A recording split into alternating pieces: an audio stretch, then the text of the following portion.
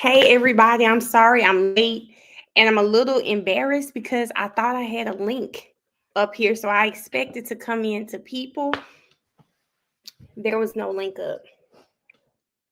Apparently StreamYard had an issue and didn't complete my link. So hello to everyone that's joining.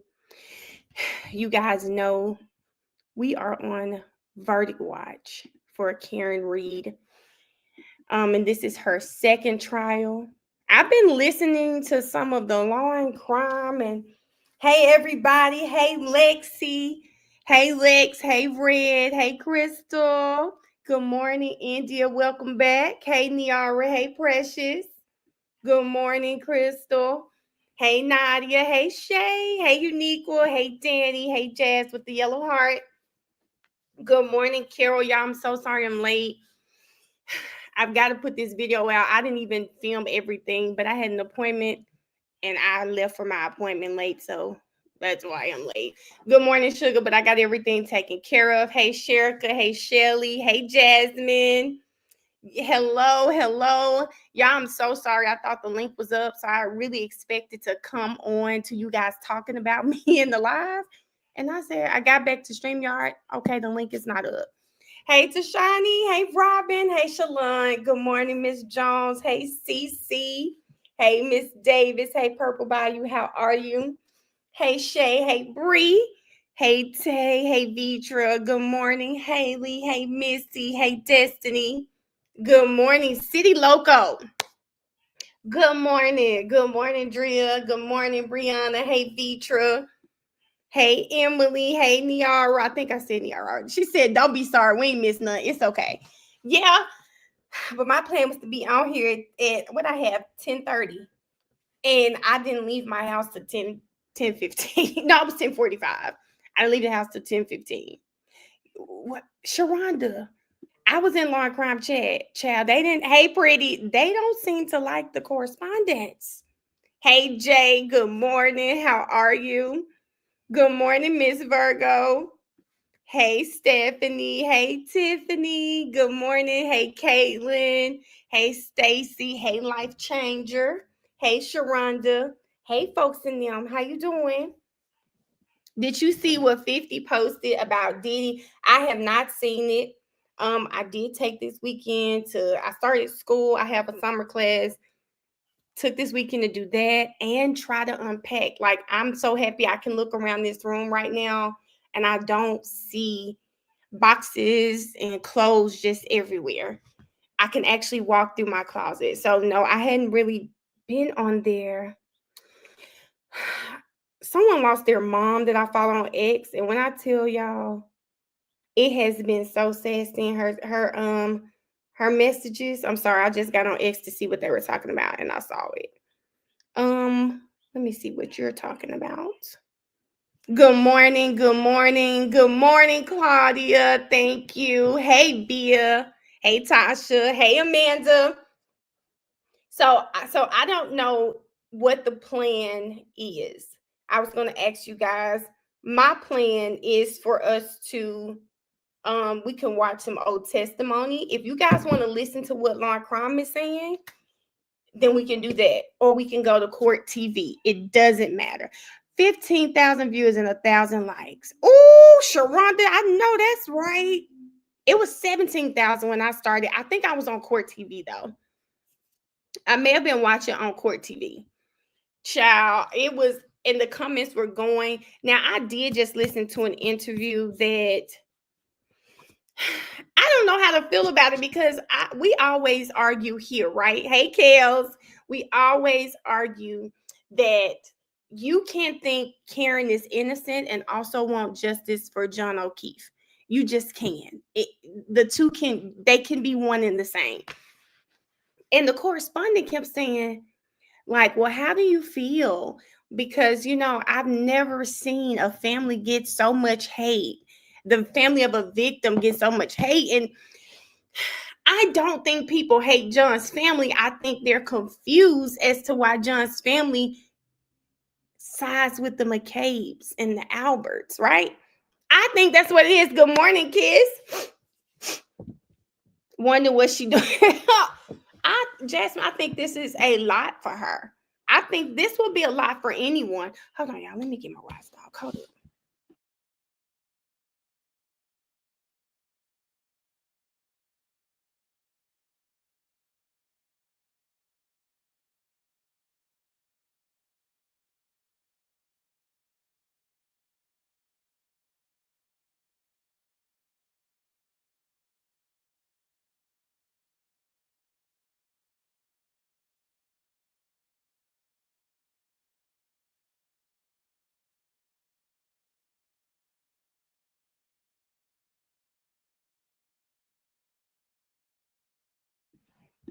Sorry, y'all, but that little dog, he's been cutting up, child.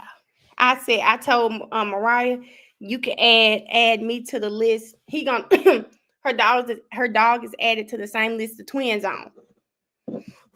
Baby, I gotta be your last resort. Your last resort. That dog cried like a newborn baby. Okay? Don't nobody hate. Now, Sharonda said, don't nobody hate them bastards. Sharonda, this is what they talking about right here. They just nasty. Don't nobody hate them bastards is what they talking about right there, Sharonda. I don't hate them. I think I really just don't understand how they ignore, at the minimum, right? Good morning, Lynetta. Hey, Brianna. At the minimum, why don't you all just kind of understand that, damn it, something could have happened in the house? Hey, Ronnie, the science does not point to Karen hitting him.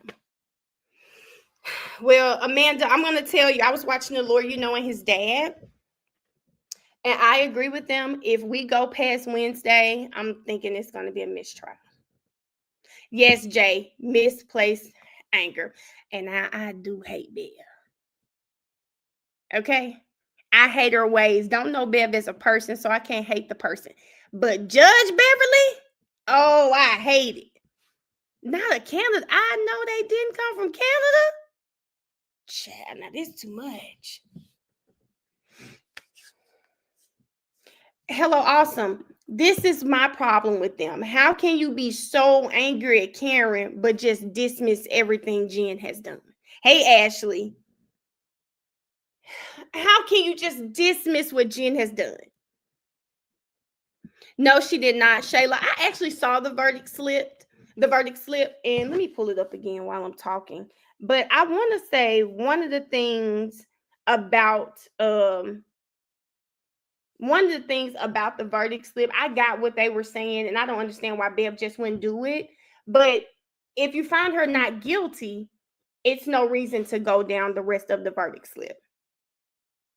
So I understand what they were saying, but when I looked at it, I was like, okay, it's not as bad as I thought. Let me see if I have it here.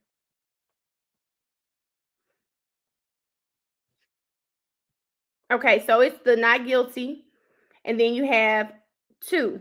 There are 4 charges. And if you don't find her guilty for them, then you just don't click it. Hold on, y'all. Let me tell Kylie I'm working. Good morning. Good morning. Oh, girl, I'm on my live. You can go watch me on YouTube. I'm sorry. Huh? I am in my room. You're on your tablet. You can watch me on YouTube because I'm at work right now. Look, see, I got my room clean. You got your room clean? See? Okay, show me when I get off work, okay? Okay. All right, love you. Love you too. All right, bye, baby. Yeah, she was not trying to hear that. she said, okay, but look at my room. Good morning, good glow. Good morning. Listen, she said, forget your little job, okay? Sharonda, I have to train my family because y'all, listen, Lexi, did you hear her? This is my job, y'all. I have to train my family because they don't respect me and my work. Listen, DJ Mommy, what she say? Okay, but look. They don't respect me. I think it's because I'm sitting at a computer in my room and I'm having so much fun. Just because they go to their jobs and they don't have fun.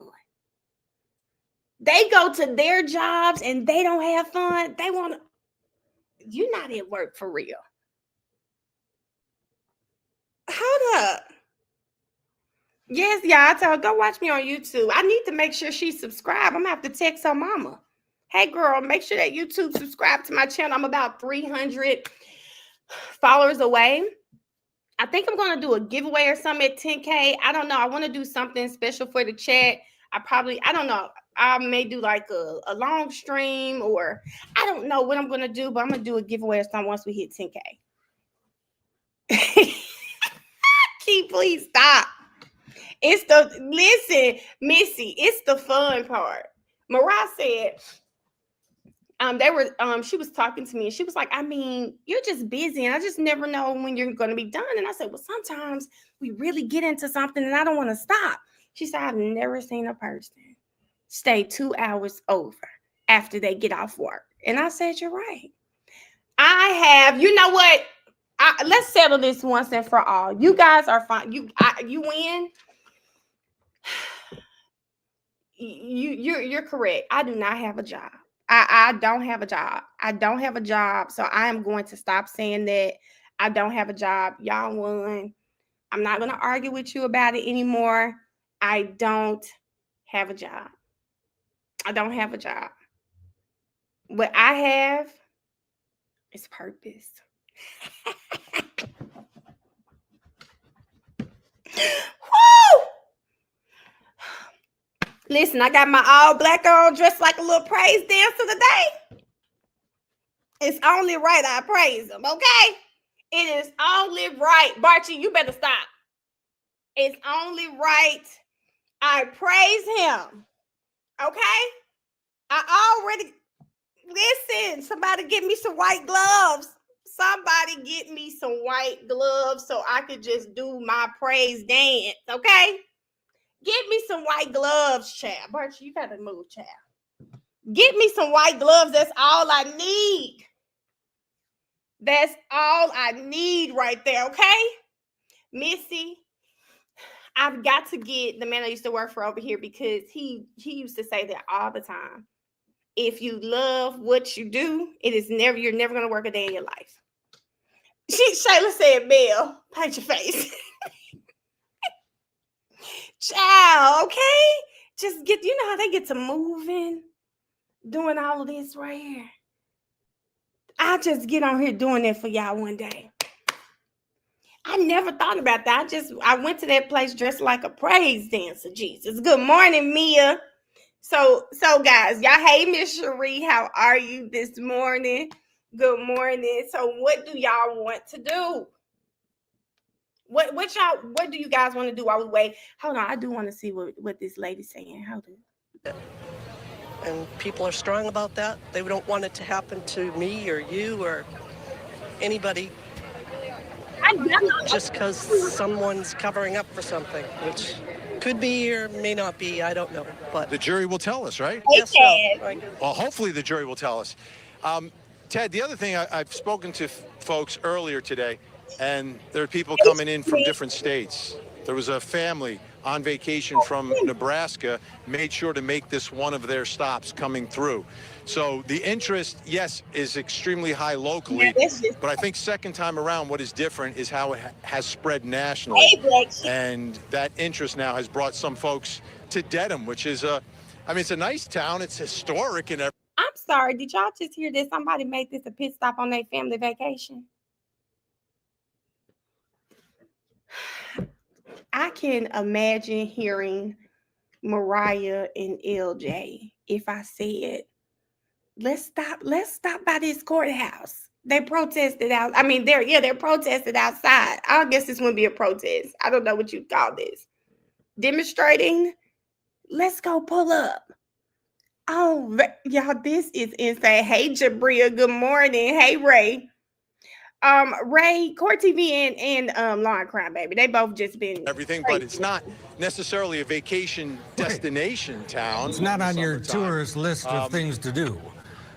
No, Until you now. might go to Cape Cod, you might go to the city, but like to Dedham. But this is where the story is. This is where the action is, and this is where again, it's everyone's wearing pink, just about. Should I find some? Yeah. Now is that actually pink or is that? This is hot pink. That's salmon. No, this is That is salmon. This is fuchsia. Okay. You're Fuchsia. awesome. You're doing great. Thank you. What are your expectations about when you believe this moment will happen? I believe by the end of the day they'll have a verdict and then they'll come back in the morning with it. They're going to sleep on it. Oh, tomorrow. I believe so. I'm praying it's today, but who knows? Okay. We're just hopeful for a not guilty, not guilty, not guilty for Karen. Ooh. All right, you just got a fourth not guilty over there. Ted, and like I said, Ted, most of the people I've spoken to expect it to happen today. They really feel that strongly about the case, and I think a lot of them were very impressed with Alan Jackson's closing argument. Obviously, we've been watching him for years, Ted, and you watched him out in L.A. Many years before this, so I think that had a lot of impact on the opinions of people here because of the strength of Alan Jackson's closing argument. Hey, Alan. But I'm trying to remind he delivered a everyone that doozy. I mean, that close was as tight as you could get with the emotion in the right spots, the length. But Hank Brennan came back too. There doesn't seem to be, Vinny, correct me if I'm wrong, anybody thinking that this is going to be a hung jury, which to me, if I'm going to lay down some money, that's where I'm going. Right, and what I try to remind people is that as much as they see the evidence as being so clean cut, let's turn around. You see what's happening here. Someone came down the street honking their horn, and now they get approached by police because this is you notice how quiet everyone is, Ted? Like you've got hundreds and hundreds of people here that are remaining quiet. A car comes through, honking. Shayla, and this is what pisses me off. They know Hank's closing was terrible. I have not seen one lawyer, and I didn't get to slide into the anti-Karen Reed live because I saw a couple of them this weekend. I didn't get to slide into any to see how they felt about Hank, but I haven't seen one lawyer that has been watching this case who thinks Hank had a great closing. Not one. In the horn, police immediately emerge on them because not everyone understands what the buffer zone is and what it isn't. Usually you see a demonstration, you show your support, you honk the horn. Not here in Dedham. You can't do that. They don't want anything to influence the jury, which is in this old historic courthouse with very thin walls. Is there any way, Vinny, that this jury doesn't know what's happening outside the courthouse? I would say no. I would say no. How to Key, can you just message me what? You saw someone say it was good? Girl, the jokes write themselves at this point. No. I would say if you live in the area, how could you not know about the story, about the case? I think the jurors they got, may not have been in as deep as the folks here and many of the folks online, but you may have heard of it. But the thing that's interesting, Ted, is that we're looking at it now at the end of trial 2, which to me was so much bigger than trial number 1, that there may be many more people that before this trial began, may have been in a place where they weren't as familiar. So I think that plays into it because you pick the jury before the trial starts. And now that we've gone through number 2, with it being so much bigger than number 1, I would say if you had to do number 3, it's going to be very difficult to find those 12 at that point because of the way this has spread. But if you look around, take a look down the street. It goes even further down. I was up here in the beginning of the trial, and none of these people were here, Ted. These are all Johnny-come-latelys. I was here when this trial started not when it started, like 2 weeks in May. I came out, there were a dozen people over here. There were 6 people over here. But once it's time for the verdict and deliberations, it's obvious that everyone's going to use their time to show their support. I think the support early on was hampered by the weather. was hampered by the rulings in the buffer zone, completely changed the dynamic. But since it's been relaxed a little bit, the dynamic has come back. And the best part is, like I was saying, Ted, you have hundreds and hundreds of people here who are abiding by the rules, which is you're not chanting, you're not screaming, you're not yelling. And it's not easy to do. You get in a crowd, you get excited, you want to, you know. Okay, for my people in the chat. Yes, Summer. They told us that, well, I don't know if you were on the last when everything was going on, but they told us then. Summer, they told us about the Bev. So my people in the chat that have seen Lean on Me. This is, do y'all remember when Mr. Clark had that hearing and he had to come out on the steps with the bullhorn and it was just a sea of people? If Karen is found not guilty, when I tell you I'll need Karen out there with that bullhorn, do you hear me? Key, please stop it. I need Karen out there with her bullhorn. I need her out there with the bullhorn, y'all, standing on one leg on one step, the other leg on the other step, so she could be a little taller. You get what I'm saying? I need her out there loud and proud, talking about, wait, did it! And the crowd just go, like, I need a scene like that. The Sea of Pink. The Sea of Pink. And then at some point, I want her to walk. I want somebody to start parting that sea like Moses. And she just walking through it, okay? Karen just walking through. And listen, somebody in the crowd, as Karen walks through it. Now, listen, sugar, I got you. Somebody sitting along the side. All you just hear, as soon as the crowd start partying, you just hear something. You just hear somebody playing. I be feeling like a man when I walk through. You know, Karen just, y'all see where I'm going. Y'all see, I'm drinking a protein shake for breakfast, okay? Y'all see where I'm going. Y'all see where I'm going right now. Make your point, but everyone understands the gravity of it. And I think that's where we are. Yeah, absolutely. All right, Vin, you just be careful. You stay there and get to know some more people and hang out. And we are going to come back to you many times throughout the day. And of course, as soon as we hear that there's a verdict or a question, we'll rely on you as well. Can I show you something, Ted? Yeah. Nadia, I want her to be coming through. You know how she loves to swing their hair. I need her to be coming through like this. Like, do a little, just, I be feeling like, give me a little, so show me what Higgins was looking for. Give me a little. You know what, y'all know what I'm talking about. Y'all know what I'm talking about in here. Y'all can see the vision. You see, the kids, they gonna get through it. I'm telling you, kids, soon as she get on them stairs and she get, I'm free. We did it. And the crowd just go crazy. Baby, I can see AJ doing this. Just moving people out the way. And then I be feeling like the man when I walk through. Yeah. Hey, Dave, y'all get it. Y'all feel it. Ted, can I show you something? Sure, of course. You know we're in a verdict to watch. We're in lockdown. Show me. Well, you know why I wear the purple tie, because I can't wear pink, I can't wear blue, I got to split the baby. But when it happens, Ted, here it is. The verdict tie is ready. The verdict tie is ready. So any moment, I'll be changing ties. We'll see. We'll see. Okay. Back to you, Ted, in the studio. That's really politics. And see, let me tell you what pisses me off. Leave me alone, Key. Let me tell y'all what pisses me off. Because we like a show. Why the hell did you spoil the surprise? You spoiled the surprise. It would have been amazing if they said, Q to Vinny, we came, you got a red tie, then you tell me the story. People don't care about entertainment anymore.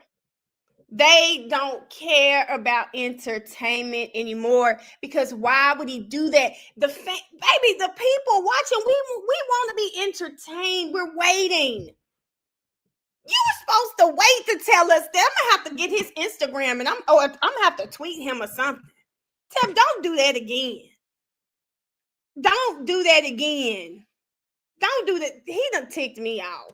And our roving reporter in Dedham, Massachusetts. Thank you, Vin. We'll be checking in with Vinny all day. And of course, he'll be hosting a show of closing arguments tonight, right here on Court TV, 8 o'clock Eastern time. Let's get a break. We're going, we'll be going back and forth to that courthouse. And of course, as soon as the camera moves from the fan to the bench, you'll be there with us. We got you covered. We're going to take a look at some of the key testimony in the case, go back, look at some of the defense accident reconstruction experts. You heard the one person said this all comes down to that.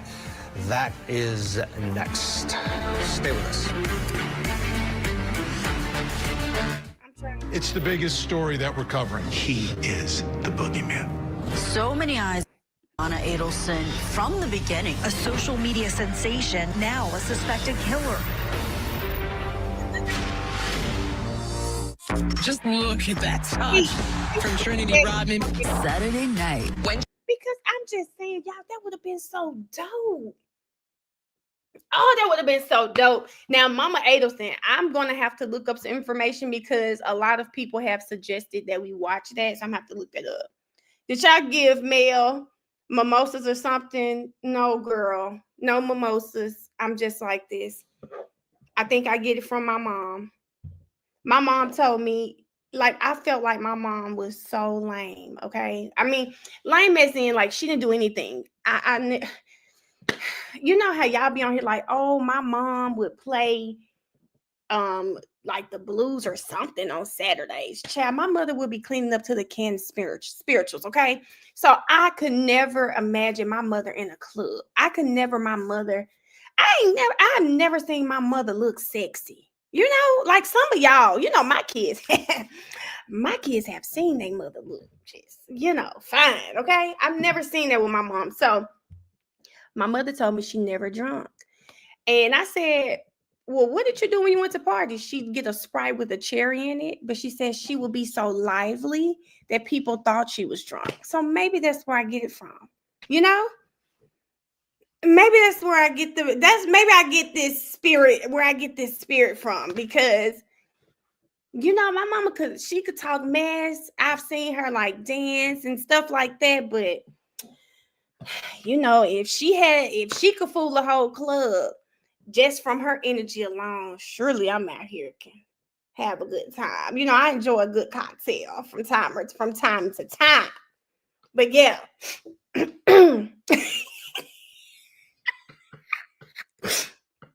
Key Magic City is a bit far. Do you think it was a Shirley Temple bid? Maybe she said strawberry syrup, but I thought she just meant a little cherry in there, and that's it. But yeah, you know, maybe that's where it comes from, y'all. Hold on, y'all. Hold on just a second.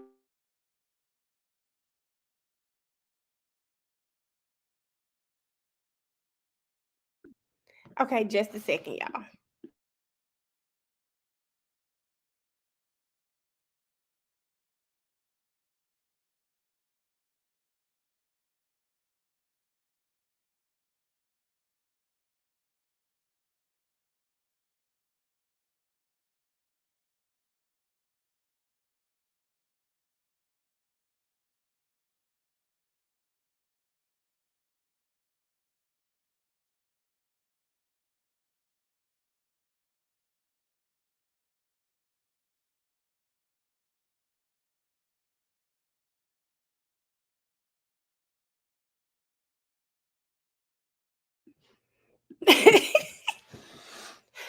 Erica, I don't drink like that, friend.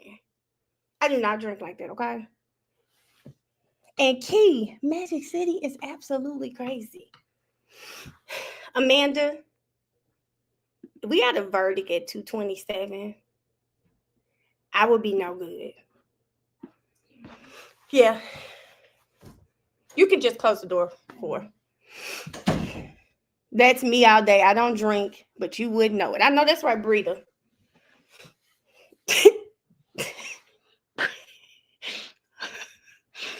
Brita, I'm apologizing for reading your message all wrong. I read your message all wrong. I didn't see a Coke.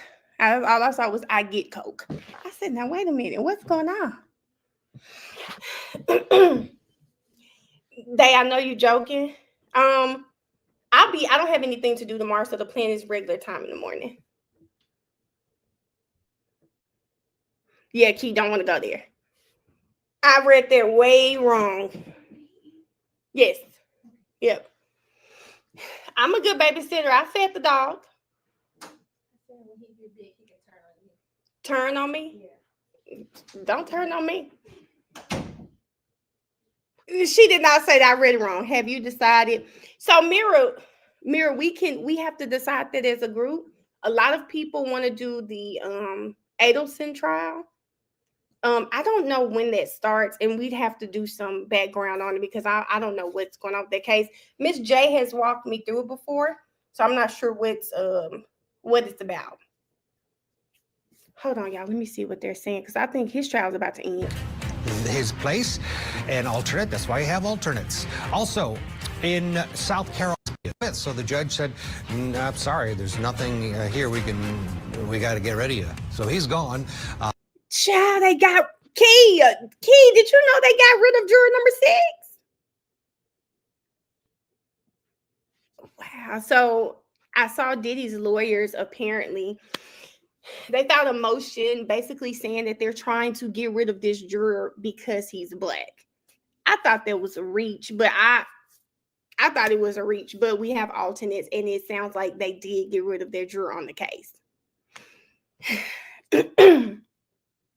Hey, Patricia.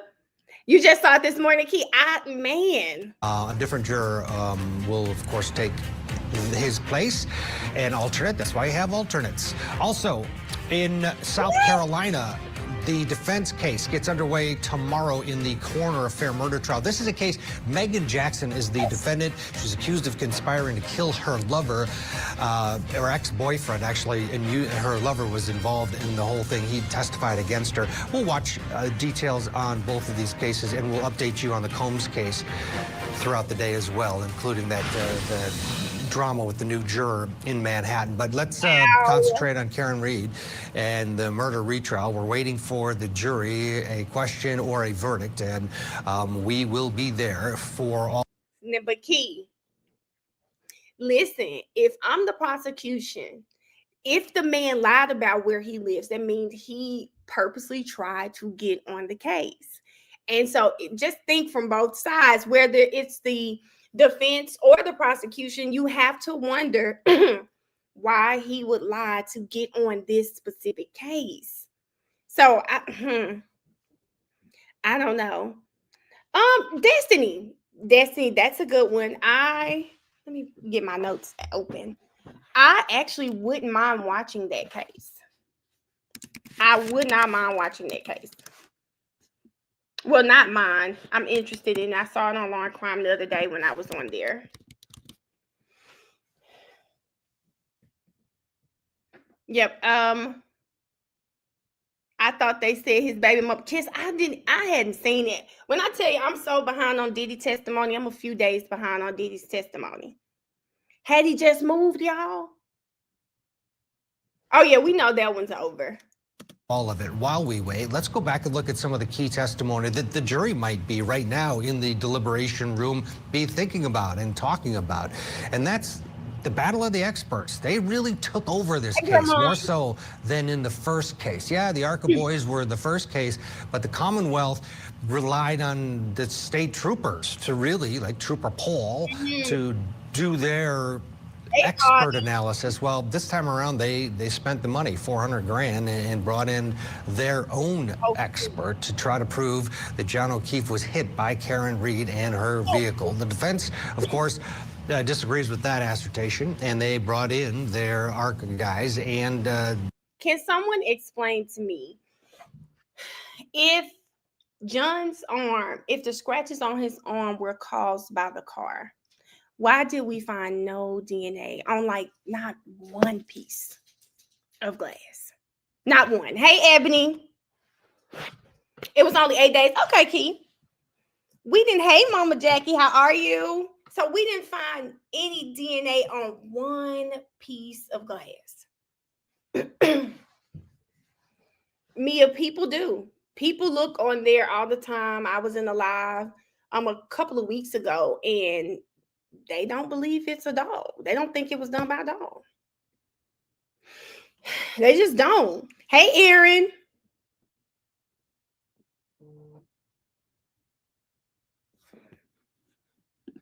Thank you, Aaron, for that. Not living in the district they pulled jurors from. I listen, regardless of what side, I always, and I go back and forth. I wish my homegirl could come on the live. Yeah, I love my friend dearly, but when I tell you the Diddy conversations get heated, I don't care if you think he's guilty. Can he be proven guilty in a court of law? My friend said, I wish people could just say, if y'all want some entertainment, I'll try to call her. She said, I wish people would just say that he was a terrible boyfriend instead of trying to paint him as a monster.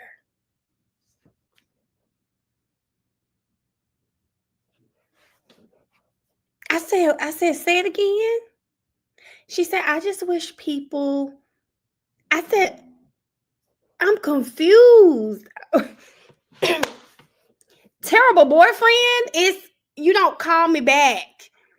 Right? You don't call me back when I call you. You send me the voicemail. You might not pick up. You don't take me to dates. Terrible boyfriend. Kimberly said they trying to get free lunch. They just started. I said, what? I said, okay, friend. She told me, she said, I know you know a Diddy. I said, I'm sorry, but I don't know a Diddy. Have I known someone who's put their hand on a woman before? Yes. Do I think they're a piece of shit? Yes. Have I told? Yes. Baby, we look different. Why would you do that? Yes. Yes, I'm going to say that. But Diddy has gone past. What's the point, Kiss? Tell me what point. What's the point, Kiss? Please, Kiss says she got a point, Slick. Tell me the point, Kiss. Because I'm y'all, and don't mistake my passion for anger. Okay. This is just how I get when I'm talking. Because me and my homegirl, I told her, I said, you know what? I feel like I be losing respect for you when we have these conversations. Landis, he was not. He was not. What? So, Key, let me ask this though. Are you guys, he was a badass boyfriend, guys, but the word monster, right? That was the distinction for me. Saying that he was a terrible boyfriend versus this man is a monster. Do y'all get that? I think this is where she and I were like, it's words matter, right? Words matter. So terrible person versus monster. That's where I want y'all to follow me right there. Terrible person versus monster. That's the thing that we were like, and it could have been semantics. It could have been, right? But I mean, we were just on the phone. She said she spoke to a law professor and he told her that if Diddy is found not guilty, we are looking at half of America being convicted. And I said, what? Okay, Ash, I could do that. I think it was that I told her one day, y'all, I would love for you guys to hear her point of view on the Diddy situation. Just because I do think it's nice to have someone who we definitely don't agree. She called me on FaceTime like, yeah, after Jane Doe was on the stand. She said, yeah, I'm just calling to see if you still talking that same talk. I said, what? I'm just trying to see at what point are people going to say these women were not victims. Girl, we were going at it. I had been so happy because she hadn't called me in about a week. She hadn't called me in a week. We hadn't had to go down this road. Then we went down the road.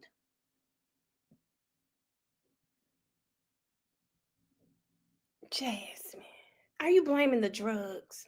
Is that really Jasmine, or are you Brian Steele at Niffalo? Is that Miss Westmoreland? Because Jasmine, not you coming on here giving their defense. Giving their defense. Not you on here giving their defense, girl. That is their defense. And jokes aside, that is their defense. If you've ever been around a person who abuses prescription pain pills, they are very bipolar. They are very irritable when they don't have them. This is their defense. A lot. That's why they were asking some of these questions. Was he going through withdrawal? Did you see him take anything? Had you seen him take anything hours before? So there's that. And there's an episode. I put it on my X account. There is a Law and Order episode. There is this lady, she dies, and there's this video where it looks so loving, right? It's a small business, and they were trying to figure out why she looked stressed, because during her autopsy, which is another reason why I trust these MEs, during her autopsy, they could see that she had been pulling the middle of her hair out. And that's an actual disorder, that maybe she was stressed. They asked, well, how long has she been doing this? She said for months. So what was stressing this woman out, who didn't have a love life, right? She had no life outside of work. What was stressing her out? What was stressing her out? And let me put this question up so we can go back and answer this. All right. Hey, D. Reese. So what they ended up finding is a jump drive. And on this jump drive, baby, she had been recording the woman who she started this business with. It was, y'all, this lady slapped her on one of the recordings. She seemed so nice, so sweet. She was an older woman. Baby, this woman was a terror. And I said, this must be what it's like to work for Diddy. Y'all, the lady just walked up, slapped the out of this woman. She was walking into the employee's face. She was like, you didn't meet your quota this month. You are garbage. I mean, it was a hostile work environment. Listen, y'all, I said this must be what it's like to work for Diddy, because every employee up there talked about how stressful it was. Did you hear the woman say she was up 5 days one time? Your Destiny, you remember that episode? That old lady looked so sweet. She looked so sweet. Baby, that's a hostile work environment if I've never seen it, okay? If I've never seen it. Aaron, I think the trafficking conviction is, the line is so blurred with it, right? I get why they put it up there. The line is just so blurred when it comes to the trafficking, specifically because you have so much evidence of these women. But back to the women. In this episode, the psychiatrist talks about Stockholm syndrome. So many people say, my homegirl, the door was right there. She could have left. Please look at Stockholm syndrome and how it affects a person's mental. And I feel like because we saw Cassie on red carpets, we saw her living this extravagant life, it makes it hard for people to believe she was suffering from Stockholm syndrome, that she was actually like a victim. I do. And Jane, Jane didn't make it any better. Jane didn't make anything any better because Jane's testimony, she said so many times, I did it because I loved him. This is what my lover wanted. She said it so many times. Not only did she say this is what her lover wanted, she expressed planning the all-star freak off. Y'all, the all-star freak off. I understand that victims look different, right? I do understand that victims look different. I believe they come in all shapes, sizes. I understand it. But Jane's gonna be right there. And I was telling Mariah this. I said, I don't know what it is about that man. All of the shit he's done to Capricorn, she would have gone back to work for him. And the best I can describe is that Law and Order episode, because those employees were the exact same way. Like they hated this woman. She treated them terrible, but they got bonuses. They got this. They were putting up with it. And then they would tell people, oh, she's fine. She's great. So yeah. Miss Renee, y'all, I hate Renee. Let me tell you, I struggle. I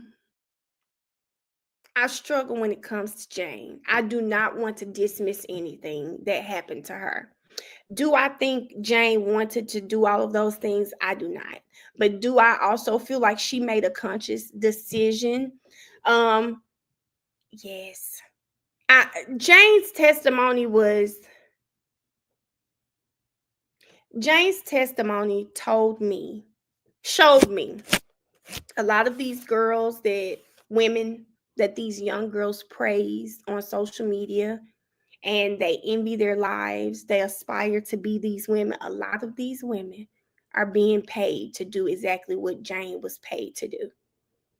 I mean, a lot of these women, you know, a lot of these women. This is Carter. I don't believe that with Cassie, and the reason I don't believe that with Cassie, Carter, is because he got with Cassie so young. I do believe she was groomed. He got that lady addicted to drugs. I can't. Her and Cassie are totally different. And if you notice, they got two very different cross examinations. Phoenix, Jane wanted to be chosen. Cassie, first of all, the thing with Cassie that I feel like people keep missing is that man was her employer. That man was her employer. Like, that man was her employer. And people keep missing that. That he was her employer. This was wrong from the beginning. He was her employer. He was out of line the moment he kissed her in that bathroom. The moment he kissed her in that bathroom, that man was out of line. It went down. The lawsuit started the moment he kissed her in that bathroom. You just don't want to believe it. She just made more mainstream. She wanted to please Diddy at whatever cost. Carl, it's not about me wanting to believe it. I have no skin in the game. It's a matter of me being a woman and understanding what my psyche was like at 18. I don't know if Carter's mom is a woman or a man. I always say it's mom. Shit. But Carter, think about you at 18. Do you feel like you were developed enough to be dealing with a man almost 40? Like, we have to also use common sense. I have a 19-year-old daughter right now. I can't imagine a 40-year-old man trying to date my 19-year-old daughter. There is absolutely going to be not only is there an age gap, there's a power gap, there's a mental gap. He's seen way more than she could have ever imagined at 18 years old. A woman, 18 wasn't that long ago. No, Carter, I see it's a woman. Don't mind me. 18 wasn't that long ago for you. Well, if it wasn't that long ago for you, then you should understand more than me because it was 20 years ago for me. if it wasn't that long ago for you, then you should understand more than I do what you were like at 18. Sometimes it's hard. It's hard for me. It's hard for me to think about what my mindset was like at 18. What Betty Wright say on that song, y'all? She said, now I'm gonna wait a little minute. Because some of y'all have to think a little bit further than others, okay? I'm the further than others, okay? Carter, people say this. High school lover is messed up, but I chose to continue to go through it. And Carter, I'm going to apologize and say that I'm sorry someone wasn't there to save you, to get you out of whatever the situation is. And I don't know what your situation was with your high school lover, but the mere fact that you feel like in high school you chose to do something is part of the problem. You were a child. The mere fact that you're now here putting the blame on yourself. You were a kid. You were a kid. So, I don't know what the situation was with you and him, but this is exactly what I'm talking about. You're putting the blame on yourself for whatever that situation was. Maybe you had some blame, and I hope it was nothing like abuse or anything like that, because now that makes you a victim. And I just think people have to understand. Hey, Christina, people have to understand. Man, victims come in all shapes and sizes. They come in all shapes and sizes. We can say all day what we would do, but the truth of the matter is, if we have never been put in that situation, we can't speak for it. And I feel like that's a big problem when it comes to Cassie. All of these people say, I would have done this. Oh, I would have left. Oh, he would have never put his hands on me. He would have never done this to me. Baby, just like you apologize or you put some of the blame on yourself, man, what do y'all think Cassie was saying? Honestly. It was a power dynamic, Paris, right from the start. She was probably saying like, okay, he didn't mean it. He just gets angry. Maybe I should do this differently. I walked too hard on the floor. Maybe I shouldn't have looked at him that way.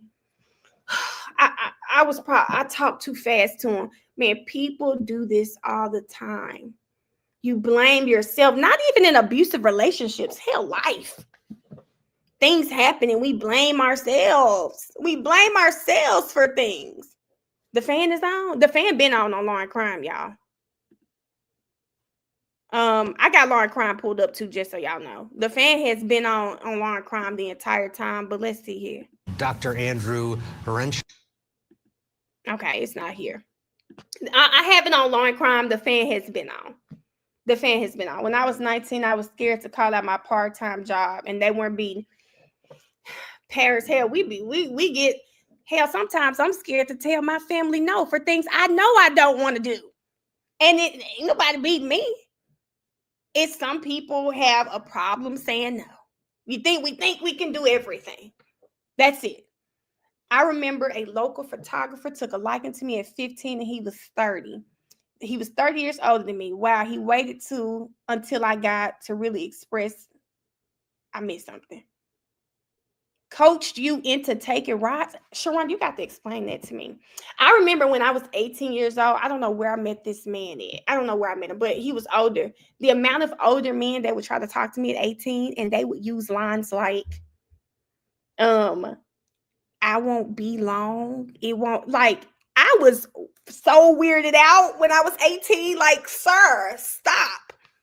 Please get away from me with that. Okay? Montresa says, coming down from a coke high, they get real nasty. Worked in a bar and she saw all the mood swings. I don't know what that is, Montresa, but I don't know what that is, but I do believe, I'm not going to say all of it. I do believe some of it was drugs. I believe that. Listen, Mira, I know that's right. Me, I was talking to someone about this recently. Like, I just don't like to lie.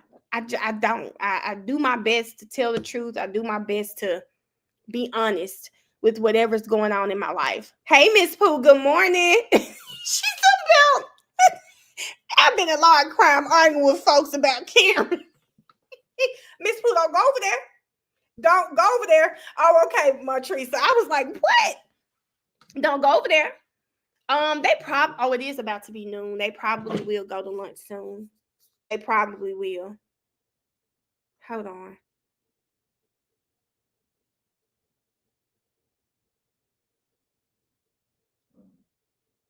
Hold on.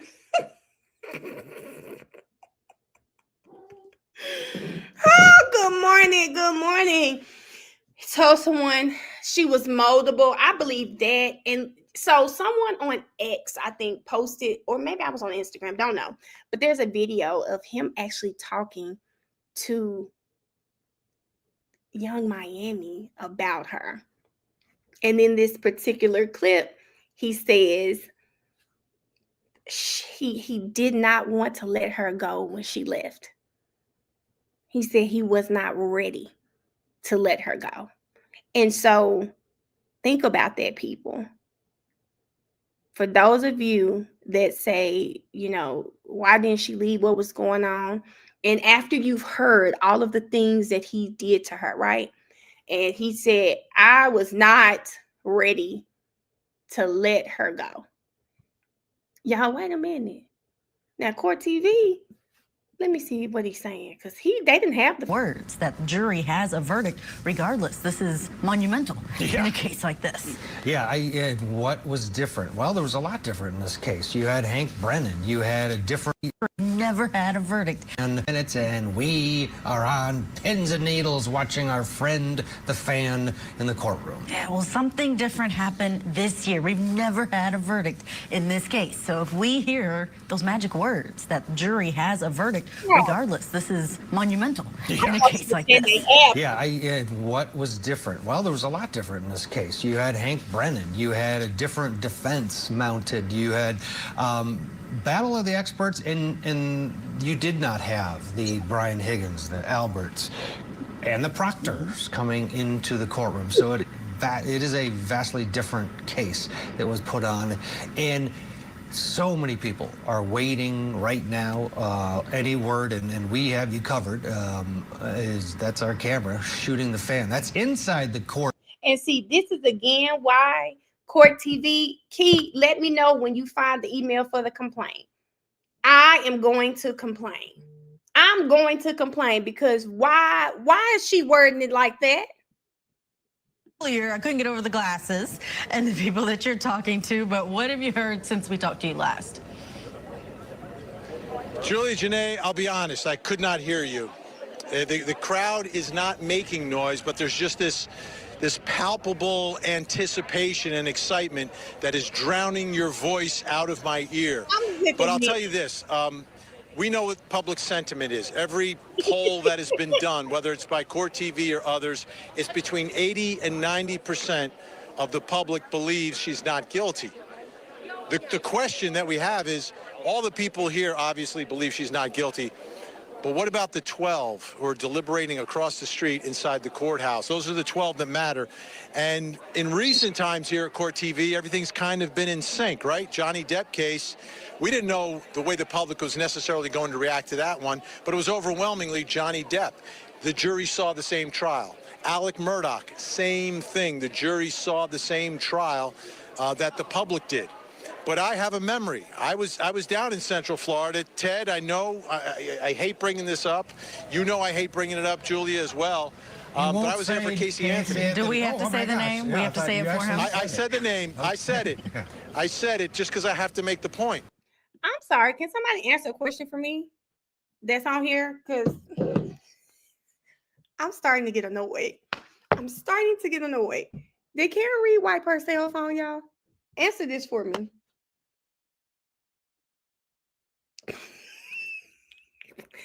Please answer this question for me, because I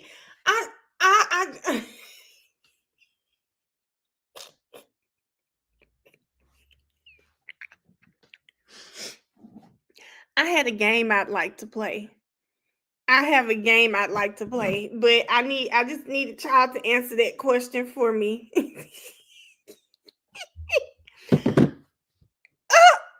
Hold on. Hold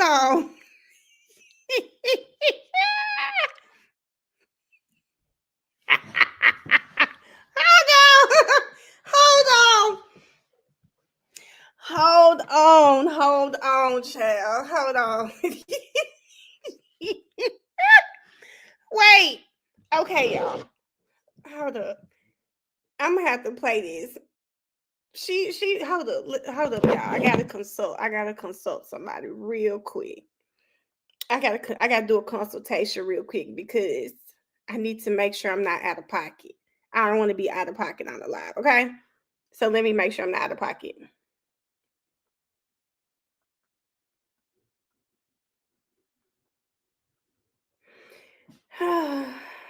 Okay.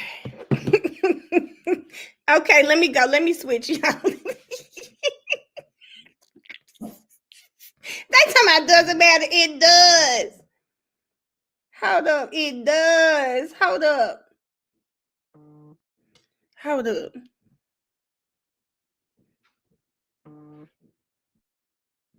Hold on. Okay, y'all. Corti. So alarm climb only has the fan up. The only fan. That's it. I just saw a video. She didn't wipe her phone. The court just had a special grandmaster remove communications from her attorney. So I wonder what Star think she wiped her phone. Y'all, I got to talk to Star.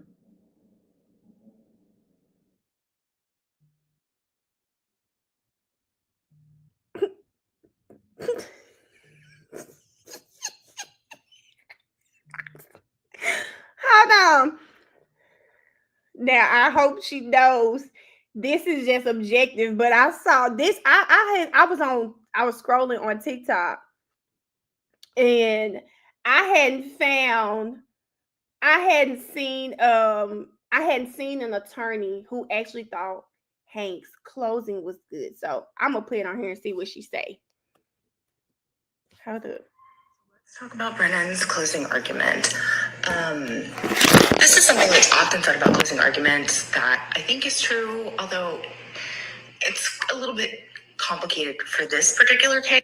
He said he's a smart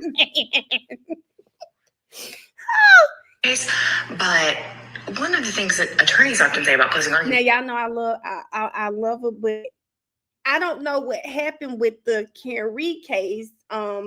I don't know how we are not objectively looking at everything. So I don't know where that happened, but let's see. Is that what you're doing really in closing is arguing to the jurors that you have already convinced to give them the things to say in the jury deliberation room to convince jurors who don't agree with them. I think that is often true, but when you have a case like this where there's just so many contested facts and expert opinions and whatever else, closing is more important here than it normally is, but I do think that axiom is still largely true. And I think that you see I do agree with that. Closing arguments, what she's saying here is that your closing arguments in her mind, they're basically to give the people that are already on your side like counter arguments when they get back in the deliberation rooms. But I don't know what counter arguments Hank really gave. A lot of that in Brennan's approach. So let's talk about what was good and what was bad. Because there were. Let me just say, I was on one of Star's lives, and I heard the man say, like, it's always the free can read people that are so nasty online. Can somebody go pull up my ex account? I have never seen a free can read person be nasty to me. Maybe because I do believe she's innocent from looking at the evidence. But baby, it's always the anti-can read people calling me dumb bitches all the time.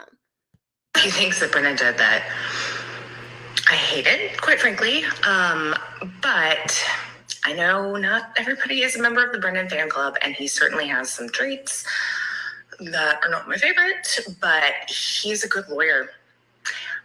Whether people would believe that or not, Hank Brennan is a smart guy. So we started out a little bumpy because he wanted to talk about John, but I think even as he was kind of making his arguments to kind of bring John into the fold of his closing, it was a little rocky.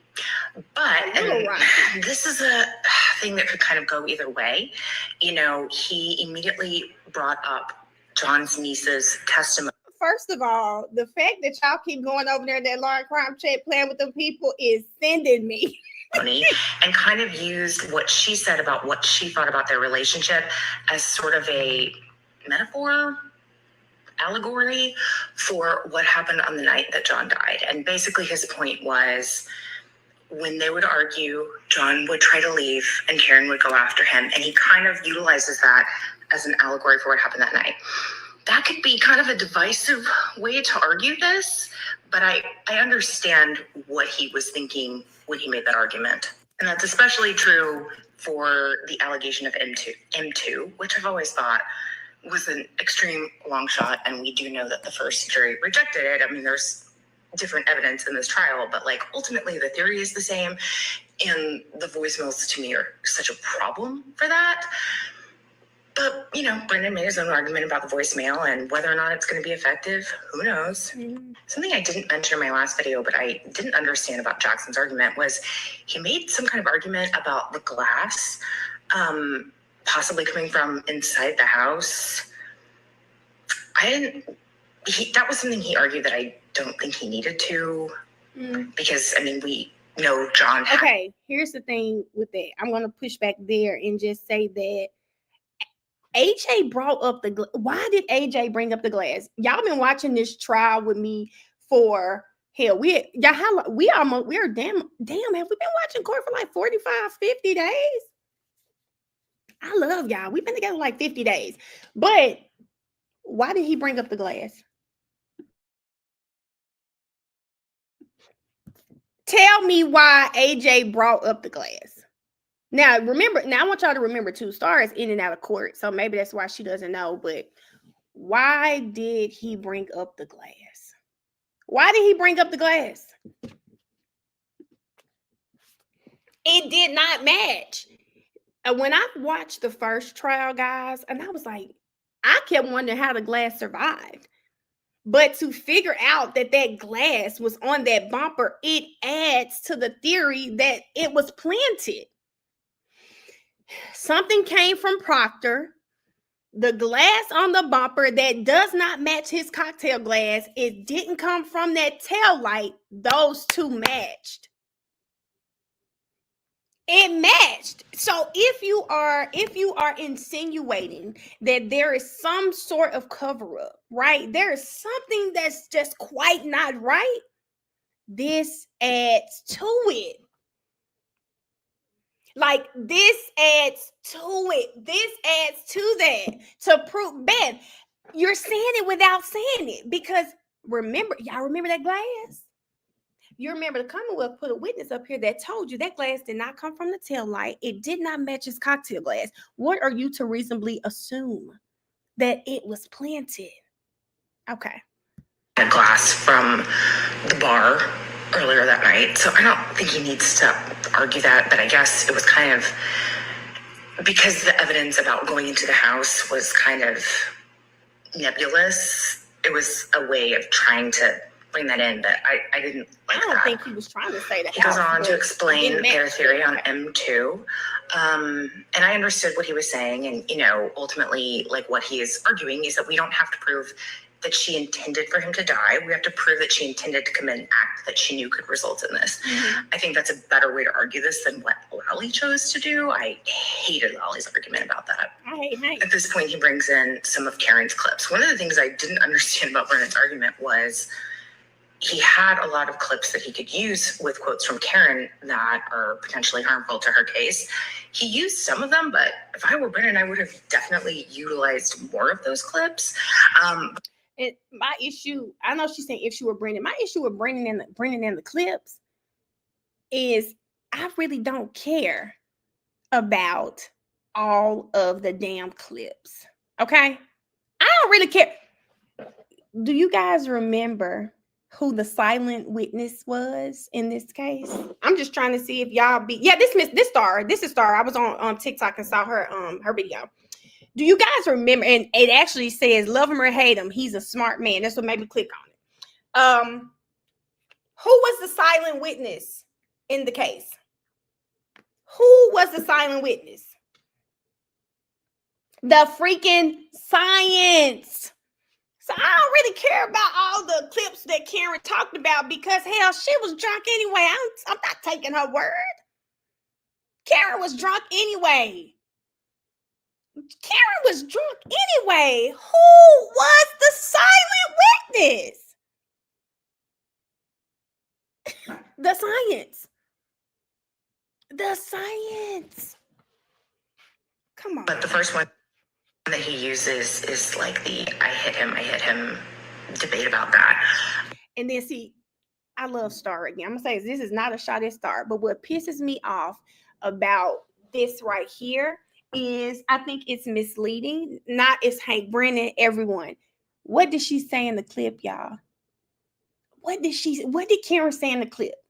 Did she say I hit him, or did she say did I hit him? Could I have hit him?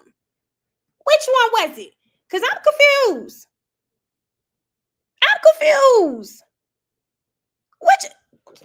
Come on. Why we acting like we don't hear the woman saying did? Now,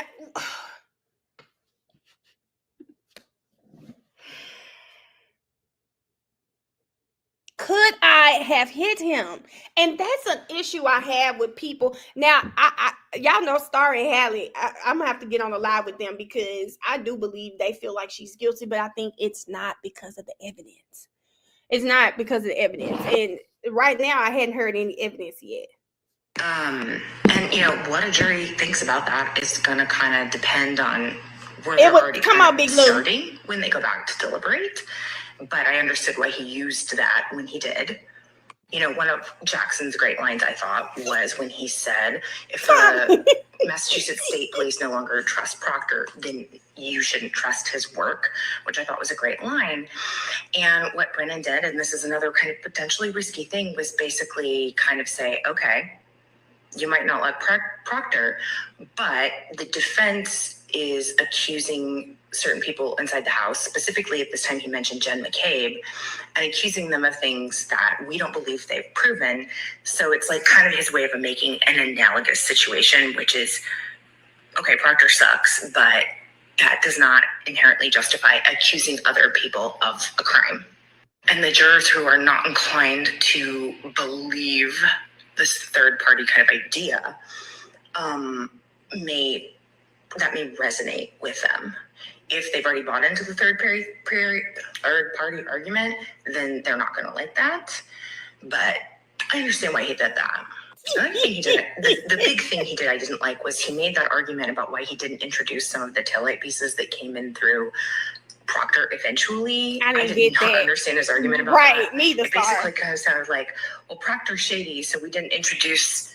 Do y'all remember that part? I did not understand that. I wouldn't have played more clips. AJ already pointed out, she asked if she hit him, said we've seen the evidence, answer the question. The answer is no. The clip highlights that for jurors, agreed. I don't know. But I did. She just made a great point. I really did think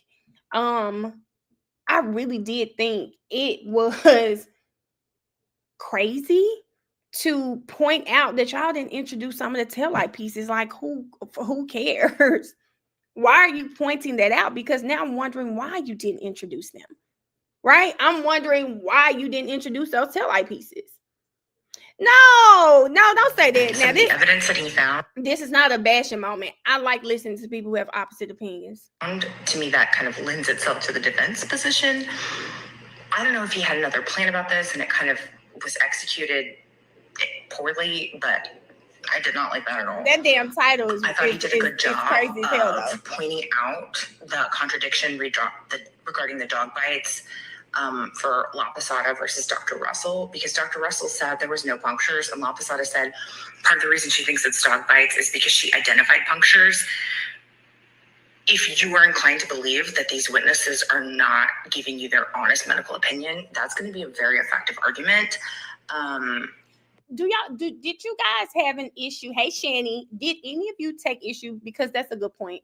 And Hank brought it up too. Did any of you take issue with Dr. La Posada saying she saw punctures, she didn't see punctures, and Russell saying she saw punctures? Did you guys take issue with that? For Melanie, I said, well, at the end of the day, they both still said it was dog or animal bites. Dog or animal bites. Dog or animal bites. I said, didn't matter to me whether one saw punctures, whether one shit. It didn't matter to me. They both seemed to be on the same page that it was an animal or a dog. I didn't care about the punctures versus non-punctures. I didn't personally. And the question that would be left with the jury is, if they're both seeing different things, they're not saying that. Then how can we trust this dog bite idea? If you're a juror, do you think they said different things? Their own ME said that they could have been scratches from an animal. Tim, you with me? You and me, Tim. One of the more effective things I thought that he did was kind of utilize the timeline of Karen's behavior in the morning prior to going over to 34 Fairview. He points out this kind of missing time from the time that she, I believe, talks to Jen McCabe at like 5:00 something before she gets over to the house to start looking. Where is she? Because you know what time she left the house, you know what time she got there. Where was she? Now, in the last trial, they introduced phone records and video related to this time frame. Where the hell y'all think Karen was? That lady was drunk as hell. I'm gonna just say this for real. Karen was drunk as hell. If y'all think that drunk ass woman was out here cleaning up her mess from a murder, you're just not smart people. Karen, to be honest with y'all, I ain't thought about them damn 28 minutes. The lawyer, said something similar to that about the pointing out that 28 minutes. But if I'm being honest with you, y'all, you can't even tell me where she went all night. I'm going to just add this to the list. You want me to believe a woman as drunk as Karen Reed was that day was riding around town? I wouldn't be surprised if she was sitting in her damn car and forgot she was supposed to be putting it in reverse to go over to Carrie's house. Jen's house. I wouldn't be surprised if she was sitting in her car, sleep, and said, oh shit, I'm supposed to be going to Jen's house. I wouldn't be surprised. I wouldn't be surprised, y'all. I don't know what she was doing, but you're not going to convince me the lady was out here. She was out here cleaning up some mess. Like, you're not going to convince me of that. You don't believe Karen was a professional stunt. Hello, awesome. We've got to be serious now. Damn it. We have got to be serious out here, people. We've got to be serious about it. And that's just not going to be it. That's not going to be it.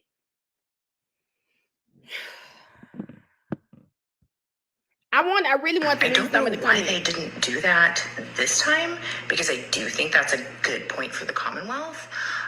Evidence to light was Dr. Marie Russell. The defense thought that he utilized kind of the blank space in a way that was effective as to what the heck was she doing. Okay.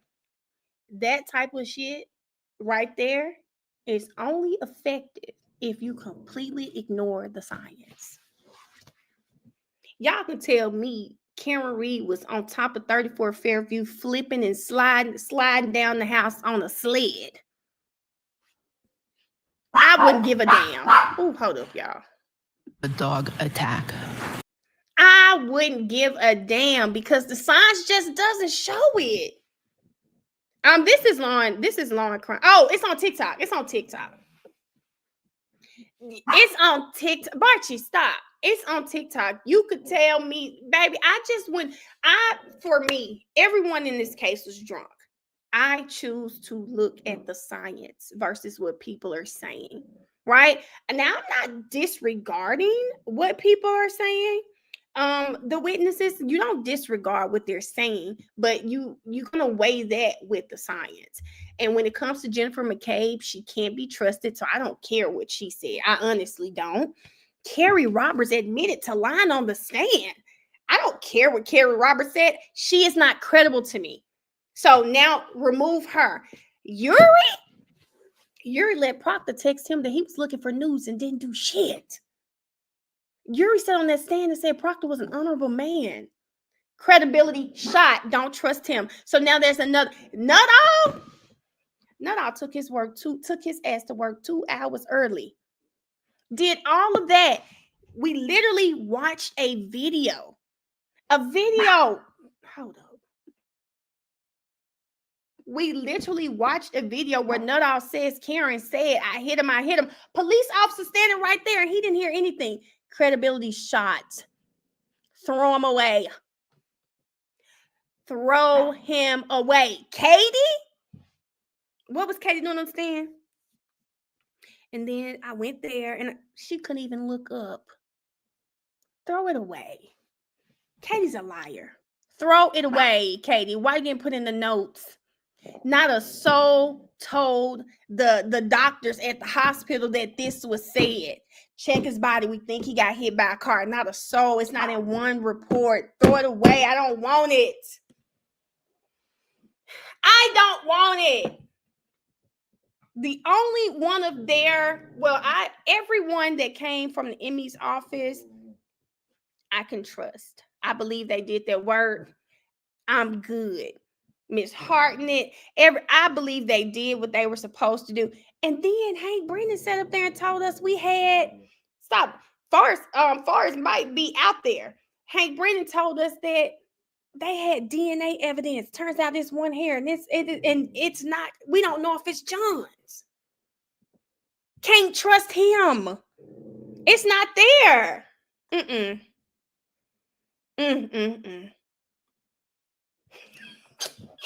Key, when I tell you that day, Key, I was feeling like somebody. Do you hear me? I was feeling like somebody because I was prepared. I said, now, oh shit. I was like, wait a minute. I said, now, are they right? Are they right, Key? Is all I had to figure out, and the fact that they were right on the money. I wish I knew somebody in Canton. I wish I knew someone out there in Canton. Erica, his cousin was on I think Law and Crime today and just kind of talking about how people forget that he's the victim. And I hate that John died the way he did. He seems to have died alone for no reason. I hate that. I think what resonates with so many of us is the fact that this could be any of us. This could be any of us. The Lord, his dad and him, they both said if they were prosecutors and this case came to them, it would have never been prosecuted.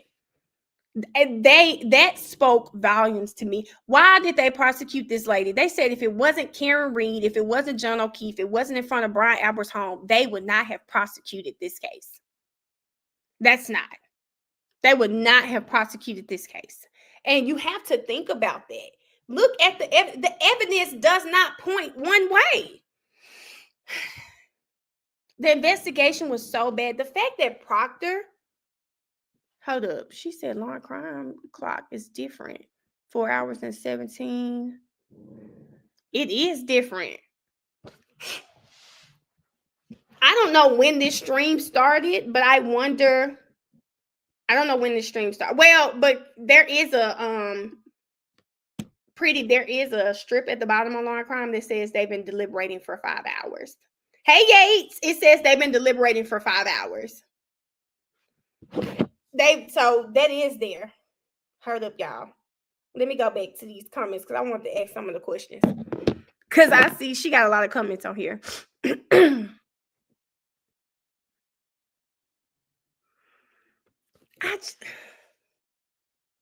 I don't understand how people think they've proved anything in this case. And the lawyer, said something that was really interesting to me. Because, let me see. I'm reading a comment now that says, I think they will hang again for manslaughter. And she said one or more of the jurors will not be able to get past her interviews. With that said, I hope not, because I think there's too much reasonable doubt and I can't take another trial with Bev and Hank.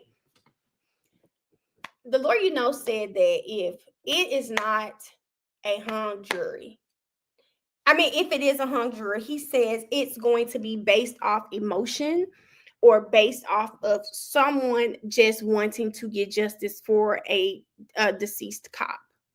And I agree. I need someone to come up here and tell me, and I'm willing to listen. And if we have to go back and look at some old testimony, we can. Tell me what evidence has been presented in this trial that just really confirms Karen Reed hit John O'Keefe with her car. I'm ready. I'm ready. They will try it again. They will try it again. The verdict form is going to be an issue again, Jim, and I hope not. I hope not. I hope not. Hank to the case. She says she thinks Hank took the case because he wants to be the next DA. Oh. Okay, somebody said she was a bad defendant with horrible facial expressions. What? Now, I'm going to say this about Karen Reed. Karen could do a lot of facials in that courtroom. She got the best resting bitch face I have ever seen. And I thought my best friend had a really, really good resting bitch face. Nothing on Karen. Karen stayed the same unless she will be smiling at her parents or a little smirk might come up. But as far as showing no emotion, especially when they were reading those text messages, and I do believe that don't take offense to this, my white audience members. I do think that some white women look at Karen Reed completely different. I don't know why that is, but the whole RBF, all of that, I've seen a lot of online discourse about the way she dresses, the way she acts, the way she talks. It doesn't bother me. I don't know why, but I see it a lot with like white women in particular. They just don't seem to like her. There are a lot of women that just don't seem to like her. I have yet to see, and maybe it's because she poses no threat to me. I don't give a damn about the woman, but not yet. Some, not all. I've seen the majority of people that I see complaining about the way she looks, the way she acts, are white women. And I'm like, I don't see that from her. She looks like remember I was telling you, remember the first trial, wait, because I don't want to lie. First trial, I think I said something like, dang, she looks mean. And then people were like, well, she can't make any emotions. And then I think she talked about it somewhere. And I said, okay, well, she does a really great job not showing emotion. And I think she has to do that as a defendant. Someone in the chat, it may have been you, Autumn, that said, if she were to sit over there and cry, people would think she's crying because she's guilty. And I said, dang, this was a while ago, though. And there were so many things, watching trial with you all, listening to attorneys, it all helps. each of us better understand this process, even if we're listening to people who think the woman is guilty. You are seeing firsthand what happens in a jury deliberation room. You're seeing it. My friend that I was telling you about the Diddy case, one of the arguments we had was jury duty. She's been on a jury before. I haven't. And we were talking about personal feelings coming into the trial. And I'm like, well, you're not supposed to do that. I think Diddy is a piece of shit. But when I look at some of the evidence in the case, I'm like, I'm with Aaron. I think sex trafficking may be a hard one. But some of the other things they have proven with beyond a reasonable doubt. You only need 2 predicate acts to find them guilty of RICO. It's not about my personal feelings. Like, it's about what are we seeing in trial. And she told me, she said, you are foolish. And I think I am crazy. Sometimes I think people are as honest as me. She said, you're crazy to feel like people's personal feelings don't get involved in these cases. And then we think about this case. Karen Reed, it's a big case. I agree with Peter. If people try to find her guilty on a lesser included, it is literally because they want some sort of justice, not because it's been proven. When you look at those lesser included charges, a lot of it, her blood alcohol level has to be at a certain amount, right? No one checked her that night that she was driving, right? No one checked her that night. Ooh, FAP. I know that's right, Jasmine. No one checked her that night. So how can you find her guilty for something that we don't know to be true? You don't get to check her at this time and then go back and say, well, she must have been drunk this time too. We don't know that for a fact. And I think that's a problem. If she cries, she's guilty. If she doesn't care. She can't win. And Stephanie, a lot of you guys mentioned this on the last trial. It's like, she doesn't show any emotion. She just, she better than me. I could see me bucking my eyes at some of the testimony. Girl, I could just, it would be hard for me. It would be hard. Black person got to know, man, the longest, yeah. She was drunk until she got back to his house. I agree. Will not let Diddy go down. You might be right, Miss Pooh. You might be right. In the Diddy case, there are a lot of attorneys who kind of feel like a lot of people. Oh, this isn't a RICO. So we'll see. We will see what happens. Haley, no ass. I'm sure they'd read it to her prior to it being read in court. But all of those, I mean, it was just, man, she's done a great job not showing emotion. Kayla said, I can't fix my face. See, Kayla, you'd be messed up on that. You'd be getting admonished like Diddy did. I mean, the judge in Diddy's case did him. He said, listen, all that moving your head and looking at the jury, you're going to have to fix that. You're going to have to fix that. Lacey said, Paul staring at me, I would have lost my... I know.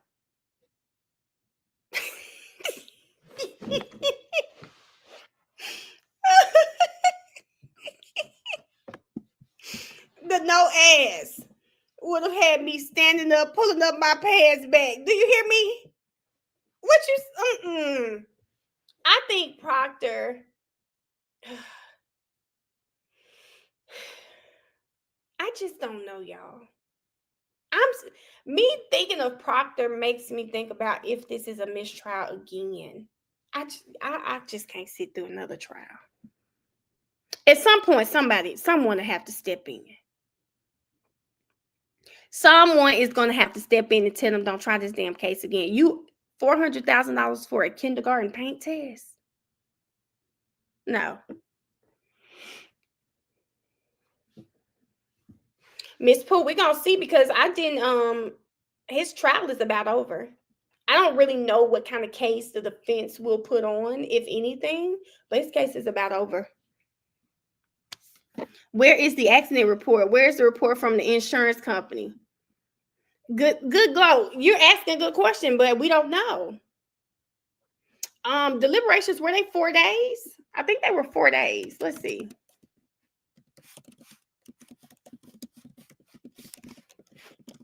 I think it was 4 days.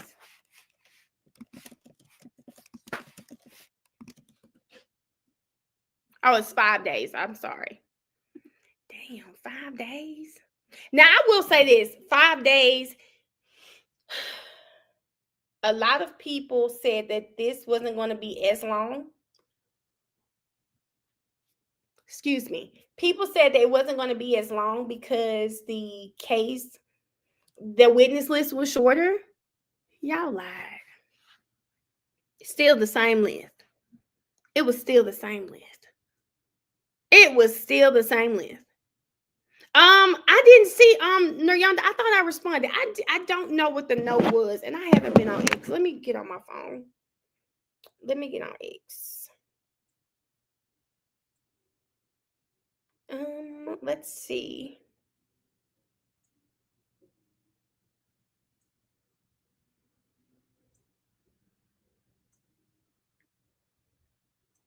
Hold on, y'all.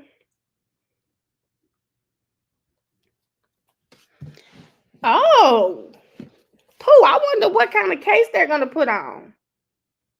Hopefully, Karen Reed is over, and I can spend my days doing homework and updating on Diddy. Then after that, we start something. Hey, Kira, you think it was the sidebars? Okay.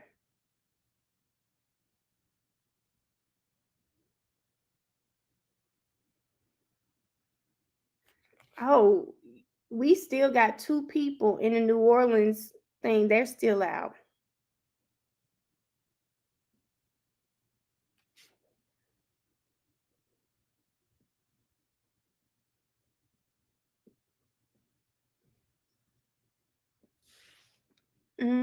Hold up. You said Barchi, Mama Jackie? Why you say Barchi? Hold on, y'all.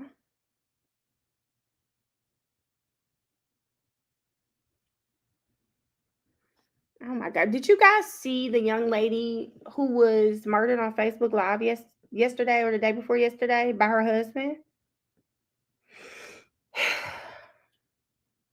I'm finna look this and let's look at that. That's why I got on X. I thought that, man, the fact that she was like, I gotta die if I tell that story, and that he actually killed her. I really don't know what's going on with people. It's like it's a spirit on people right now.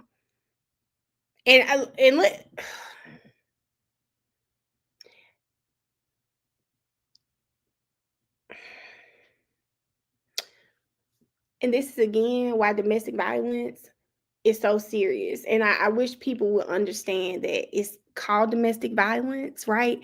Because it is between intimate partners or whatever, right? It's still assault. Okay? It is still violence. I just need people to understand. I hate when people try to say, but that's DV, as if you're not assaulting someone.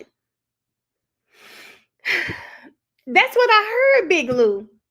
It's just why I don't even know what was going on in their life, but it's just too much. I saw a young man on X, well, not a young man, he was almost 50, or it was TikTok, who killed his girlfriend, and then he sat on live afterwards and was basically trying to explain why he did it. He said he was polyamorous and she knew it, and they were still together, and she had no reason to. I guess she went and dated someone else. It's just too much, and you can't do anything but pray for people in relationships because you truly don't know what could set a person off. That's the scary thing. Kiana, I hadn't seen the full live. Like I don't want to watch that. I don't want to watch the full live, but I've heard about it. Like, I don't want anyone to ever love me that much. I have kids and I want to see my kids, okay? And my dog. All right? I want to see them. He said his friend, he set up his friend and he was killed. Is that the story? Nuryanda, that was the story?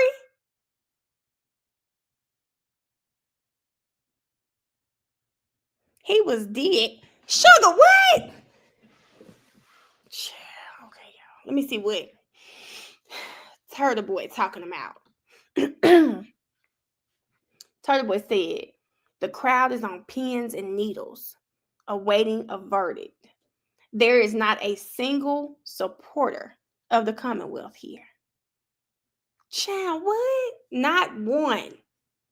The biggest lie they've told is that the community is evenly divided. They are not. Karen Reed supporters are the only ones who show up and demand justice for John O'Keefe. I like what he did there. He was DL.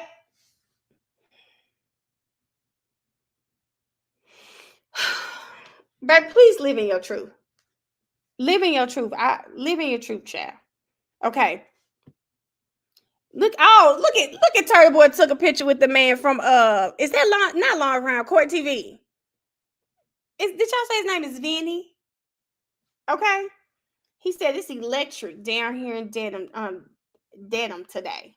Dedham. How do you say it? Is it down? How do you say it, guys? Baby, hold up. Let me see what my girl's saying. Y'all know I love hearing the people. Do you have a clear opinion? Do you have an opinion whether this is teeth or claws or not something totally different than a dog? Girl, now she walked up like she just saw her high school classmate. Like, girl, what you doing here? Oh, girl, I know that's right. Baby, she just saw, Dedham. Thank you, T. Baby, she just saw her friend out there. Child, now it's a class reunion. It's a class reunion out there. Okay, y'all, let's see what they saying. For this. Brutal murders of 4 University of Idaho students. Oh my God, this doesn't happen here. Detectives arrested 28-year-old Brian Kohlberger. You could tell there was some off about him. He was stalking them. He was hunting them. Forget about motive. We don't even have a connection. This trial will be on Court TV. And I pray that we have justice. The Idaho College student murders trial. Live coverage begins this August, only on Court TV. Much to do. We have so much coming up. So much coming up. That Lacey, I'm going to tell you, I heard when I dropped Mariah off at college, I remember listening to some information about that trial. And I said, I would love to watch that. How did one man do all of that? And I heard there were some people he didn't kill. So I'm interested to see what happened. I wonder, Key, why didn't they call KK? And is the defense going to call KK? If I were KK, I wouldn't get on that stand, though. I would not get on that stand. Okay, so let's listen. This is the jury breakdown. The jury has entered. Here are some facts about the 12 people who will decide Karen Reed's fate.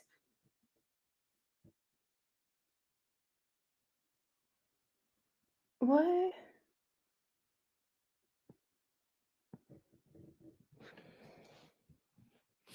Aaron, I'm going to bypass that comment. I am going to bypass your comment, okay? I'm going to act like I didn't see her comment, okay? 5 of the 12 are women, jurors 9, 10, 11, 16, and 18, who appear to be 30 or younger. This is a really good statistic. Only one juror fit this demographic in the last jury, and she was reportedly the staunchest not guilty. 2 of the 12 are men. What? Key, I'm not sure why y'all keep playing with me on this live, but okay. No one in the last jury fit this demographic. They say, look, what? Y'all, this seems like a really young jury.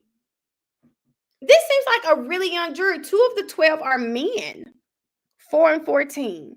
They look to be 25 or younger. No one in the last jury fit this demographic. Juror 4 had his seat moved for talking to juror 10 too much. Juror 10 is a woman. Okay?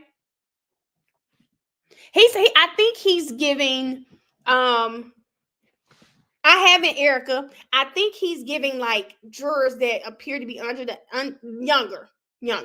Okay, let's just say that. He was talking to 10. That was a woman. Too much. Juror 14 seems nervous and potentially easily swayed. A follower. The foreman is a middle-aged black man. He took no notes during the trial. I firmly believe he is a not guilty vote. I'm talking about Karen Reed. Jaleesa, I think so. No, y'all, I'm talking about Karen Reed. This is the jury makeup, guys. So sorry. I'm just looking at your tweets because I was reading. This is Karen Reed. Juror 5. So we've got 5. That's 7, 8. Juror 5 is a middle-aged white man who smirked the entire trial and seemed to really like the defense. If the jury was rigged, he will be the first to be made an alternate. Erica, hold on. Let me see what name you said again. I need to pull it up. I got to pull it up on my computer so I don't forget. Okay. So I can have it pulled up. Juror 15 is a middle-aged white woman who I noticed was hung on every word of Alan Jackson's closing. Juror 3 and 12, I believe, will be the biggest hurdles to overcome. Juror 12 is the oldest remaining juror, a woman in her late 50s.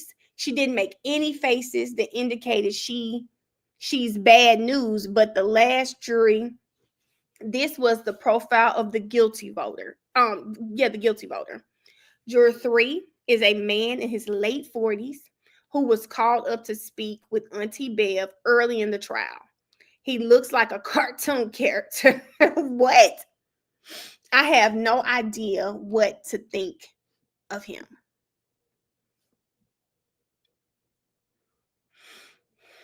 The defense should feel very optimistic about the outcome. All right. Oh, here goes. Is that Sue? No, that's not Sue. My bad. My bad, Sue. Juror that's been lost. Good morning. Good afternoon. That's right. Yes, we knew that we would get a ruling on this morning. On Friday, the judge announced that he was inclined to dismiss Juror 6, basically a black man in his 40s, basically for inconsistencies about his residency, where he lived and with whom he lives. And on Friday, the judge had basically indicated that comparing statements that he'd made both in jury selection and then just like an offhanded remark that he happened to make after the trial started, suggested a lack of candor about where he lived, whether it was in the Bronx, which is part of the district from where they pull jurors, or New Jersey, which is not part of the district where they pull jurors from in this federal court. So basically, he just made it official. This juror is off, and he has been replaced by an alternate. And so that was the start of the day. And then now we are on, as you know, this is week 6. This is day 24 of the government's case, and we're starting to really wind down. We are in what's called the summary witness portion of the case. And this is where basically, essentially, like extended members of the prosecution team come in and talk about exhibits that we've already seen. But it's like now we have a bit more context for text messages, audio files, audio messages that we've heard earlier in the case. These witnesses are basically stringing it all together. So this morning we heard about exhibits and texts and audios that were all gathered from the phone of Christina Coram. Now, this is someone who has been described as Sean Combs' chief of staff, right-hand woman. She's with him for a very long time, spanning alleged victims Jane and Cassie Ventura. So we've heard a lot about all the evidence and all the communications, and now we're just really getting a sense of all the people she was texting throughout these years, all the members of the alleged enterprise, the assistants, the staff, talking about setting up king nights, setting up hotel nights, restocking baby oil, all these things just to show how involved she was, but also the knowledge that she had of potentially knowledge she may have had about what was going on behind those closed doors. And so we're continuing with Key. That's why KK not testifying. Hell, they got KK's phone, they said. They got KK's phone. these summary witnesses, and we hope to hear from another assistant before the state wraps as early as Wednesday. All right, Emanuela Grunberg, thank you. Emanuela, we'll be keeping our eye on the Diddy case, of course, while we concentrate on Karen Reed and that jury. As we wait for the jury there, we'll be in verdict watch eventually, and Diddy as well. Two big cases going on at the same time. David Gelman still with us in New Jersey. David, back to Reed. We were, talking about what could the jury be discussing, and if you look at this case compared to the first case, Michael Proctor came into the courtroom and read his deplorable text messages to this jury. He was easily, I think, universally evaluated as a disgusting member of law enforcement. He didn't come in this time. Did the defense get that across, do you think? I mean, Alan Jackson spent a lot of time about him in his clothes, and we heard his name throughout the trial. Did they accomplish that same sort of level of disdain, do you think?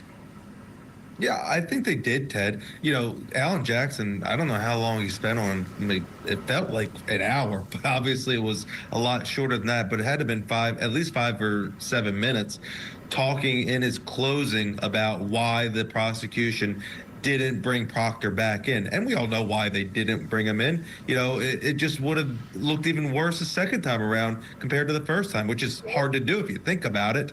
And the question was always whether the defense would even call Proctor. And I think we all, thought that it would probably be a very interesting witness as a defense to call him, because it would almost be like you're cross-examining your own witness. So I'm glad they probably didn't do that. I think the jury really, though, gets Proctor. He's been put through the mud in the past trial and then this trial a lot. So the jury has a really good understanding of where he came from, what he did or didn't do.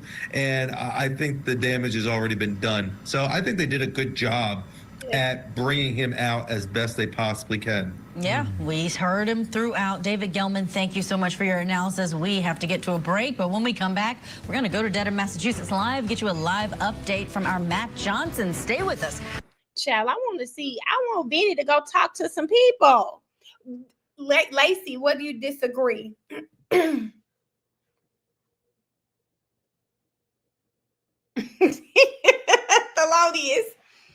Lacey, what did you disagree with there? I wish Lauren Crime was doing something too, so that maybe we could have listened, but nothing.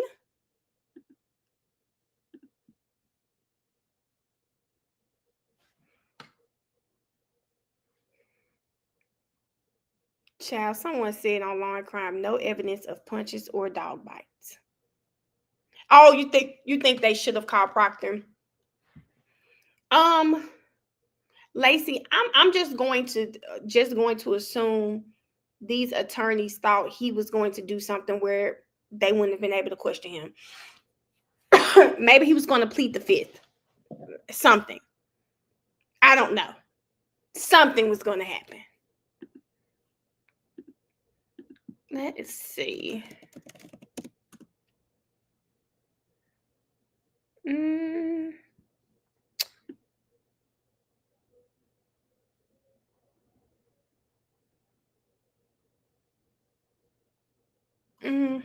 Let's see.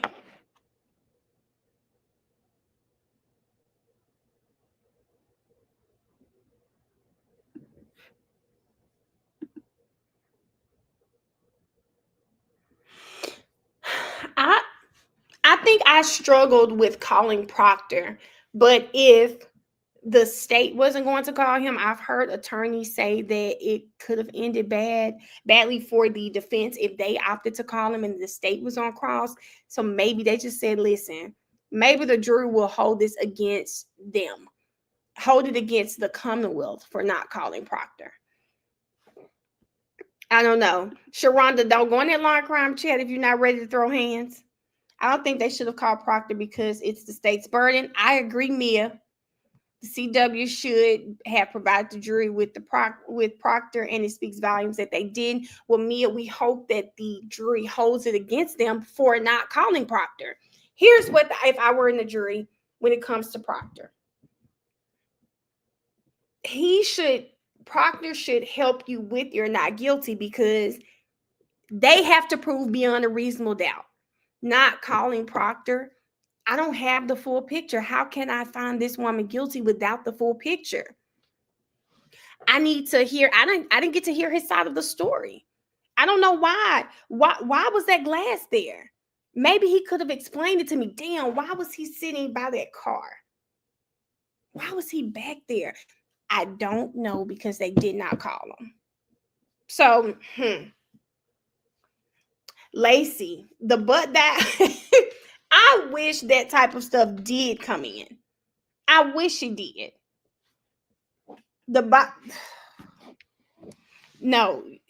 Okay, who had the worst butt dial story to you guys?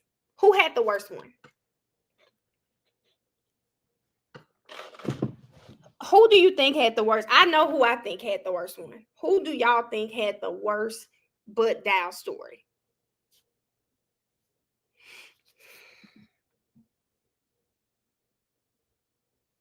Miss Cherie, I hadn't seen that. I'm gonna go with Key and TL Goldie. Brian Albert had the worst butt dial story. It wasn't even Jen to me, y'all. It wasn't even Jen.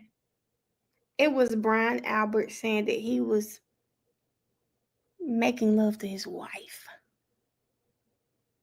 He was making love to his wife. And in the process of making love, he must have accidentally answered the phone. Hey, Kaylane. I think it was Brian Albert, y'all, because why do you have to throw in he was making love to his wife? Okay, let's see what they say. Where's the Karen Reed murder retrial? Yeah, there's a live look inside the courtroom where this all took place, and the courthouse. Outside of the courthouse, we're creeping up on 6 hours now of deliberation time. 2 hours on Friday. They had the weekend, did this jury, and then they've been back at it all morning long. Joining us live now outside of the courthouse is Court TV crime and justice correspondent Matt Johnson, someone who has watched every minute of this trial and the first trial. Matt, what are you seeing today outside of the courthouse? Julia, Ted, nice to see you both. So yeah, we are fully in this verdict watch, today being the first full day of a verdict watch. On Friday, when the jury got the case, they deliberated for roughly 2 hours before going home for the long weekend. Right now, there is a number of people assembling outside the courthouse, waiting for any word of. Now, I don't know what that rider truck is for, but if that rider truck is full of Karen Reed supporters, if I see some pink shirts hop out of that truck, I'm gonna know something. Any question or verdict in this case, the retrial of Karen Reed. Inside, we know that there were some heated arguments after some motions. A last-minute motion by the defense was filed to add more not guilties to the lengthy verdict form. That was, of course, denied by Judge Beverly Cannoni, saying that the current verdict form is consistent with Mass state law. Outside the courthouse, also after that decision was rendered, we saw this defendant greet her supporters and also answer a couple questions. Take a listen.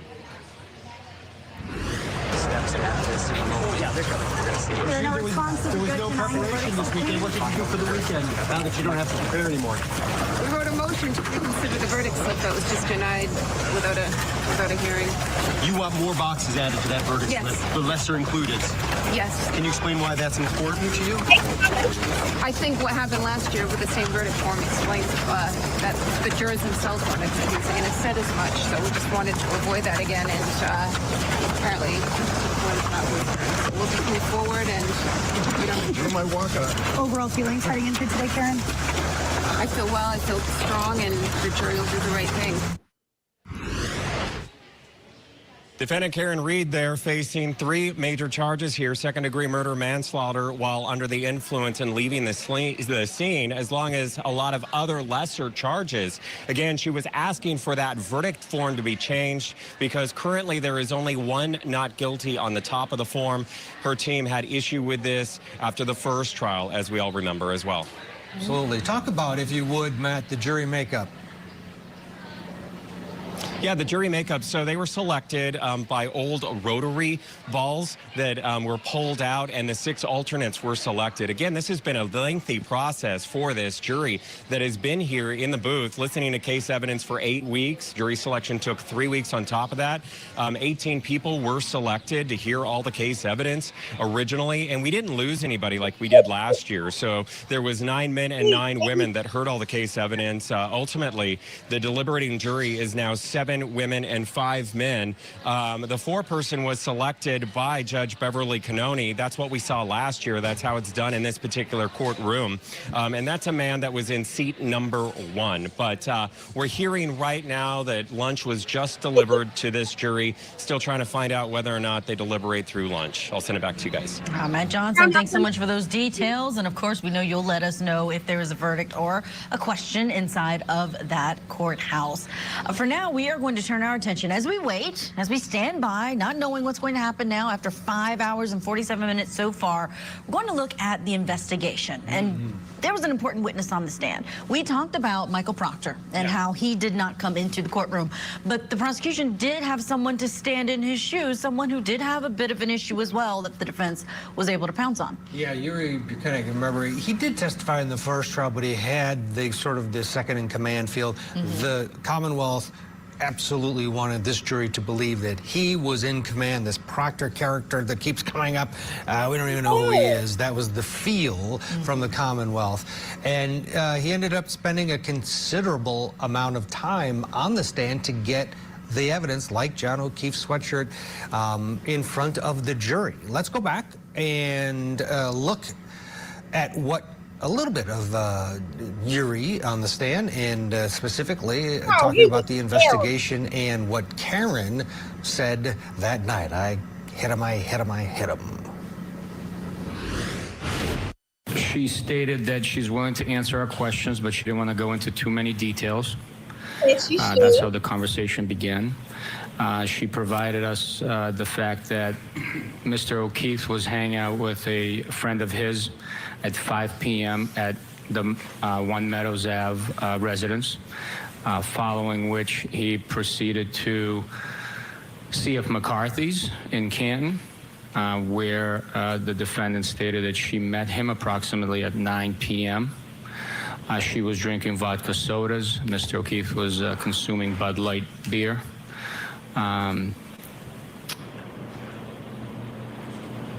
After C.F. McCarthy's, they proceeded to the Waterfall Grill and Bar. At this point, the defendant was asked if she brought a beverage with her from C.F. McCarthy's to the Waterfall establishment, to which she stated she didn't think so. After the Waterfall, the defendant stated that she dropped Mr. O'Keefe off at 34 Fairview.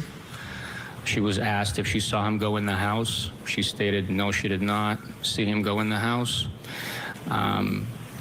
She was asked about the damage to her rear taillight, to which she stated, quote, "I don't know how I did it last night," end quote.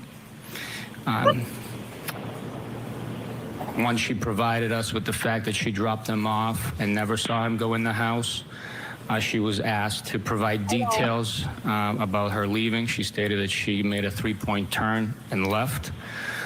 She was asked to provide some explanation of how Mr. O'Keefe sustained those injuries that he had. She did not. Let me stop you there. Did you get an answer to your question about how he sustained the injuries or the details about the 3-point turn? No, I did not. You mentioned that when you were at Good Samaritan Hospital, you saw blood on the back of Mr. O'Keefe's head. Yes. Did you ask the defendant anything about that injury? Yes, we asked about the injuries that Mr. O'Keefe had, that he had been displaying, and whether or not he had those injuries the night prior at either McCarthy's or Waterfall, to which the defendant stated she didn't see any injuries on him. But then she provided a statement saying that Mr. O'Keefe bumped his head 2 nights prior and asked her about it, which to me it seemed kind of strange, but without the comment. And see, you see that right? You shouldn't have said that, but in my mind, I said the same thing. It was strange. And I guess considering he had this head injury, I just wish she wouldn't have said that, but maybe she was just trying to be helpful, you know? Well, this is if you see, this is what was going on. Maybe she was just trying to be helpful. Terry,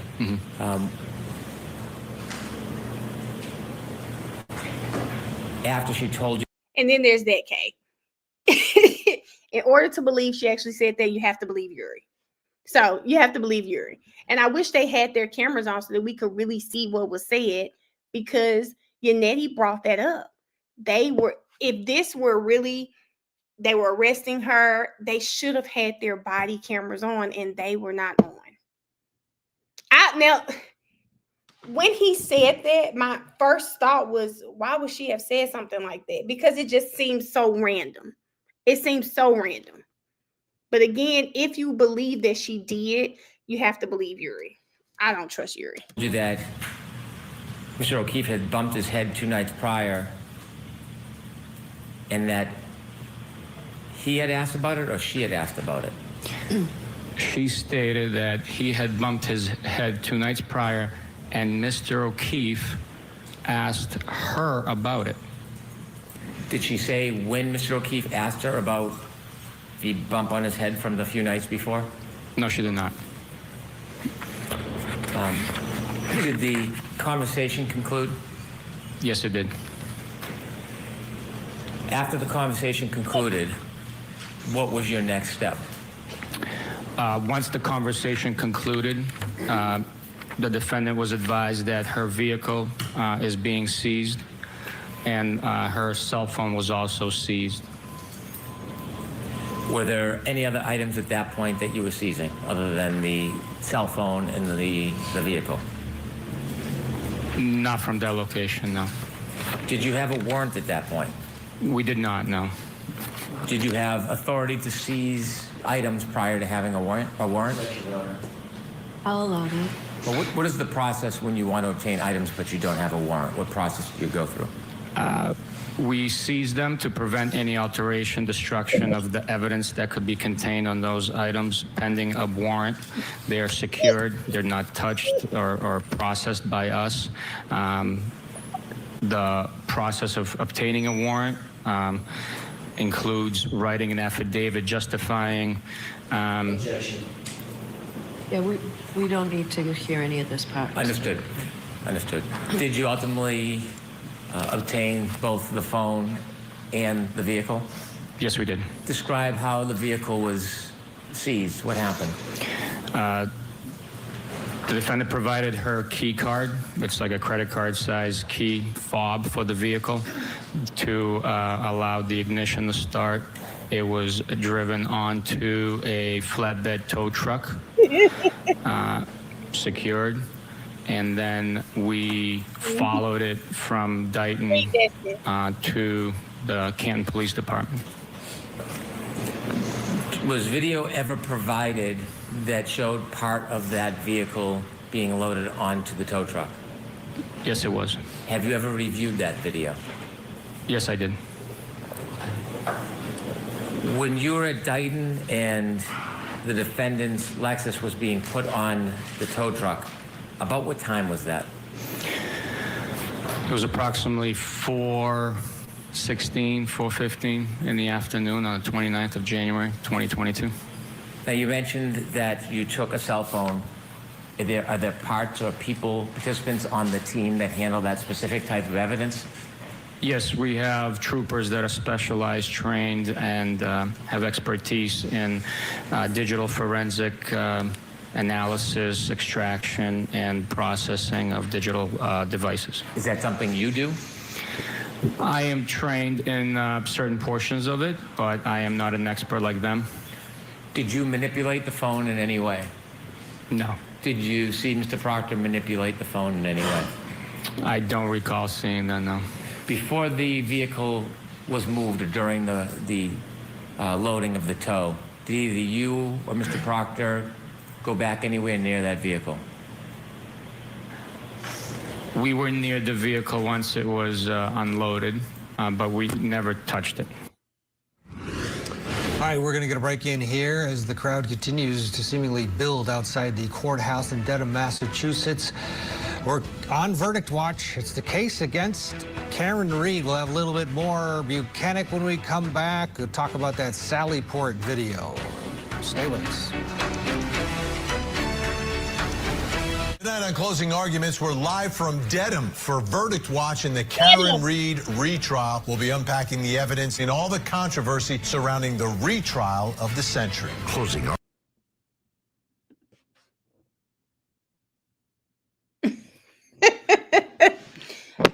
I think Black Sheep was here earlier. I think Forrest is probably out there. Probably. Don't know that to be fact, but I think he might be out there. Okay, so they've been deliberating for 5 hours now. I was trying to find something else that could help or entertain us for this little time. If we watched testimony from this trial, though, we can do DeSogra. I missed Dr. Wolf's cross. I missed Dr. Wolf's cross-examination. We could watch that. But I have to see what day. That was probably like day 26. Let me see.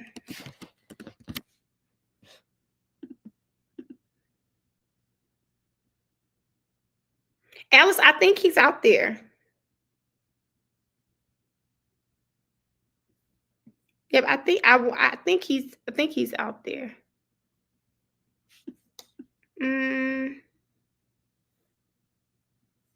Let's see.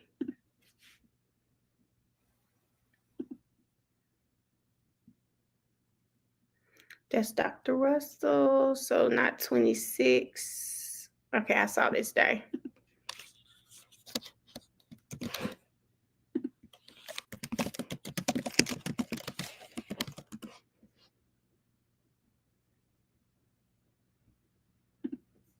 That is so crazy. This is her second trial. Yes, in the crowd. In the crowd. We saw Lucky. Oh, okay. I didn't miss this many days. So 28.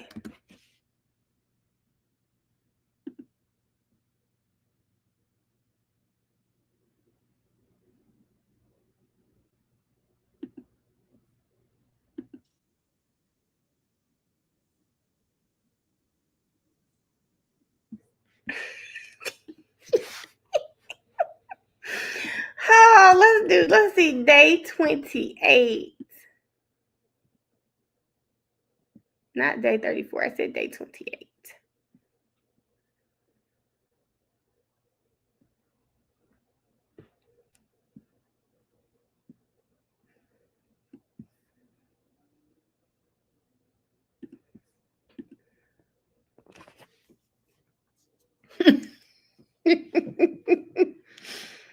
You was using up your PTO. Leave me alone, Key. Hold on. Let me see who. I hear Hank's voice.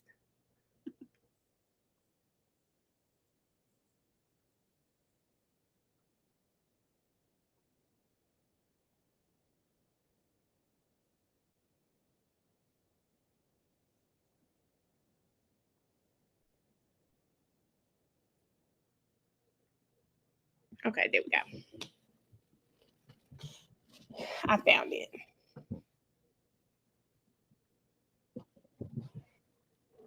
Alice, we could do that next if y'all want to. If y'all want to go through, but I don't want to watch all the days. I like to watch we were supposed to create a list of some of the testimony from YSL you want to see again. We're supposed to be doing that. Certain testimony. Because I think I missed maybe about 40 something days. So yeah.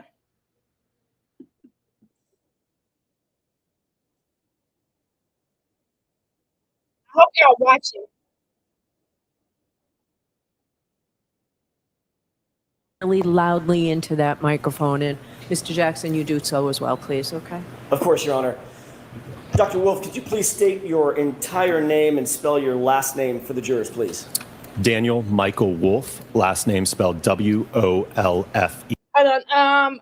You just asked about the verdict slip. Karen and the defense team wanted the not guilties to be added where there are guilties, and Bev said no. Yes. Bev said no. Yes, Kiana. Kiana, there was a time last year. It was one of the crazy times from this community. We stayed up to 4 or 5 o'clock in the morning. We watched opening statements. We watched Tick. It was a fun night, but it was a long night. It's the day Quindary Zachary was arrested from the hospital. We were on from like 10 that night to 4 or 5 o'clock in the morning. Child, it was a lot of us. Not a lot of us. We were on there a long time. Child, we had our drinks. I took a Red Bull. We were on there a long time though. But it was fun though. It was fun. Thug's plea will always be a top 10 moment.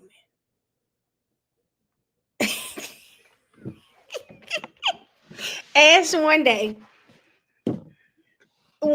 day, I see he views my stuff, but he's just scared to say hi for some reason. But it's okay. It was on YouTube. We were on YouTube. Yeah, we were on YouTube. That was a fun night. But when I tell you, I think I drank that Red Bull, we were just up watching the opening statements. It was a good time though. It was a good time. Hey, Kel, it was a good time. It was a good time, baby. It was so funny how people would be like, okay, I tried, but I'm going to sleep. The next day, people say, I fell asleep. I wasn't on there the whole time. Hey, KSW. It was a time, though. It was a time. It was a time. And I couldn't believe, at some moments, y'all, it was 3 a.m. It was 500 of us. I said, what the hell y'all doing? People had their drinks. We had food. People, man, it was a time. It was a time. Man, listen, Thug's plea. Adrian Love showed her natural black ass during that plea hearing. Red like Elmo, but I don't fucking giggle. Adrian Love showed out. So this is what I pulled up, because I pulled up Dr. Wolf's testimony. This is something I missed. So I didn't see any of this. So I'm seeing it now for the first time. Lawyer Love cut up that day. May I inquire, Your Honor? Yes. Dr. Wolf, what do you do for a living, sir? I am the director of accident reconstruction at a company known as ARCA, A-R-C-C-A. And I'm going to start right off the bat. Get really comfortable with that microphone. It's adjustable. Pull it right close to the area of your chin. It's really loud in here. Okay. Dr. Wolf, you said you work for ARCA, A-R-C-C-A. What is ARCA?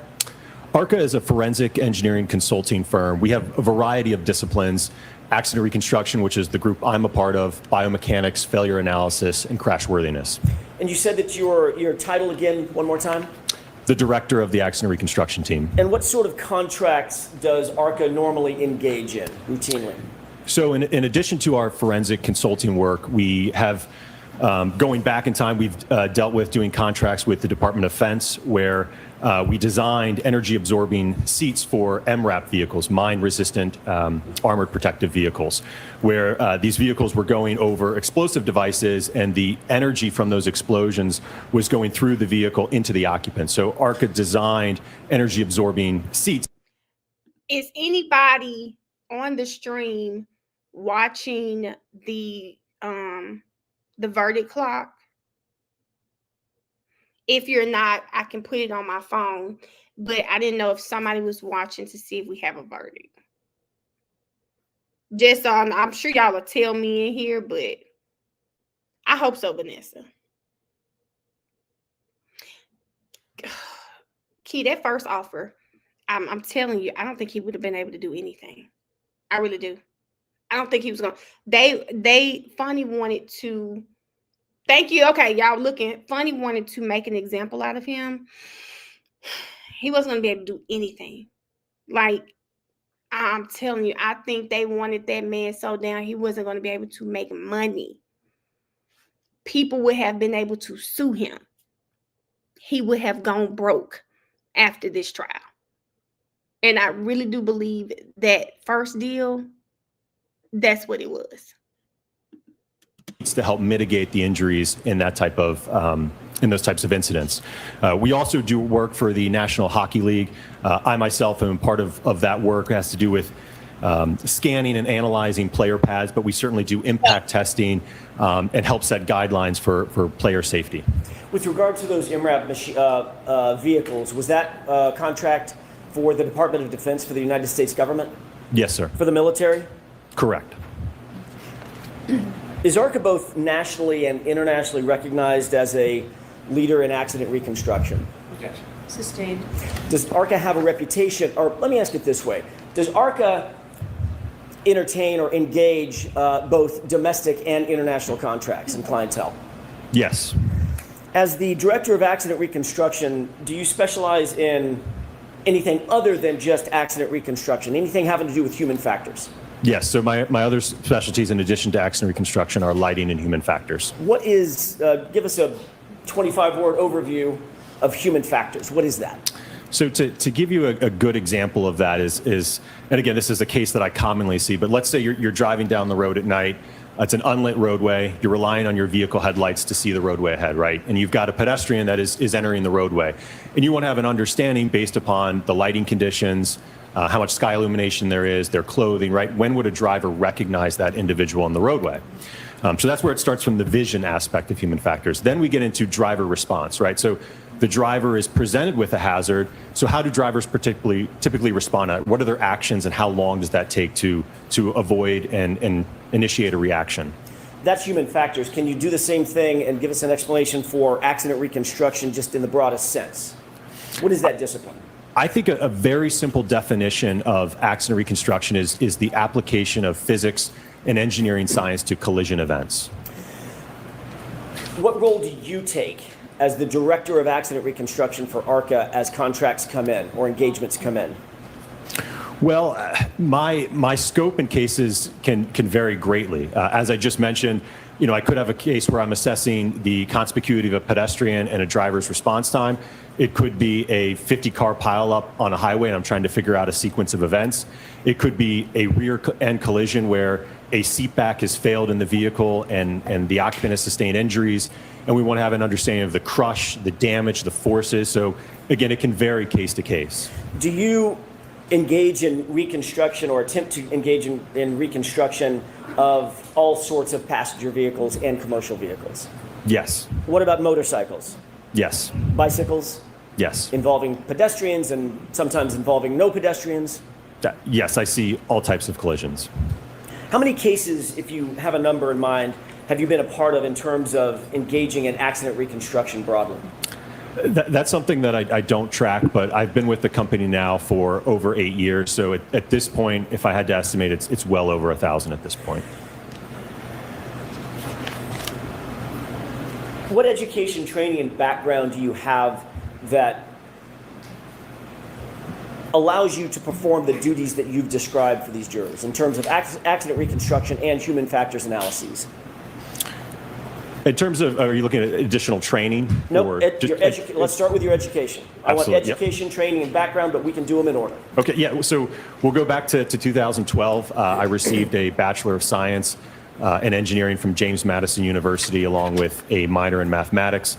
Some of my courses included physics, statics, dynamics, thermodynamics, fluid mechanics, your engineering sciences. Okay. Subsequent to that, I then went on to pursue my PhD in electrical and computer engineering with a concentration in electromagnetics and photonics. So my coursework while doing my PhD included. My head is hurting listening to his course load. Like, please don't play with Dr. Wolf now. Optoelectronics, semiconductor physics, basically how to guide light on semiconductor devices. Did you write a dissertation to get your PhD? Yes. What was the subject matter broadly of the dissertation that you drafted?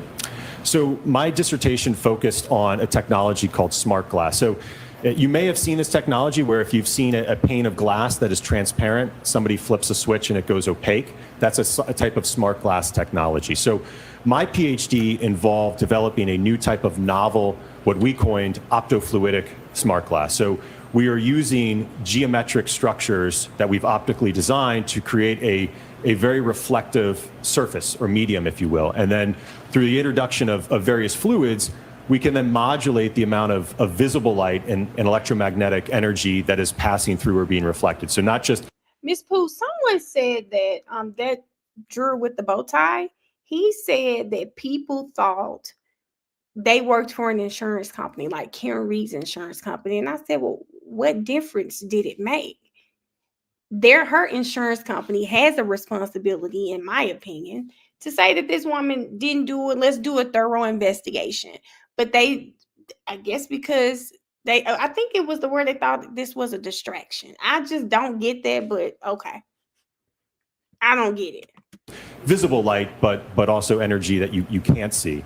As part of that process, I ended up prototyping these structures with a 3D printer that was capable of printing 3D printable polymers.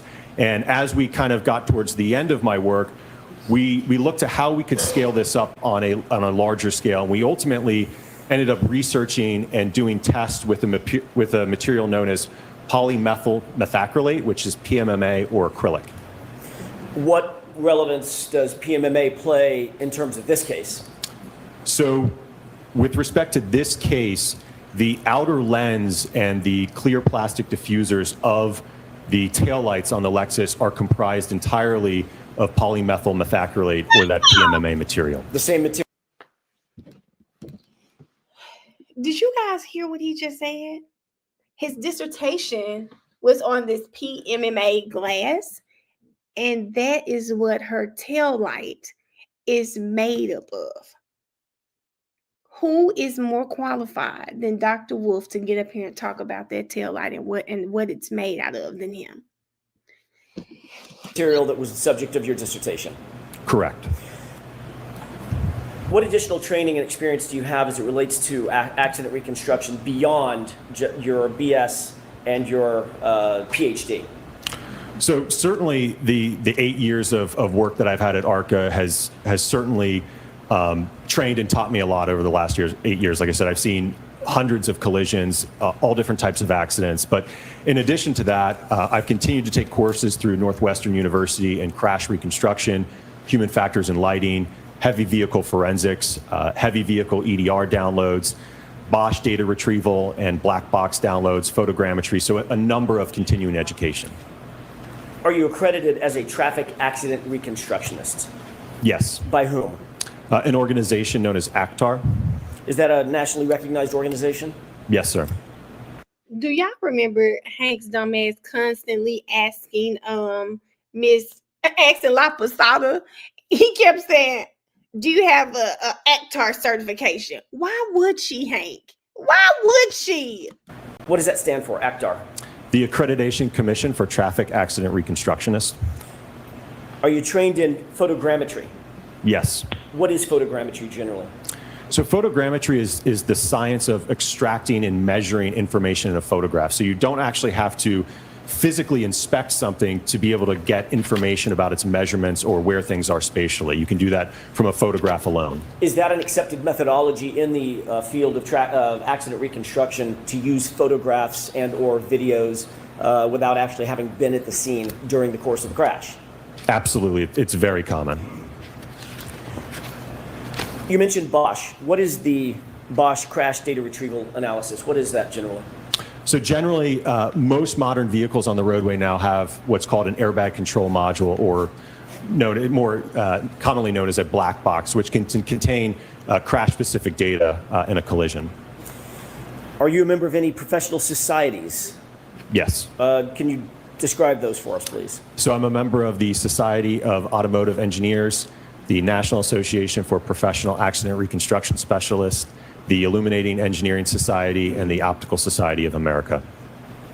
Is it fair to say that you've authored a number of peer-reviewed papers in the field of physics and or accident reconstruction? Yes. Can you describe that for us? So my most recent publication in the field of accident reconstruction deals with vehicle control history records. Publications prior to that were focused primarily on my dissertation PhD work. I think you testified that you have dealt with probably over 1,000 different types of cases. Are you able to estimate, of those 1,000 different types of cases dealing with accident reconstruction, how many of those or what percentage of those have involved pedestrians? I don't know if I can give a percentage. I would certainly say it's the majority of my casework. As I mentioned earlier, given one of my specialties being in human factors and lighting, there's a direct correlation between time of day and pedestrian collisions. We certainly see a rise as sky illumination drops and the illumination levels go down. We're having to rely on artificial light sources. So given that occurrence happens in nighttime hours and low illumination, like I said, I certainly see many pedestrian accidents. What types of pedestrian impacts have you been involved with in terms of your analysis or evaluations? All different types, everything from pedestrians being run over, running into the side of vehicles, being hit by the front of a vehicle backing up in a parking lot into a pedestrian. So I've seen it from all sides of a vehicle. What is kinematics? Can you describe that or explain that phrase or term? I think a simple definition would just be the motion of an object or a body. Have you done any testing as it relates to kinematics and the interaction between pedestrians and motor vehicles? Yes. How many times have you engaged in such an analysis? Numerous times. We frequently and routinely do testing at ARCA.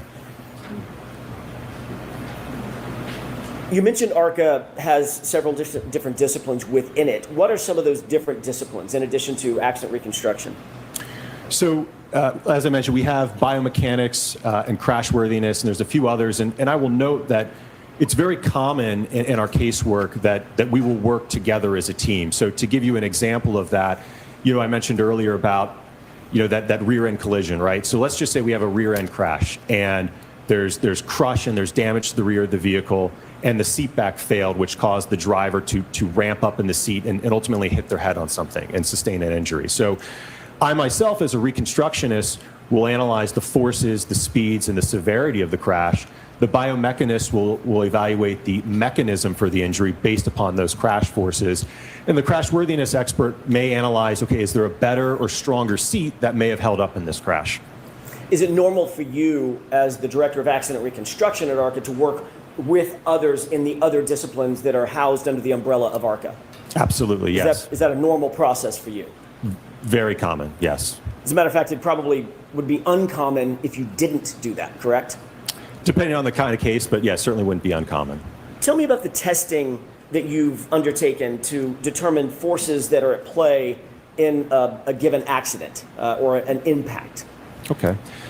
So to give you a simple example of it is, let's just say we have a sideswipe type collision where two vehicles sideswipe each other and a front bumper gets torn off or deflected, essentially, and there's some deformation to it, right? We can do testing at ARCA to determine how much force does it take to bend that material so that we get the deformation that we have. That would be a good example. Is there a specific type of testing, or is there varied types of testing that you've done and undertaken to determine the forces that would be, for instance, in your example, in that the forces at play in that sideswipe collision? Yeah, absolutely. It would have been Again, as part of the test, we would be measuring the forces, we'd be measuring the displacement, we'd be able to calculate acceleration and things of that nature from that test data. The tests that you undertake, are they generally accepted methodologies in the field of accident reconstruction? Yes. What are quasi-static tests? So a quasi-static test would be like the example I just gave you, where we have basically the bumper would be stationary, right? And now we're pulling on it to determine how much force it takes to bend it. So that'd be an example of a quasi-static test. So that test specifically is determining or attempting to determine the amount of force necessary to deform a bumper, for instance, in the way that it's seen after an impact. Yes. Or any other body panel, correct? Correct. And on the human side, also there are forces at play, I'm assuming, in terms of injuries that are sustained by pedestrians in the accident reconstructions that you've done involving pedestrians. Yes. Do you have experience in evaluating whether damage to a vehicle is consistent with a proposed scenario or set of facts? Yes. Describe those circumstances for us. What are the circumstances in which you're trying to determine whether or not the damage fits a proposed scenario? So a case that commonly comes across my desk is we have two very different versions of how an accident unfolded according to party A and party B, right? And we have a set of evidence in terms of the damage to the vehicles, maybe some roadway evidence, right? So we can look at that objective evidence, utilize physics, maybe some calculations, determine whose version is most consistent based upon the damage and the roadway evidence. Is that an accepted method? Did you guys hear that? He looks at all of the evidence, listens to both parties, and sees whose story aligns most with the evidence, the science. Oh, I'm going to always use that. Science. The science is the silent witness. I'm going to be using it. Methodology in the field of accident reconstruction. Yes. In other cases in which you've undertaken such an engagement to determine whether or not the physics or the physical evidence matches a particular scenario or is inconsistent with that scenario, have you been able to ultimately reach conclusions and opinions to a reasonable degree of scientific certainty in those cases? Yes. Is that normally what you're seeking, to ultimately come to an opinion or a conclusion about those scenarios or circumstances? Yes. Are your opinions and conclusions based on your education, your training, the background and experience that you've explained to the jurors? Yes. Is it also in furtherance of the scientific methodologies that you employ in order to come to those opinions and conclusions? Yes. And are those generally accepted in the scientific and accident reconstruction community as a proper methodology to come to opinions and conclusions of that nature? Yes, sir. Have you been qualified in other courts to testify in the area of accident reconstruction? Yes. Let's talk about how you began your work in this particular case. When you were initially retained in connection with this case, were you hired by the defense? No. Did you know who we were? Sustained. Oh, that's sustained. Your Honor, may we approach? Right. You can ask it differently, Mr. Jackson. Sure. Were you hired by anybody affiliated with the defense? No. At that time, did you know any of the names of the defense? No. At the time that you were hired to or engaged in this case, did you even know the name Karen Reed? Sustained. Did you know any of the names or of any of the parties? Sustained. I'll see it. Sure. So already, and I'm going to fast forward through this, but already I'm annoyed because I don't understand why he can't talk about who.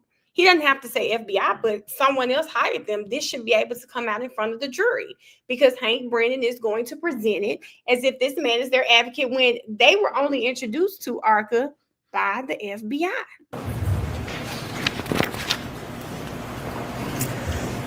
When you were initially hired to look at the facts and circumstances of this case, did you do so independently?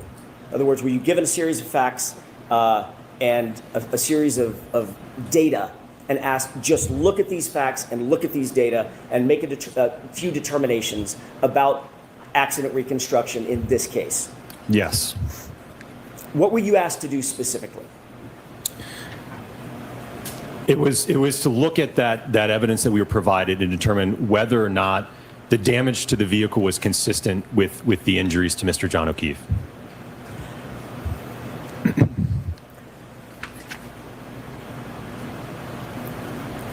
At the time that you were asked to engage in this independent analysis, were you provided information or data?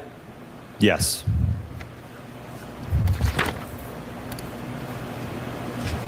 Who at ARCA was assigned to the team that would ultimately engage in this particular analysis?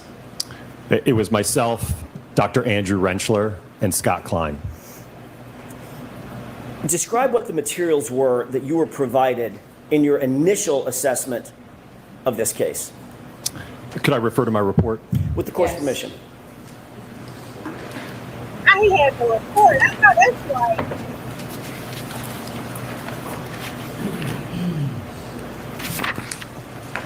Would you like me to just go in order from the materials reviewed? That would be fine. The Norfolk SPDU homicide death report. The Commonwealth of Massachusetts Department of State Police crime scene report. OCME dispatch removal report. Photographs of the incident location. Videos of the incident location. Photographs of the 2021 Lexus LX 570. Photographs of recovered evidence, crash data retrieval report from the 2021 Lexus LX 570, report of autopsy photographs, and there was a few other items there, but those were generated internally. There were about 14 things that were listed in terms of categories of information that you were provided, or ARCA was provided, is that right? A little less than that, because some of those, like I said, were internally generated, but yes. Why were you provided that data? What's the reason why it's important for you to get certain data as you begin your analysis? Well, we wanted to have an understanding of, or ultimately the entity that retained us wanted to have an understanding of what. And I'm going to say this: I prefer agency over entity. I just do. I get an entity can be a lot of things, but agency. Agents, that it made it sound like government to me. I wish he would have just said agency, but that's just me. I guess the evidence that we would need to reconstruct this. Did you get enough information to engage in a fulsome analysis, an accident reconstruction, in terms of the initial request by the entity that hired you? Yes, in terms of our scope, yes, we had sufficient information. Jasmine said that another juror that was on the last trial said they didn't even realize they meant FBI the whole time. Well, Jasmine, the only difference here is old Kelly Deaver. I think I'm saying it wrong on purpose. Kelly Deaver, right? She literally said, I called the FBI. Then remember, Jen, I feel like this trial, that the FBI, like you have to know they're talking about the feds. You just have to know. You have to know they're talking about the feds this trial. Especially thanks to Kelly Deaver, because she just outright said it. She outright said it. Well, I called the FBI. Oh! Why would you call the FBI when this is a state police case? Why would you call the FBI? She outright said it. So hopefully this trial, it is abundantly clear. Were you able to review photographs of not only the Lexus involved, but John O'Keefe's body? Yes. Did you use those photographs in furtherance of your analysis? Yes. Did you use the reports detailing scenarios or possible scenarios in furtherance of your analysis? From what I recall, I don't believe any of the reports indicated any type of theory or understanding of how the accident occurred. Were you asked to determine whether or not certain scenarios could be possible? I don't recall them giving us any scenarios to evaluate. They essentially left it in our hands. Here's the evidence. What do you think happened? That was an open question, correct? Correct. All right. Did you engage in an analysis that basically allowed you to think of any scenario? I think that's fair, yes. In your initial analysis, did you note damage to the vehicle? Yes. Describe the damage. Let's start with the vehicle. Describe the damage that you noted in furtherance of your analysis. The primary damage was to the right rear taillight on the quarter panel section. The majority of the outer red lens was broken and shattered, as well as some of the underlying components and diffusers that are underneath that outer layer, as well as some damage to the back portion of the taillight. Can I stop you right there? Describe when you say the outer lens material and some interior material as well was damaged. Describe that in detail for us. So the outer lens is red, and it's about 5 millimeters in thickness, and it basically encompasses the majority of that quarter panel taillight. And then there's a small segment that is clear, that is for the turn signal indicator, which is yellow. Underneath that 5 millimeter thick red lens, there are additional diffusers that run along the bottom. There's two rows of those, I believe, and then they also go up vertically on the side, and those are clear. And I think the thicknesses of those are about 3 millimeters. Is 5 millimeters of PMMC, have I got that right? PMMA? You'd call it acrylic. That's the more common name. Easier for me. Is 5 millimeters of that acrylic, that outer lens material, is that considered thick or thin in terms of just sort of what we'd see on a taillight? I would describe that as a pretty thick piece of plastic. It's certainly by no means. You can't, if you had a segment of it and you try to bend it, it's not going to bend. Okay.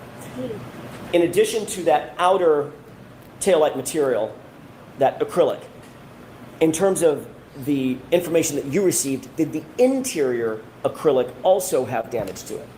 Yes, those clear diffusers that, again, there's 2 rows of those, and they also went up vertically. Those were shattered and broken as well. Was that important to you in your ultimate analysis? Yes. Did you note any superficial scratches or dents anywhere on the tailgate area or the liftgate area? Yes, there was a dent and some paint chips, if you will, above the liftgate taillight assembly. So again, that next to that quarter panel taillight, there's another assembly that is on the. Forrest, we've been looking for you. I said Forrest is probably out in the crowd with his pink on. Okay, well, when you get there, if you have anything to tell us, just put it in the chat. Put it in the chat. We're waiting to see. As you see, we're watching old testimony while we wait for the verdict to come. But let us know what it's looking like. Let us know what it's looking like. I hope you brought your pen. Look, I hope you brought your pen. Let us know what it's looking like, though. The lift gate, and there was a small dent and some paint chips at that area. There was also on the wraparound section of the bumper cover, as it's going from the rear to the right side, there were some superficial scrapes in that area. Did you note any other damage or deformation to the Lexus? Deformation in the the lift gate? Amanda, I wasn't going to say it. I need him to have his hand on that ear. All right, Mel, sending it back to you. I'm going to need it. I'm going to need it. The bumper, anything like that? No. Is it common in a vehicle-pedestrian collision that there is some sort of bumper deformation that's associated with a vehicle-pedestrian incident? That can certainly occur if a pedestrian is in an normal upright position. You can certainly get displacement of the bumper. Did you see any displacement or panel deformation on the Lexus? No. Is it more common that there's panel displacement or deformation if the collision is above, say, 10 or 15 miles an hour? Yes. During your review of all the investigative materials, did you note any items of evidence that were recovered or claimed to have been recovered on the bumper itself? I recall there were 2 or 3 apparent glass fragments. What's the significance of that? Let me ask it differently. Is there any glass in the taillight assembly?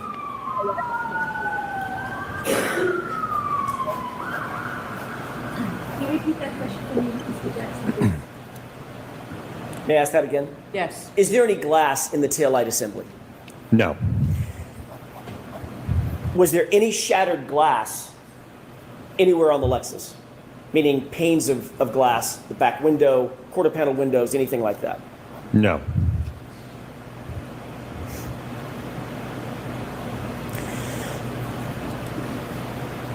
Did you have any understanding at that time of what the Commonwealth's theory of the case was when you began your initial analysis?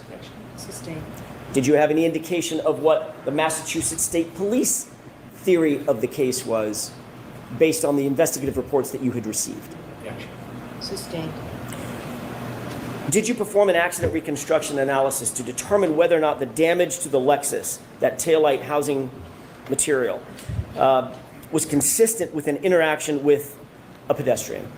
Yes. Specifically, did you perform an accident reconstruction to determine whether the damage to the Lexus was consistent with an interaction with John O'Keefe based on the injuries that you were aware of? Yes. Did you evaluate whether the investigative theories regarding, let me ask it a different way.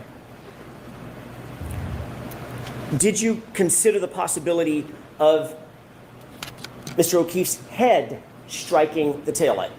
Yes. Did you consider the possibility of Mr. O'Keefe's arm striking the taillight? Yes. Did you entertain the possibility that Mr. O'Keefe's center of mass, his body, struck the taillight? Yes.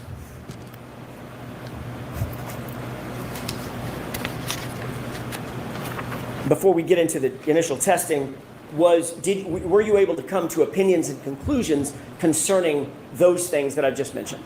Yes. Did you also entertain the possibility that a drinking glass could have damaged the taillight? Yes. Were these some of the things that you were sort of was left open to you to decide yourself? Yes. Did you later provide all of those opinions and conclusions in a report to the entity that hired you? Yes. Is it your understanding that those reports were then later supplied to both sides here in this case? That was my understanding, yes.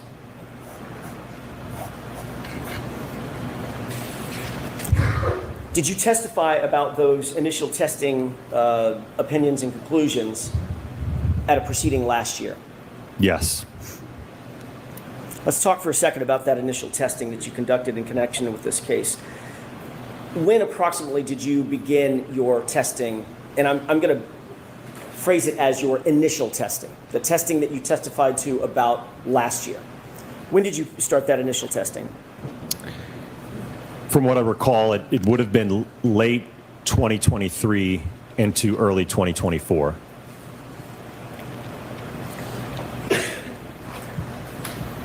I want to talk about the drinking glass first. Did you become aware that there was a drinking glass that was found at the scene? Yes. And what was the testing that you sought to determine as it relates to the drinking glass and the taillight?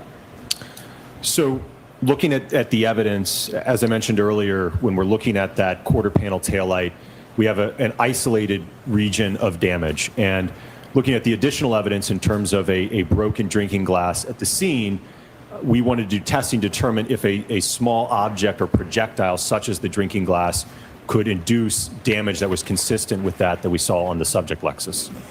Were you able to reach an opinion and or conclusion as it relates to whether or not there is a possibility that the drinking glass or a drinking glass could cause the type of damage that you saw on the Lexus? Yes. Given everything else in your investigation, are you concluding that the glass was responsible for the taillight damage? No. However, you did seek to determine whether it was possible, correct? Okay. Sustained. I'll ask it a different way, Your Honor. What testing did you do, did you undertake in furtherance of answering that specific question? Could the glass damage the taillight? Right. So We designed a pressurized cannon that was capable of firing the drinking glass into the taillight at various speeds. We aimed for speeds of 30 and 40 miles an hour. Our achieved speeds were at 31 and 37 miles per hour. And we found that in the 37 mile an hour impact, and again, this is to emulate or simulate an individual throwing a drinking glass. The purpose of the cannon, if you will, was to be able to hone in on a speed precisely and obviously aim for that target. So it would just serve as a means of getting that projectile to the taillight in a means that we could measure it. And what we observed in the 37 mile an hour test is that we got damage that was generally consistent with that of the subject taillight, and that there was a large portion of the outer lens that was shattered and fractured, as well as the underlying clear plastic diffusers and chrome piece. Tell me a little bit about the methodology that you undertook, the scientific methodology in building that pneumatic cannon and aiming that glass directly at the taillight. Absolutely. So, as I mentioned, it was a customized cannon, if you will. It had a barrel that was capable of fitting a rocks or an old-fashioned drinking glass in it, and that's a glass that has a thinner sidewall, if you will. I think the glass was about 3 inches in height or so, maybe 3.5 inches, with the bottom portion being solid glass or just a thick piece of glass. So we were able to design a kind of a holder for it, if you will. Almost, you could really think of it as stuffing an actual cannon with a cannonball. So we literally would put the drinking glass in the cannon. There was a pressurized vessel behind that we would open up a valve rapidly, and when it was set to a certain pressure, that would determine the exit velocity that it would leave the barrel at. And we were able to aim that device into the taillight at those specified speeds to be able to determine what would the damage pattern be when we fired that glass. Were you able, in this scientific experiment, to control for aim and trajectory? Yes. Were you able to control for velocity or exit speed of the glass? Yes. Were you able to control for damage patterns as it pertained to both the glass as well as the taillight at which it was aimed? I don't know that we had control over that. Ultimately, physics takes over after that interaction occurs. I can't influence how that material is going to perform or how the glass will break, per se. There's a poor question on my part. Were you able to, or did you undertake to memorialize the damage pattern that you saw on the taillight and the glass as the glass was projected into the taillight? Yes. All right. Did you do that through photographs? Yes. High-speed video? Yes. And all of that was memorialized in your report? Correct. Your Honor, may I approach? Yes.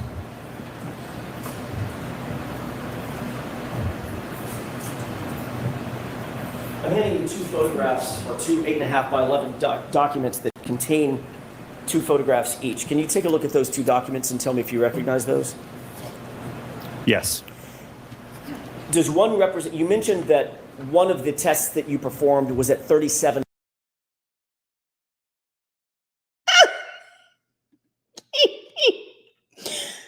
Key, I see what I can do is crazy.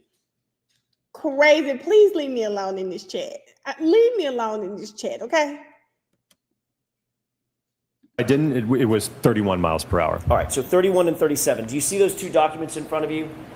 Yes. Does one of them represent the 31 mile an hour test and the photographs associated with that?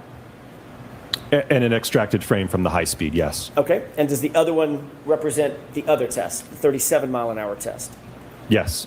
If we could take those one at a time. May I approach one more time? Okay.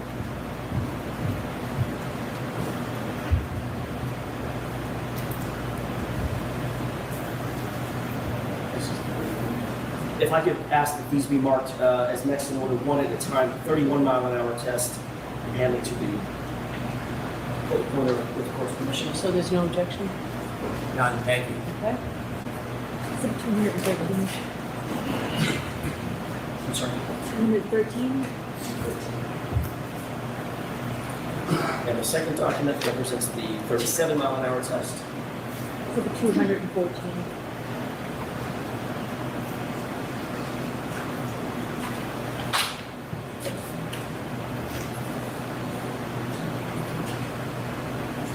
With the court's permission, I'd like to Exhibit 213. I'm sorry, present Exhibit 213. Okay.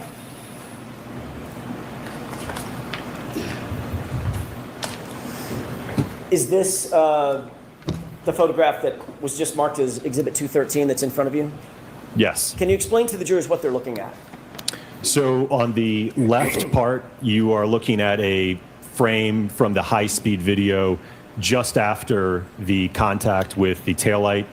On the right, you're looking at the post-damage to the taillight after the glass had been fired into it. And if we could look at the next exhibit with the court's permission. Okay. And what are we looking at here? Same thing on the left. Again, this is the 37-mile-an-hour test.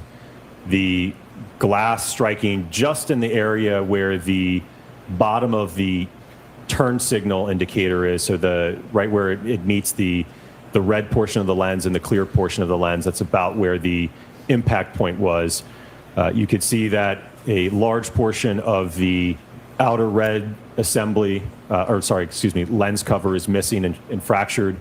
The clear portion of the part of the outer lens to the turn signal indicator is also fractured, as well as the underlying clear diffusers in that assembly.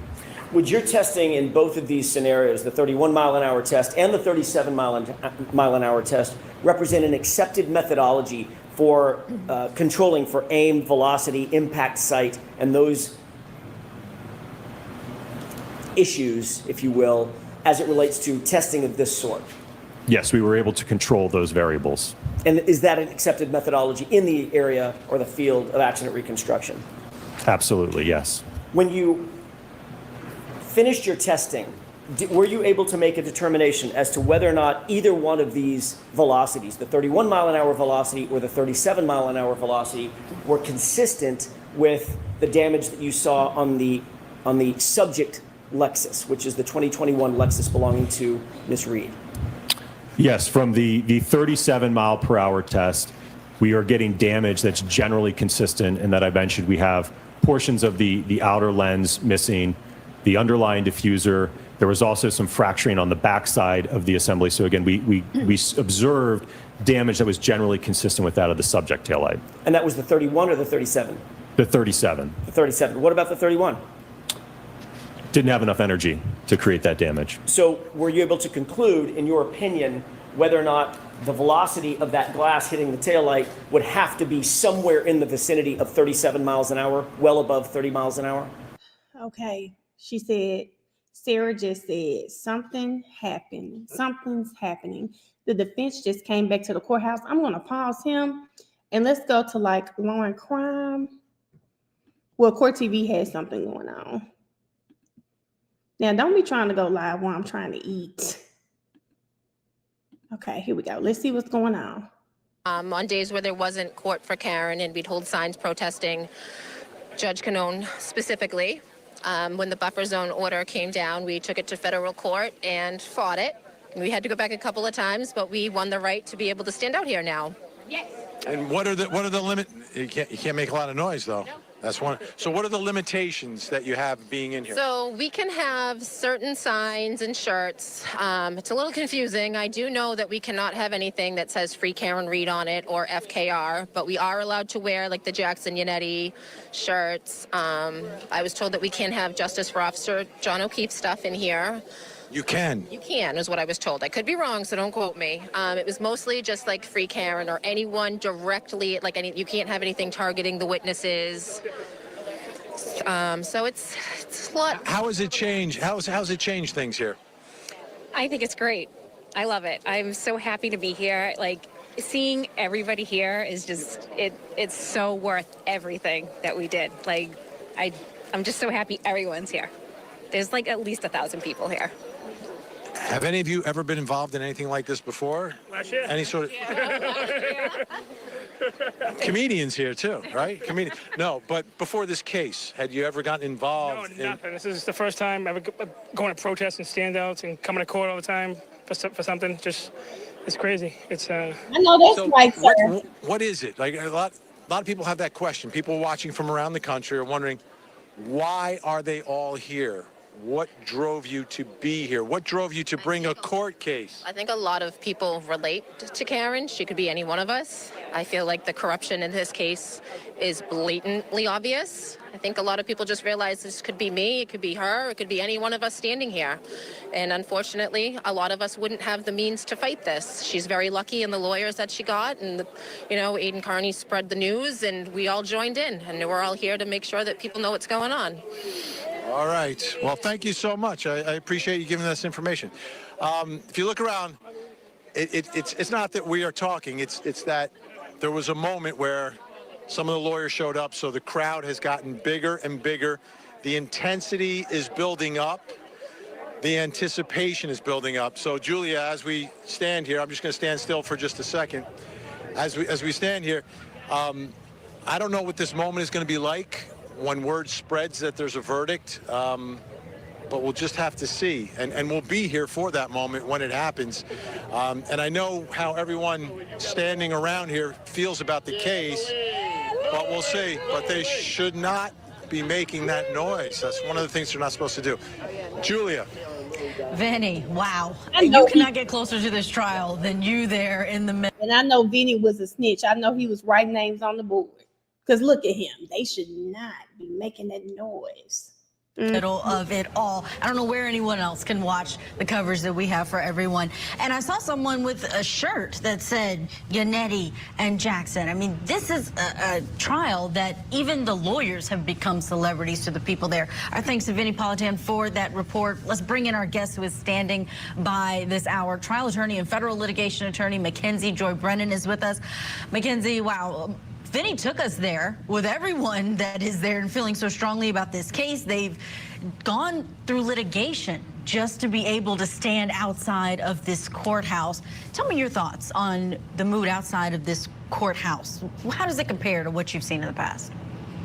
Boy, it's really hard to compare that to anything. And I do always want to note that I am no relation to Hank Brennan. Apparently, it's a very common name in the legal world.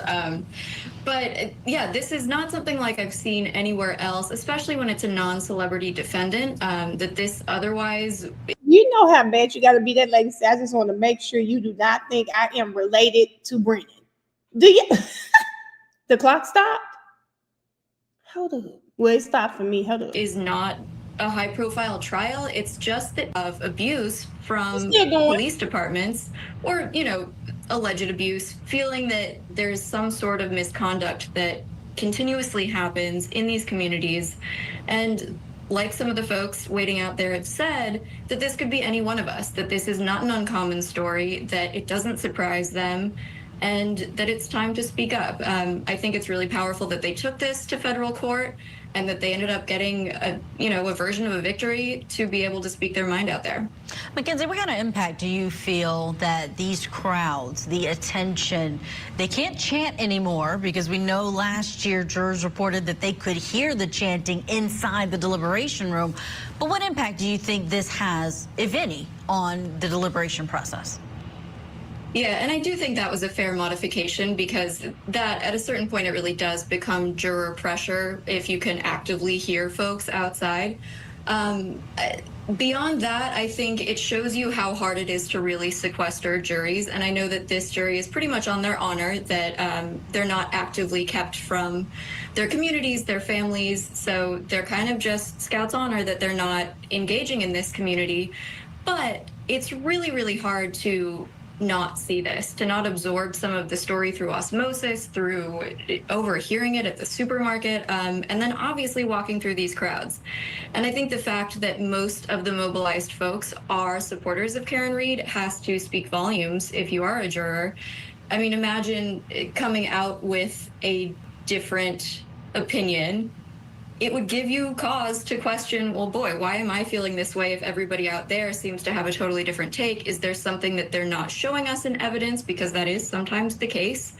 And then obviously the inverse is true too, that sometimes people on the street aren't privy to all the evidence that they're getting in the trial. So it cuts both ways. But long story short, there's no way that it doesn't move the needle a little bit. But I don't know that that's such a bad thing.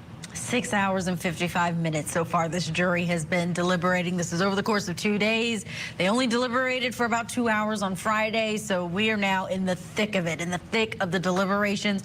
You see the camera outside where everyone is standing by waiting to see a glimpse of Karen Reed or any indication that we've got a verdict or a question or some kind of movement inside of the courtroom. Mackenzie, thank you for your analysis. Stand by. We're going to get to a break. When we come back, we're going to keep talking Karen Reed, keep checking in to see what's happening there inside of that Dedham, Massachusetts courthouse.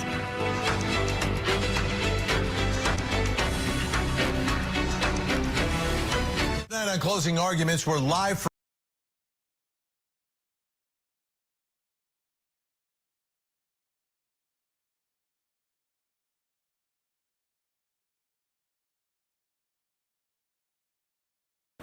well above, and it certainly could have been above 40 miles per hour per se. I mean, we may have actually blown out more of the outer lens had the speed increased.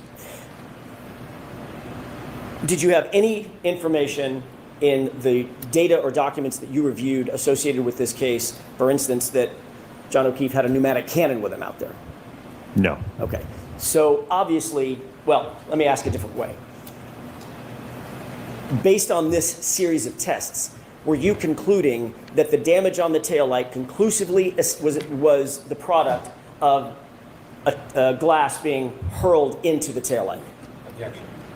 Sustained. Were you concluding, or did you opine, that the damage to the taillight came from a drinking glass? No, I gave an opinion that the damage was generally consistent with that in the test, compared to the subject taillight. But only in the circumstance where the glass is being hurled at 37 miles an hour, correct? Sustained. Can I ask it differently? Under what circumstance did you determine that it was consistent with a drinking glass? If that drinking glass, again, the purpose of the test was to do a test to evaluate or simulating somebody throwing a drinking glass at the taillight. So that's what that test was to demonstrate. Understood. Let's turn to another test that you undertook regarding the head injuries that you became aware of. Did you become aware of, in the data that you received, that Mr. O'Keefe had suffered head injuries to the back of his skull? Yes. What sort of testing did you do to determine whether or not and under what circumstances that head injury may be connected or associated with the damage to the taillight? We performed a drop test with a hybrid 3, so that's an instrumented anthropomorphic test device to be able to measure the accelerations on a head form and observe the damage to an impact to the taillight. What is an ATD, anthropomorphic test device? So it's a device that's commonly used in our field, and it's certainly approved by the federal government to evaluate crash forces and occupant kinematics, or I should say occupant crash forces.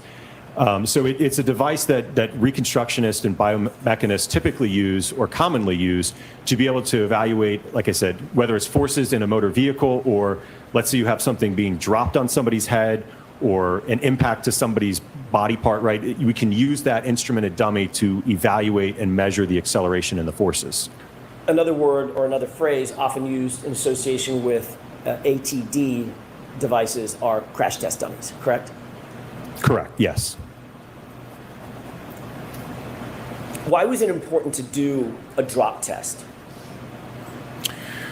So we wanted to have an understanding based upon the fact that Mr. John O'Keefe had a skull fracture to the back of his head, whether or not an impact, a direct impact between the taillight and the back of his head could have caused that skull fracture. What did your testing indicate?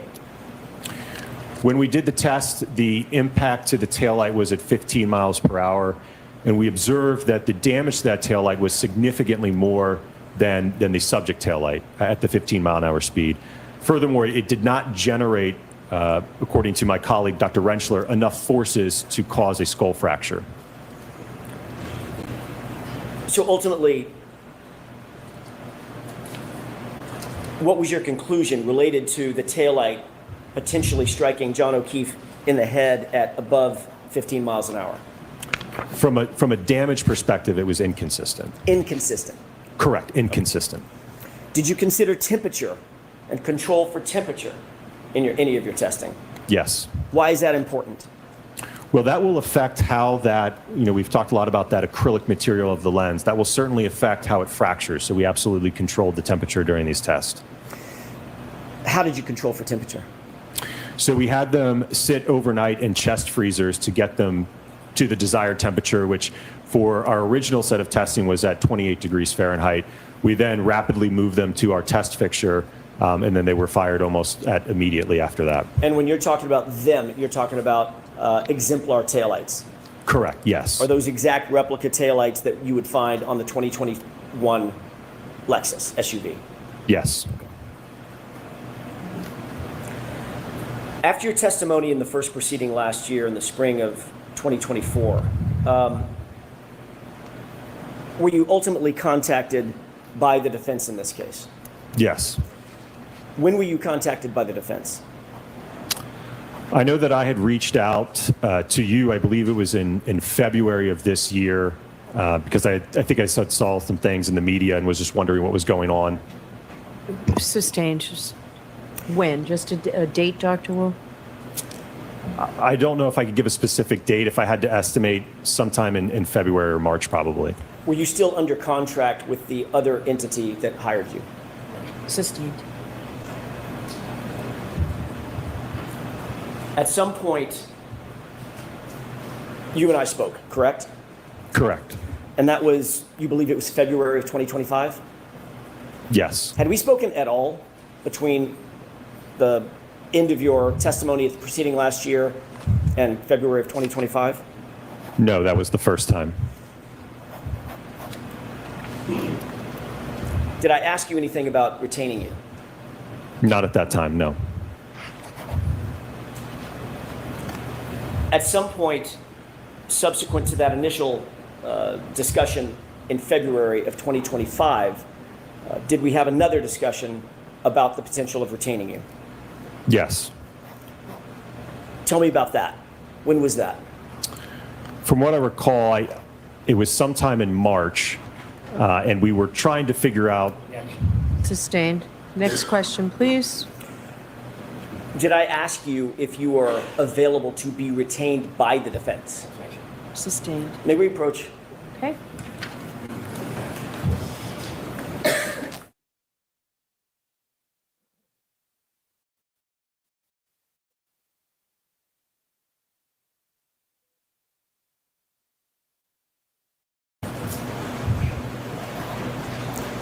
May I inquire? Yes. Thank you. Okay, Dr. Wolf. So ultimately in March of 2025, were you hired by the defense? Yes. Okay.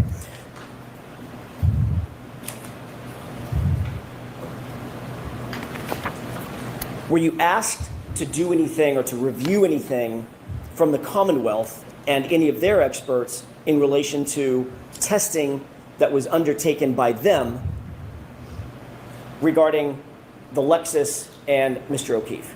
Yes. What were you asked to do? My understanding is that we were asked to review and evaluate the report and analysis conducted by Dr. Welcher. Did you receive Dr. Welcher's reports? Yes. Did you receive his raw data? Yes. Did you receive his 140 plus page PowerPoint?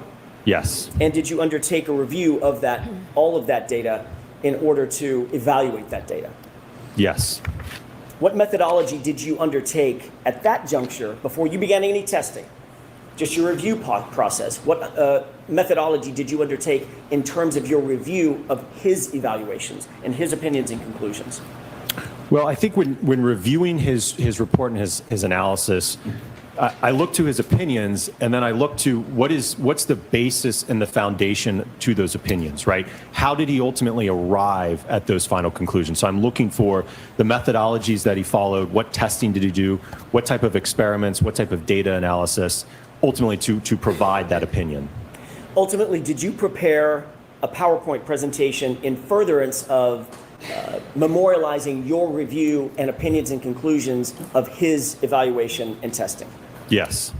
Did you bring that with you today? Yes. Do you have that with you on your computer, or are we going to run the PowerPoint? It's on this computer up here with me. With the court's permission, could Dr. Wolf present his PowerPoint presentation. Okay. Your Honor, I have a thumb drive that I believe represents the PowerPoint. Do we have this marked?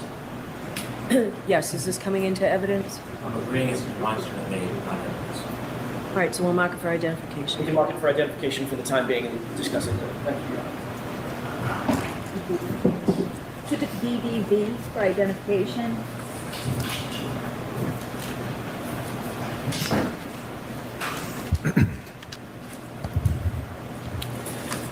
May I proceed, Your Honor? Yes.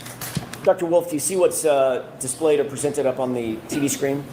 Yes. All right. Do you have with you, by the way, just a matter of housekeeping, something called a spotlight? Yes. Something that can do whatever spotlight that? Yep. Okay. Yes. I may ask you to employ that, or I may take it from you at some point as we're discussing this. Do you recognize what's on the screen? Yes. What is this? This is my PowerPoint with just the first page, the title. If we could move to the next slide, please. Describe what we're looking at in this slide. This is from Dr. Welcher's PowerPoint presentation, slide 121, in which he's indicating that there are lacerations on John O'Keefe's right arm and forearm. And he's indicating in this slide that the location and orientation of the lacerations on John O'Keefe's right forearm and arm are consistent with the geometry and orientation of the right rear taillight of the Reed 2021 Lexus LX 570. In coming to your opinions and conclusions, and I know this is a mouthful, did you consider the opinions and conclusions of Dr. Welcher in conducting your analysis and your ultimate testing? Yes. Did you rely on Dr. Welcher's report and his PowerPoint in reaching your conclusions and opinions ultimately in this case? I don't know that I relied on it. Certainly, I utilized them to have an understanding of what his basis was for his opinion and what his opinion was. Ultimately, at ARCA, we did our own independent testing to evaluate that. So just to be clear, I'm not asking Dr. Wolf if you agreed with his opinions and conclusions. I'm simply asking, did you rely on those in order to come to your opinions and conclusions? Did you incorporate them? Sustained is to the full. Did you agree ultimately with Dr. Welcher's opinions and conclusions? Sustained. You certainly were aware of what his opinions and conclusions were, correct? The form, Mr. Jackson, on that one. Were you aware of Dr. Welcher's opinions and conclusions? Yes. Are some of those opinions and conclusions represented in your PowerPoint? Yes. Are some of them represented on this slide in your PowerPoint? Yes. You indicated that this slide indicates that the location and orientation of the lacerations on John O'Keefe's right forearm and arms are consistent with the geometry and orientation of the right rear taillight, correct? Correct. Are the injuries to John O'Keefe's arm lacerations? That would be an opinion for my colleague, Dr. Rentra. Have you ever heard the phrase abrasion? Yes. In your opinion, are the injuries to John O'Keefe's right arm better described as lacerations or abrasions? I don't have an opinion on that. Okay. Slide number 2, please. Based on your review of Dr. Welcher's reports and his data, what testing did Dr. Welcher undertake or conduct? So he did, initially it appeared that he did a static test, if you will, just demonstrating holding his right arm out adjacent to the rear taillights on the right side of an exemplar Lexus to demonstrate his theory of how the arm contacted the taillight. What is a static test? So I'm sustaining that. Ask it differently, Mr. Jackson. And I'm going to strike that. What testing did you note that Dr. Welcher did with regard to this particular photograph? What is a static test? Well, in a static test, that neither the arm or the vehicle is moving. It's just he's aligning his right arm adjacent to show how his arm aligns to the geometry and the dimensions of the Lexus. Did Dr. Welcher appear to be wearing similar clothing as John O'Keefe was wearing on January 29th, 2022? Yes. Is there any significance or purpose for that, in your opinion? In this test, no. Did you identify any limitations with regard to this sort of testing undertaken by Dr. Welcher?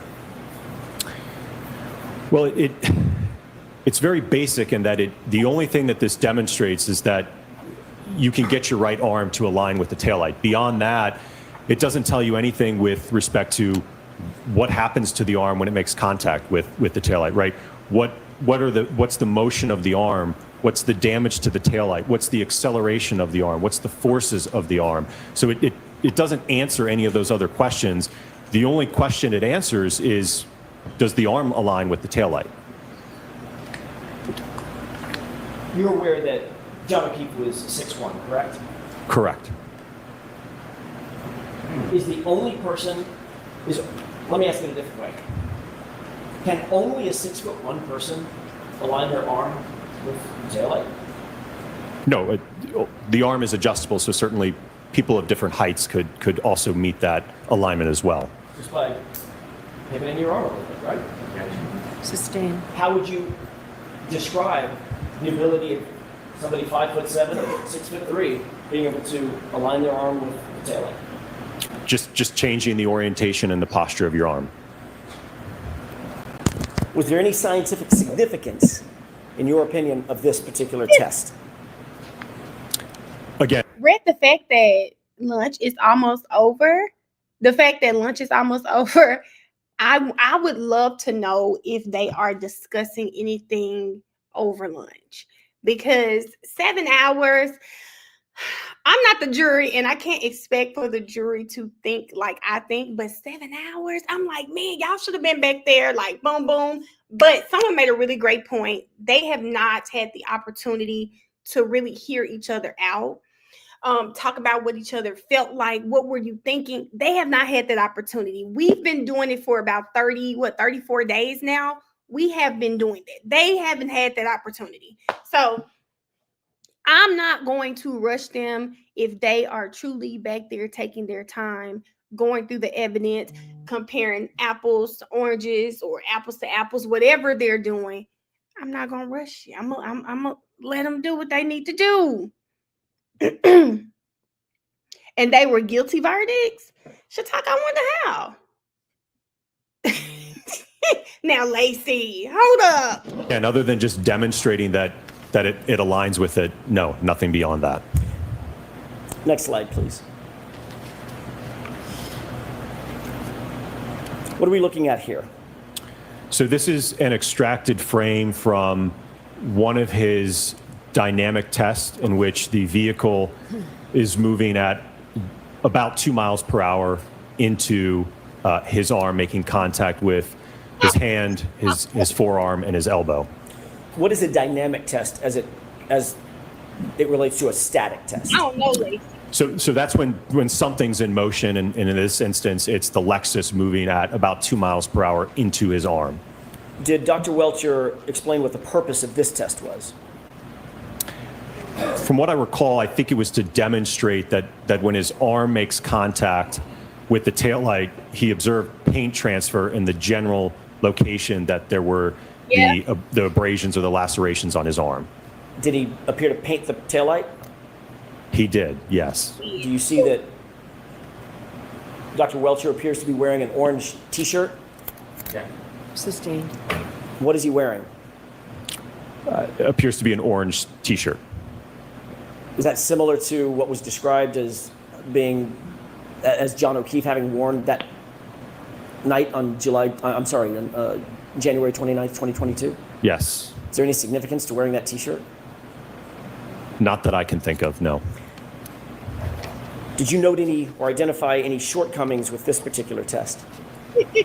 Well, much like the static test, again, it leaves the door open to all those questions, right, about again, doing this at 2 miles an hour doesn't tell you anything about, well, what happens at 10? What happens at 15? What happens at 20, right? In terms of what are the collision forces? What's the damage? How does the arm move? What would the expected injuries be, right? This dynamic test, as well as the static test, doesn't answer any of those questions for us. Is this test from Dr. Welcher considered a force calculation? I'm not aware of him making any type of force calculations or measuring accelerations or anything of that nature, no. Did Dr. Welcher conduct any testing to determine whether the damage to Ms. Reed's Lexus was consistent with the striking of an arm of a pedestrian? I'm not aware of any impact testing that he did, no. Did Dr. Welcher conduct any testing to determine the forces necessary to cause the damage to the taillight of Ms. Reed's vehicle? Not that I'm aware of, no. Did Dr. Welcher? And so here's the question that I ask people who say Karen Reed is guilty. If the Commonwealth has the burden of proof, they have to prove this case beyond reasonable doubt. Why did they not allow their expert to perform any type of testing that would prove she did it? The paint test, Hank told you guys himself, they didn't do that to prove anything. What did you do it for? What did you do it for? If the testing was not to prove that this lady hit this man, what did you do it for? Again, if you're the Commonwealth, you perform these types of tests. Aperture is perfectly capable of performing these tests. Why did you not have them do them? Why weren't they done? And for me, this is the science. ARCA is coming in saying we performed all of these tests and nothing matched that tail light. Nothing matched the tail light. If you are the Commonwealth, you should have been doing the same testing. If I'm on the jury, I'm wondering why didn't they do this testing?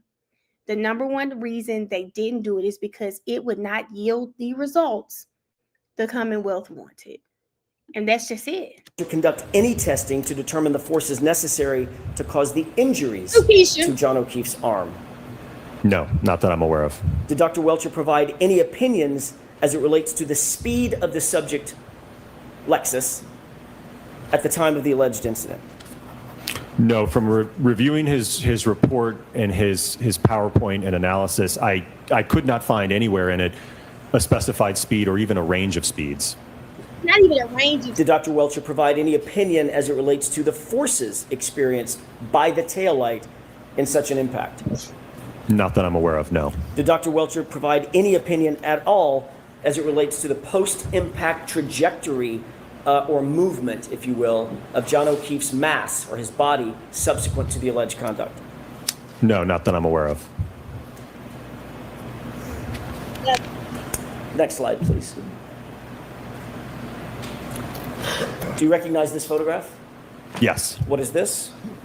So this is something that you probably have heard and certainly I've discussed already, but this is looking at the right rear corner of the subject Lexus, specifically in the area of the damaged right. Now I am going to say this. When she was leaving, there was the white piece that you could see. It was not this big.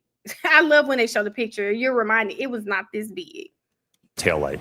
Did you consider this photograph in coming to your opinions and conclusions? Yes. What, if anything, of significance did you note about this taillight, other than the fact that it's damaged? Well, I'm going to jump to the next slide, if you will. So this is now the taillight obviously has been removed from the vehicle. So obviously what's important here is looking at what is the damage that we have to this taillight. What components were damaged in this alleged interaction. So we're looking at the clear diffuser at the bottom is fractured and missing. Same with the ones on the vertical side. The majority of the outer red lens is also missing and fractured.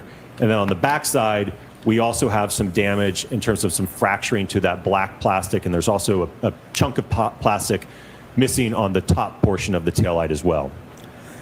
I want to ask you a couple of questions about that diffuser. If you could focus your attention on this area. Describe for the jurors what they're looking at in terms of the diffuser. What is the diffuser? Right, let me see if this So the diffusers, right where my mouse is, there's a clear diffuser that runs along the bottom, and then there's another diffuser that runs along here, and then it also goes up vertically. Same here on the bottom one, that also goes up vertically. So this piece was missing and fractured on the bottom, along with the vertical portion. The chrome piece here you can see is also fractured and damaged. And then the kind of the second tier, if you will, that clear diffuser was also fractured and broken on the upper section as well. Was that of significance to you in your review of the damage to the taillight? Yes. Why? Well, because that tells me that we have to have enough force and energy to break, we talked about earlier that 5mm thick red outer lens. We have to have enough force to be able to get beyond that to now start penetrating into the interior components of the taillight to get to, again, those clear diffusers and certainly cause damage to get induced out the back end of the taillight as well. May I have just a moment? Yes. Yeah, why fill with power over? Dr. Wolf, did you bring with you an undamaged taillight exemplar? Yes. It's up here with me. It's up there. Oh, I was just looking for it. Yep. Thanks for nothing. Describe what it is that you brought with you. So I brought a two-part assembly. So what I did is I 3D printed a bracket so that I could mount the lift gate taillight assembly as well as the quarter panel taillight assembly. And these are undamaged in sort of manufacturing specs, correct? Correct, yes. May I have just a moment, Your Honor? Okay. You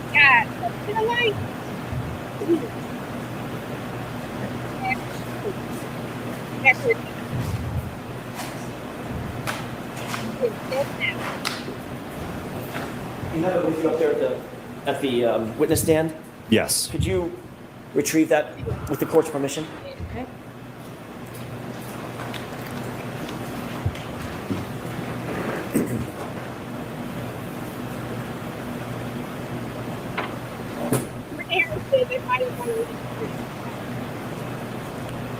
If you could remain standing for just a quick second.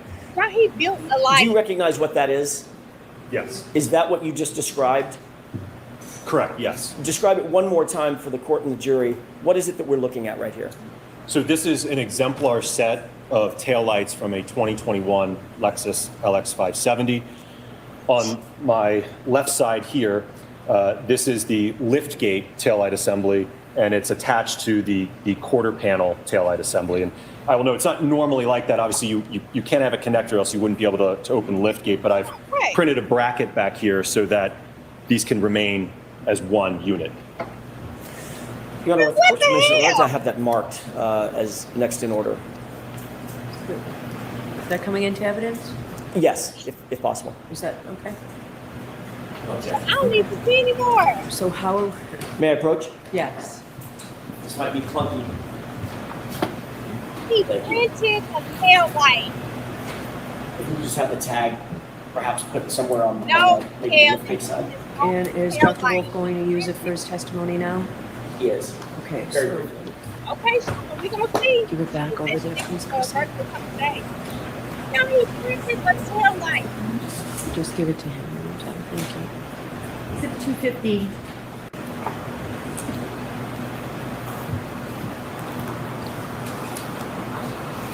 May I? Okay. Thank you. Dr. Wolf, you indicated that there was a 5mm area of acrylic covering the diffusers, correct? Correct. What I'm knocking on, is that the 5mm acrylic? Yes, both on the quarter panel part that you just pointed to, as well as the lift gate part. Mr. Those Jackson, why don't we give that back to the witness and let him do it instead of you? Sure. Is there... Can you see through that lens material into the diffuser that you've just been describing? Yes, so as I mentioned earlier, in this area here, there's a diffuser that's running along the bottom. So, Dr. Wolf, I'm going to ask you to not have that so close to court reporters. My apologies. Use the other side of the witness stand. Yes, Your Honor. So along the bottom is the clear diffuser that runs along and then goes up vertically. And then on the second tier, there's also a clear diffuser that runs along here and then goes up vertically. And you might be able to see it through, it kind of looks like there's little dots on it. So that's what I'm referring to in terms of the diffuser that's underneath. And that, again, so you have that outer material that's 5 millimeters roughly in thickness. And then those diffusers are about 3 millimeters in thickness underneath this. Could you make a determination, and you can go ahead and have a seat. Well, actually, you may not want to.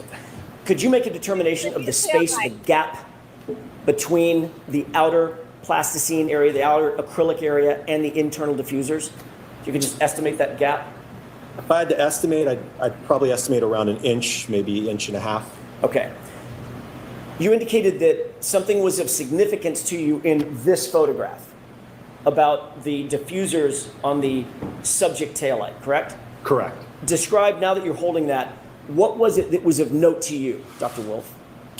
So as I mentioned, we have damage not only to this outer thick portion, but it was enough force and energy to then penetrate deep enough to fracture the underlying diffusers that sit below this outer surface, and certainly enough force then to work its way back through inducement into the backside, and ultimately there was a top portion of the taillight that was also fractured up here. Was all that significant to you in your review of the subject taillight material? Yes. Okay, you can go ahead and put that away. All right, so that can't go back there because it's in evidence. So why don't you take it and... I was just going to store it there until he's finished with his testimony, and then we can give it to the clerk magistrate. Okay. However you want to do it, Your Honor. I have no preference. Is he using it still for his testimony? Not right now. All right, so thanks, Jim. Thank you. Thank you, Your Honor. Okay. May I continue? Yes. Can we go to the next slide? Oh, no, she was saying he can't put behind it. What are we looking at here? The evidence. This is a collection of photographs that depict various fragments from the right rear tail lamp assembly of the Lexus. And I will note that, and I'll try to spotlight it, there are a few fragments in this photograph that are glass fragments, which, as I discussed earlier, there's no glass in the taillight, so these did not originate from the assembly. But altogether, from what I recall, there's about 50 fragments, I believe, that were counted or so, maybe a little less than that from the right taillight. If we could go to the next slide, please. What are we looking at here? So these are photographs depicting the sweatshirt or hoodie that Mr. John O'Keefe was wearing on the night of the alleged incident. And what was the role that this played in your analysis, ultimately? Well, so one of the things that I noted, and I can go to the next slide, is there were a series of small punctures or holes in the sleeve, on the right sleeve of the sweatshirt in varying sizes. I think some as small as just a few millimeters. Again, I think there was maybe 10 or 12, I think I recall, on the right sleeve of that sweatshirt. If we could go back to the larger photo, previous slide, do you see the right sleeve denoted on the photograph to the right? Yes. Your review of these photographs, what was the significance of the triangular sort of arrows or markers? I believe those were to annotate or draw attention to those holes. Okay, the defects in the right sleeve? Correct. Can you count those for us, please? On the photograph on the right, I believe I see a total of 9. And what about the photograph on the left, just the right sleeve area? 9 as well. If we can go to the next slide. What are the arrows pointing to in these photographs? So this is basically the previous shot, but what appears to be close-ups of some of those evidence markers. You indicated some of the sizes. What were some of the smaller sizes of those defects or holes? From what I recall, like I said, I think it was around 3 to 5 millimeters, maybe some of the smaller ones. How big is 3 millimeters in inches?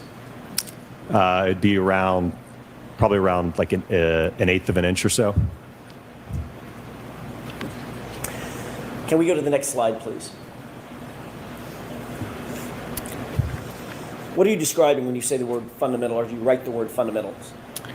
So I want to discuss some very basic concepts that I hope will kind of resonate as we go through the PowerPoint so that you have an understanding of the underlying physics and what I'm talking about. Tell me. Can you go ahead and describe the role of an accident reconstructionist and the fundamentals that an accident reconstructionist undertakes when performing the kind of testing that you performed? So, as I mentioned earlier, when I was describing what a simple definition of accident reconstruction is, it's the application of physics and engineering to collision events. So this is, I want to go through some very basic elements of that so that you have an understanding of the physics. Can we go to the next slide, please?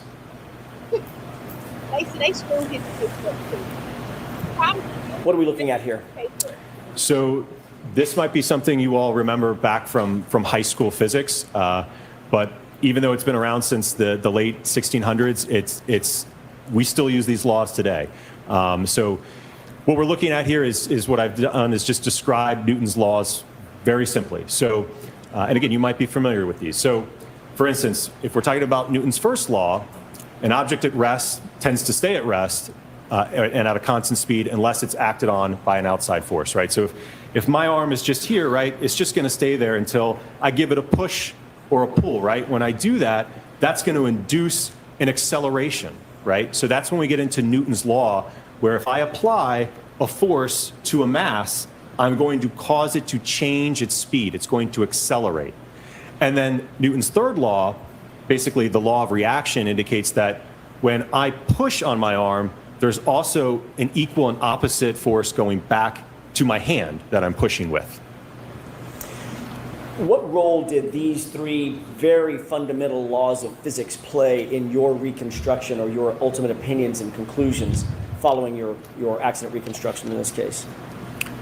So when we're talking about the concept of acceleration, what you will see in the dynamic test that we did and conducted, we measured the acceleration of an arm when it's impacted by a taillight. If we know the mass of the arm and we've measured the acceleration, we can use Newton's second law, which is force is equal to mass times the acceleration, to calculate what that force is applied on the arm, which ultimately you will hear from my colleague, Dr. Rentschler, to talk about that. Is that broadly considered a force analysis? Yes. What role did your force analysis play in the accident reconstruction that you did or you undertook in this case? Well, there's certainly going to be a correlation between the impact speed and the damage that we see. The higher the impact speed, the greater the force. So from my perspective, I was interested in the speed and the force to look at what's the observed damage to the test taillights that we did. Do you think that's fundamental to an accident reconstruction? Yes. Did Dr. Welcher engage in any force analysis with regard to John O'Keefe's arm and the taillight? Not that I'm aware of, no. Let's move to the next slide, please. What are we looking at here? So don't be too afraid. This is some really simple equations that I want to show you. So that first one, delta V. So what do I mean by that? Girl, he must be talking to me, talking about don't get too afraid, because I'm looking at this like, now what the hell, doctor? What the hell does Dr. Wolf want me to do with these equations? That simply just means you can think of delta, change in. So change in velocity. So if you look at that equation, the change in velocity, really simple. If I've got an object that's, let's say it's initially, for what V naught is, initially at 0 miles per hour, I hit it, and it's now moving 10 miles per hour. That means it underwent a change in speed of 10 miles an hour and is moving at that velocity. Acceleration is essentially how quickly did that velocity change occur, right? Did it go from 10 miles an hour in a split second, or did it go to 10 miles an hour over a few seconds? So depending on the timing of how quickly that change in velocity occurred will determine what the acceleration is. And as I've already mentioned on the previous slide with Newton's second law, we can then take that information about acceleration and apply it to, if we have a known mass, to calculate what the force on that object is. How did these math equations delta V, acceleration, force. How did these play into, what role did they play in terms of the accident reconstruction here in this case? Well, they're extremely fundamental. And I think as we go through the PowerPoint, you will have an appreciation and understanding of what these concepts are. You'll see that I have plotted graphs with acceleration that shows the rate in that change in speed over time. You will see graphs of delta V, so the change in speed of the arm as it's being impacted by the taillight.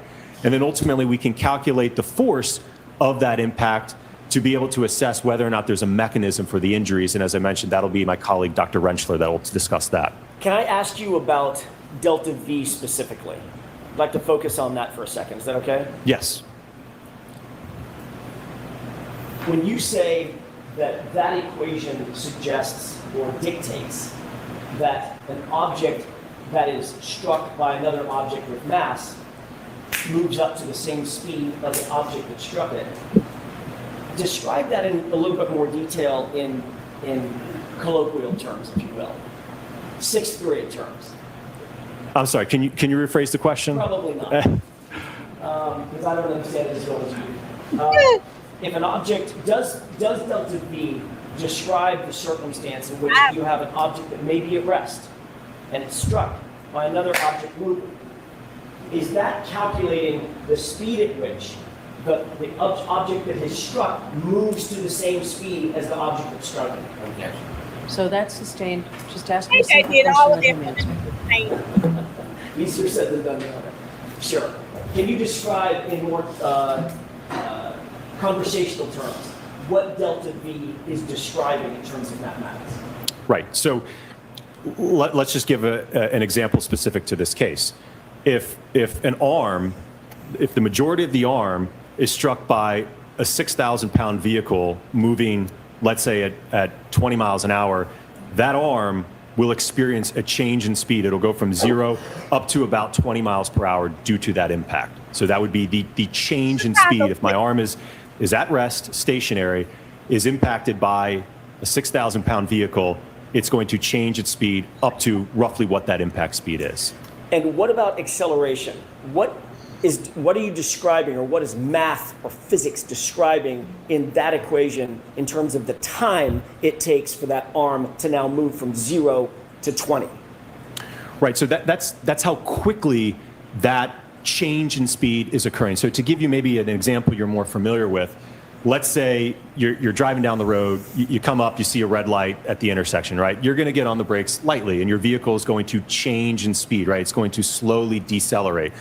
Let's say you're driving and a deer jumps out in front of you, you got to slam on the brakes, right? You're going to change your speed much quicker. So that's an example of two different rates of acceleration. One where you're mildly braking, right? You're going to coast down slowly, versus a sudden, emergency in front of you like a deer, you're going to slam on the brakes and your speed change is going to be it's going to happen much quicker with that acceleration rate. Are there circumstances in which the acceleration can be from 0 to, say, 20 miles an hour in milliseconds? Yes, when we're talking about impact durations, especially of this nature, yes, they're not going to be, we're not talking about the impact occurring over a second, 2 seconds. That's extremely long. Even a duration of a couple hundred milliseconds in the context of this is considered long. And then, of course, the force calculation is associated with the delta V and the acceleration calculations. Is that right? Correct, yes. In what way? What are we looking at in terms of that a little bit more complex calculation? Absolutely. So if you look at the bottom equation there, where I have force is equal to mass, and then that top component is the change in speed, right? That delta V, V1 minus V naught, divided by the change in time, T1 minus T naught. So if you substitute in that equation, right, that's delta V over delta T, which is acceleration. So there's a relationship between all of these equations. And do all of these equations, or did all of these equations assist you in coming to determinations and opinions and conclusions concerning this case? Yes. Are these normally accepted methodologies in determining delta V, acceleration, force, all the force dynamics or impact dynamics in an accident reconstruction? Absolutely. They are the core of physics.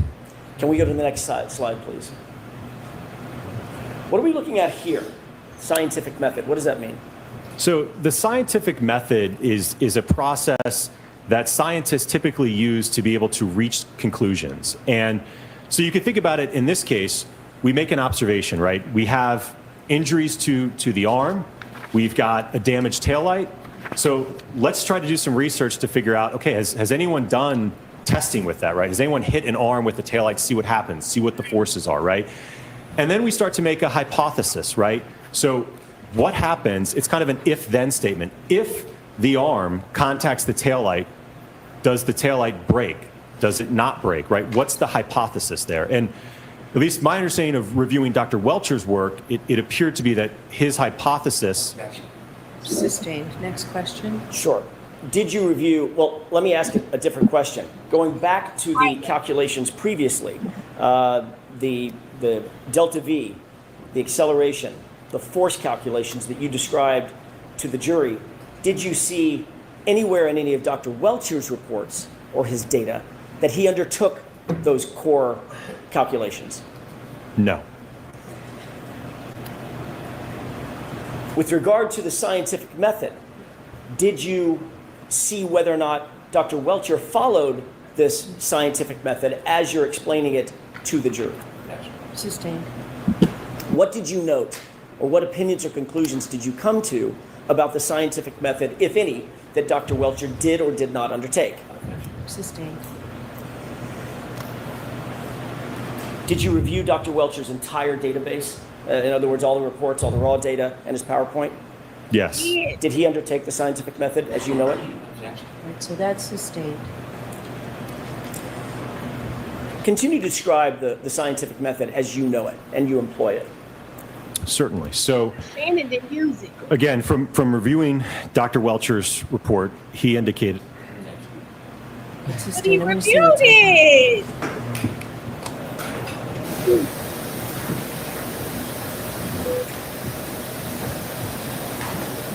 I think my issue here with these sidebars is he absolutely did everything based off of what Welcher did. And then Bev, and it's like she lets him say it sometimes she doesn't. I don't get it. Dr. Wolf, may I inquire, Your Honor? Yes. Dr. Wolf, where are we on the chart? I've lost my place. I think hypothesis. Okay. Let's describe, if you would, please, what role hypothesis plays in the general scientific method. So generally, it's like I said, it's an if-then statement. So if you make a statement, if the arm contacts the taillight, then the taillight will shatter, right? So you want to do tests and experimentation and analyze that data to see whether you can accept or reject that hypothesis. And what's the next stage? So as I mentioned, after hypothesis, it's once you've determined that, what your hypothesis is, you want to test with experimentation, analyze that data, and that certainly may be an iterative process that you do multiple times to then be able to draw a conclusion from that analysis and testing. What's the next stage? To basically report those conclusions and findings. Why is it important to report those conclusions and findings? Well, I think so that you can, whether you can accept or reject the hypothesis that was put forward earlier. Do you have to analyze the data following the testing that you undertake? Yes, like I mentioned, I think it's an iterative process, because certainly you could do one test and it may not be clear what the answer is at that point, so you may have to do additional tests to basically parametrically evaluate your hypothesis. Did you see this well, let me ask you first, did you undertake this scientific method with regard to your reconstruction or your testing in this case? Yes. Did you observe this same scenario in Dr. Welcher's report? Sustained as to that point, Mr. Jackson. Did you see this undertaken anywhere else? Sustained there.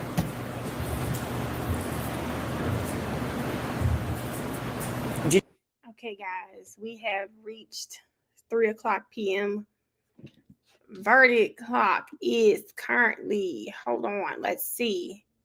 Verdict clock is currently at 7 hours, 45 minutes, 4 seconds. There is no verdict right now. For people who said we'd have one at 2:27, sorry, I don't think God found it funny. He didn't find our little joke funny, and we don't have anything at 2:27. No verdict. They are leaving. What time are they leaving? At 5:30 again? Because if they are, we are at, or are they leaving at 5? We're about 2 to 2.5 hours away before they're done for the day. Jasmine, I don't know either. I don't know either, y'all. It's 3:00. They might be done for the day. I mean, not done for the day, but we may not get the verdict today. Alice, if I'm giving them to Wednesday, end of day. If we don't have a verdict by Wednesday, I say it's going to be another hung jury. But I just don't see why. I think this trial was so much better than last trial. I don't know. But I want to point that out. We've made it to 3:00. Did you look for testing in Dr. Welcher's evaluation, all of his data? Yes. Did you find any? No. Other than the static blue paint test? That was the only test, correct. Did you see any force dynamics testing? That's leading, so you can Sure. get to it without that. What about any other testing? Anything else that we've talked about? Do you see anything else done in Dr. Welcher's As it pertains to an analysis to the taillight and the damage and the forces, no. Let's move on to the next slide. Yep, of course. Thursday. Did you actually undertake testing in furtherance of the scientific method? Yes. Let's move on to the next slide and you can describe what we're talking about. Alice, do you mean, are there some jurors on that jury like Melanie? Alice said, are the jurors dramatic? Maybe they're waiting for the last minute. What do you consider the last minute, Alice? What do you consider the last minute? Like, you think they're going to come in at 5:29, 56 seconds and say we have a verdict right when we think they're going to leave? Alice, whoa. Because now you're on to something, Alice. Now you're on to something. If that happens, Vinny better switch that tie at 5:27:01. I do think we probably got 2 to 3 holdouts that probably need to be convinced. And I'm like, Key, if they are back there and they're reading evidence, I'm not mad about it. This is their job. This is what they should be doing. Someone has lost their life. A woman's life is on the line, right?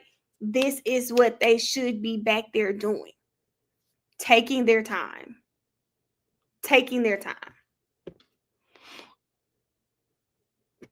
Excuse me, it's cold in here, so I'm sorry for consistently on it. It's cold, and I don't have a jacket on today, as you can tell. I probably need to put on a hoodie. But yeah, maybe, Ash, maybe they're back there really deliberating, and they don't need to ask a question.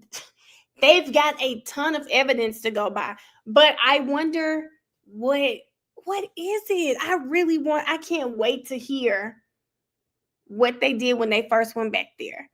What did you do? What was the holdup? I need to know what's the holdup. Mira said they're not ready to go back to their lives. That's the question. Life has been consumed for weeks. I'd be ready to say not guilty and go. Maybe they back there. She did not do it. And somebody saying, yes, she did. Prove it. Well, what about when so-and-so got on the stand and said this? They could be back there. Like duking it out for real. Like really, really going back and forth. What are we looking at here? So you're looking at a test matrix of the various tests that we conducted at ARCA. I could go through them one by one if you want.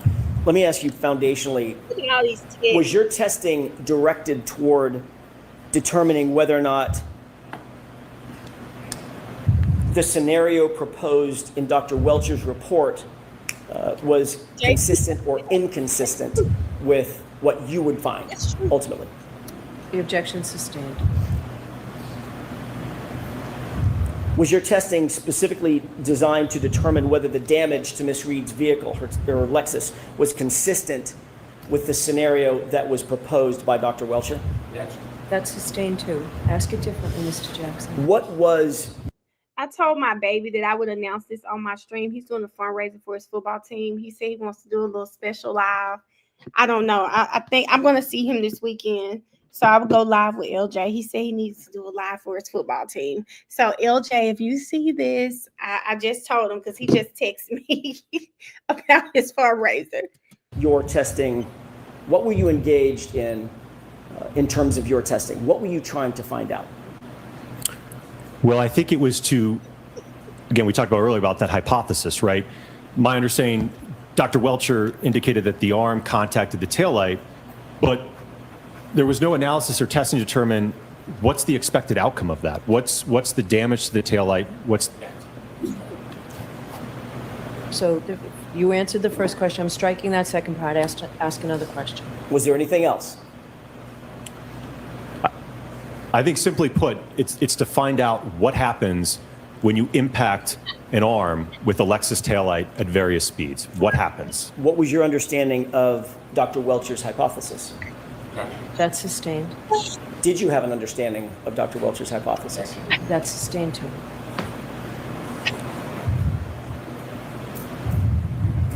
Y'all, on LJ's fundraiser thing, they have a website, and he sent it to me, and I called him like, hey, what is this picture on your fundraiser for? Y'all, it's a picture of him flash. I don't know how much money, something him and his dad were probably doing. And Jawan, Paper Plate told him, Jawan told LJ, I'm not giving you anything because it seems like you got all the money in your picture. I ended up talking to his dad. His dad was like, I told him to change that picture because who's going to want to donate to you with all that money? I said, LJ, what is wrong with you? Ultimately, what were you trying to find out through your testing? As I mentioned, I think it was to determine when you impact a taillight at 10 miles an hour, 15 miles an hour, 25 miles an hour, what happens to the taillight? What's the expected damage? What happens to a sweatshirt when it makes contact with that? What happens to the fragments? How does the arm move? What's the acceleration of the arm? What's the change in speed of the arm? And certainly, as I mentioned, my colleague, Dr. Rentschler, will discuss what are the expected injuries in that type of impact. Did you see any of those questions answered in Dr. Welcher's report? Yes. Ask it differently. What did you see in terms of Dr. Welcher's report as it relates to those types of questions? That's sustained.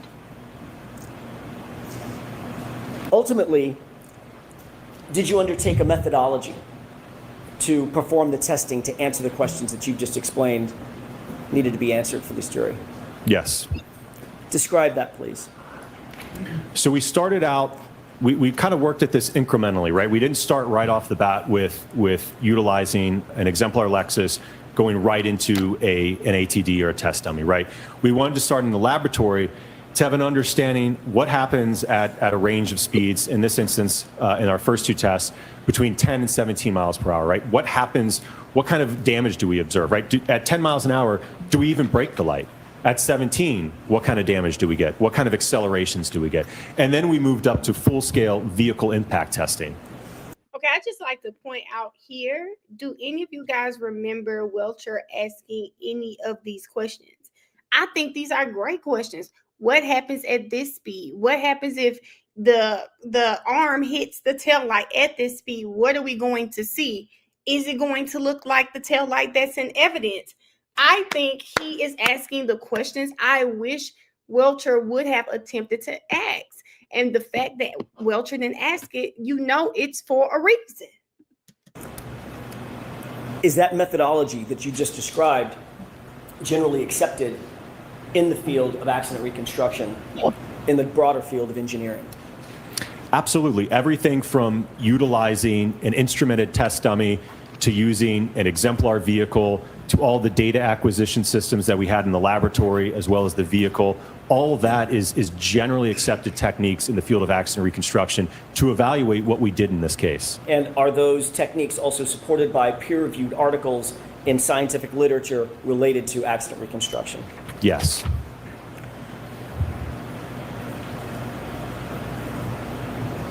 Did you rely on this methodology that you just described to render opinions and conclusions as it relates to this case? Yes. Have you relied on that same methodology in rendering opinions and conclusions in other courts? Yes. Let's go to the next slide, please. What are we looking at here? So we've gone over this before, but this is looking at the exemplar vehicle that we utilize for the latter part of our testing. You're looking at again, just annotating where the liftgate taillight is as well as the quarter panel taillight. When you say exemplar vehicle, what is this SUV that we're looking at?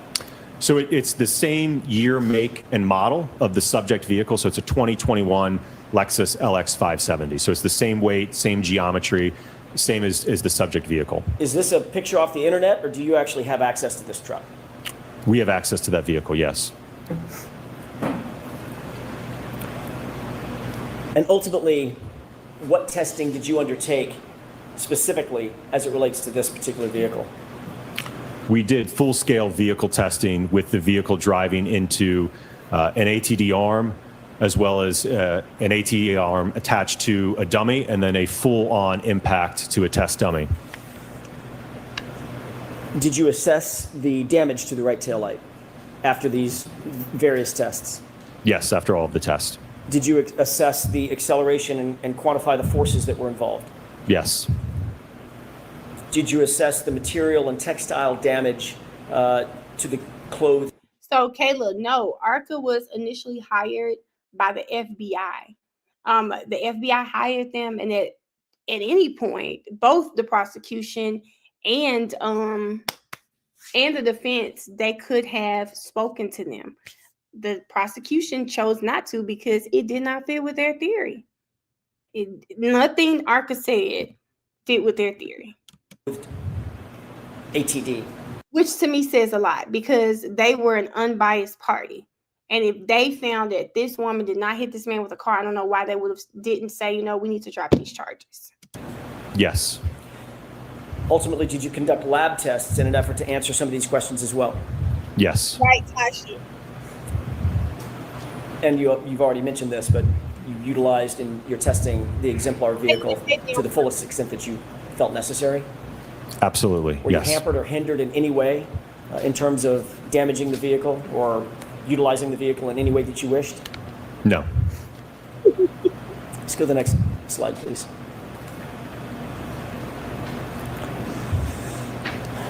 What are tests A and B? What are those laboratory tests? So these were the initial two tests that we did to get an idea of starting to test this hypothesis. As I mentioned, we weren't sure at 10 miles an hour what would happen to the taillight. We wanted to see what would happen at 17 miles an hour with the arm. So again, it was to evaluate from a starting point what happens in this interaction based upon how Dr. Welcher had his arm oriented in his PowerPoint and analysis. Next slide, please. What is this? So you're looking at a photograph of our lab setup. You can see on the left side of that is our Hybrid 3 anthropomorphic test device.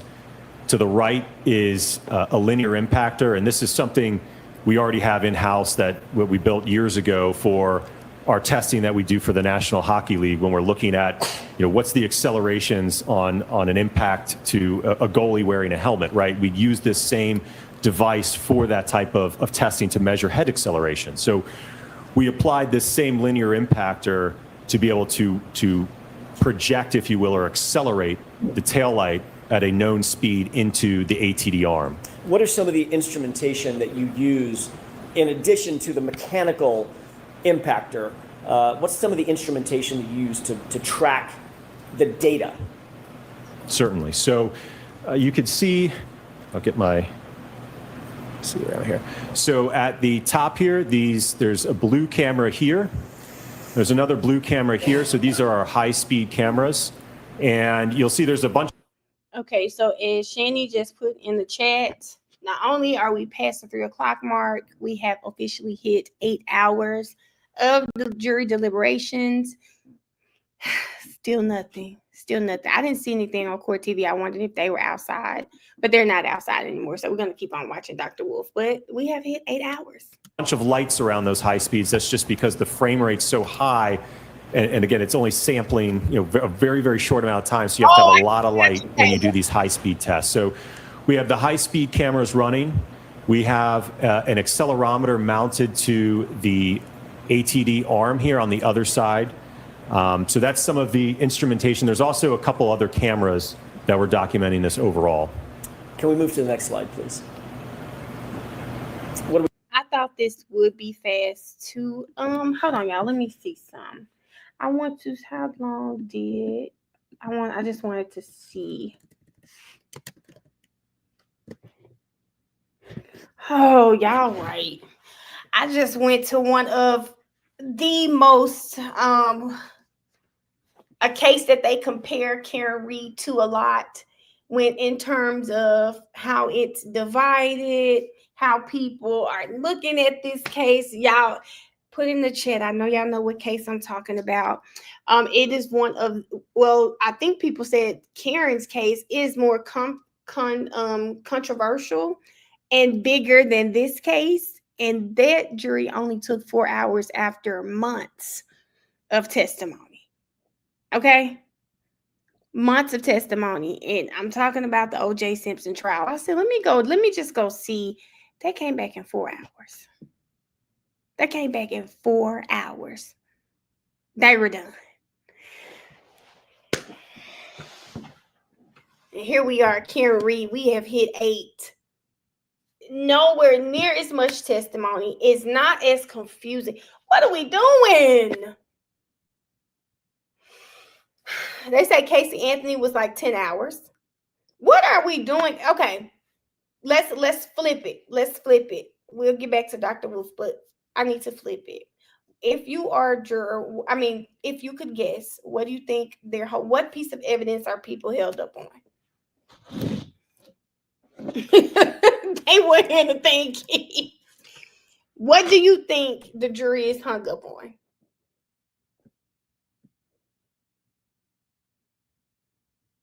Okay, y'all said Wednesday for a verdict. Okay, they were sequestered. That is true, Jacob. Caitlin said common sense. Yeah, I'm really trying to think. Hey, Gina, I'm really just trying to think what could be the issue. I believe this, Erica. I believe this. I think the issue is their emotions. Because they didn't even prove the man was hit. Gigi said the verdict form. You think so? They did, y'all. But here's my issue with DUI and OUI. Like, my issue there is no one tested that woman at 12 a.m. Between the time she got in their car, between 12 and 12:36, she was not tested. There were no tests done to see if she was drunk. So how are we even considering those charges? We don't know if she was drunk. We just don't know if she was drunk. We can guess all damn day. But she was drunk at 9. That's when the tests were done. There is nothing concrete about between 12 and 12:36. I don't know what they're doing. There's no evidence to prove anything. I know people who can drink all day and still operate a vehicle just with no problems. So I don't know, y'all. I don't know, but we are at 8 hours. And I didn't think it would be this long. Last trial, 5 days. Jay said the verdict slip is confusing. Jay, I think the verdict slip is only confusing if you're going to, if you're going for the guilty verdicts, right? If she's not guilty, you just hit not guilty and you keep it pushing. Now, my issue that I think the lawyers have is you see all of those guilties and then you see that one guilty. Mentally, it could do something. I wish they would just put the not guilty there. It's cool, right? Destin, this is a good point, Destin. We keep being reminded this in the chat. We talk to each other every day about this case. If we're not talking to each other, we're on someone else's page, we're listening about this case. If we're of the mind that they have stayed away from social media, they have not had the opportunity to do that, at least we know they have not spoken to each other about the case. So maybe this is that. Let's talk it out. Let's talk it out. What are we looking at? Because I hope people understand you can feel that she's guilty and also feel that the Commonwealth has not proven their case. Two things can be true at once. These photographs. So this is looking at, and not to be confused, this wasn't the arm position when the impact occurred. This is just showing you the setup. So on the left is just kind of an overall shot, and then on the right is right here is a uniaxial accelerometer. So that's going to measure, we talked about that term earlier, right? The acceleration. So that's going to measure how quickly is this arm changing its speed, right? What's the acceleration of the arm as it's impacted? Does that accelerometer put into motion some of the... I hear you guys saying not one question is concerning, but I don't feel like there's any confusion in the case for real like that. You know, and then it's 12 people. We have to give them some credit. We don't know what their backgrounds are, but just maybe the main evidence, maybe they're able to understand it. They can articulate it. Hell, most times we ask questions about the law. We ask questions about objections, but they can't use objections when they are deliberating. We talk to each other all the time about just the evidence, and we don't need a lawyer to come in and talk to us solely about the evidence. We need the lawyers to come help us understand the law regarding something, right? But I do think when Bev went through the charges and everything, I think it was pretty simple. But I think about it, we don't need an attorney for some of the more simpler stuff. Okay, so she says if there's no court on Thursday or Friday, so if no verdict by Wednesday, they will be back next week. Now I know they don't want to do that. I just know they don't want to do that. The mathematical formulations that you talked about earlier? Yes. Let's move to the next slide, please. Tell me about these photographs. So the importance of this is more specifically looking at the right photograph here. Might be a little bit hard to see, but we wanted to get the same exact sweatshirt or hoodie for the testing to evaluate if the taillight breaks, is there a mechanism for the fragments to penetrate and cause holes in the sweatshirt as were observed in Mr. John O'Keefe's sweatshirt. Next slide. Were you successful in finding the exact replica sweatshirt? Yes, and I will note, as I mentioned, I know it probably is hard to see, but the material blend on the sleeves are the exact same. They are 60% cotton and 40% polyester. Was it important in your mind to maintain consistency with the data that you had received concerning John O'Keefe's clothing? Certainly. I think we wanted to try to control as many variables as we could.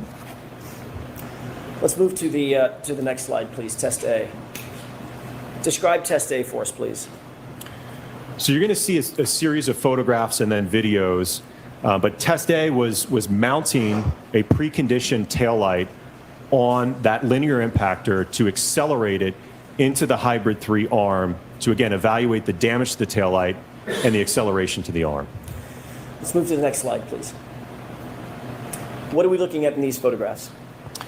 So you're looking on the left, a photograph just before the impact test was conducted. On the right, you're looking at a thermal image that is depicting the temperature profile of the taillight. Describe that thermal image. Certainly. Your Honor, may I refer to my notes? Yes.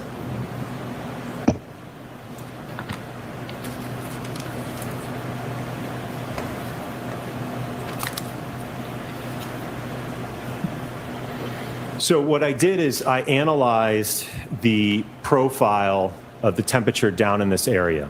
And when we look at that segment, that lower portion here, where contact was made, the average temperature in that area was about 34 degrees with a minimum of about 33 degrees. How did you get that exemplar taillight down to around freezing?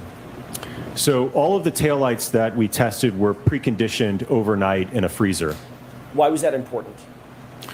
Well, it's my understanding that at the time that this allegedly occurred, the ambient temperature was 31 degrees Fahrenheit.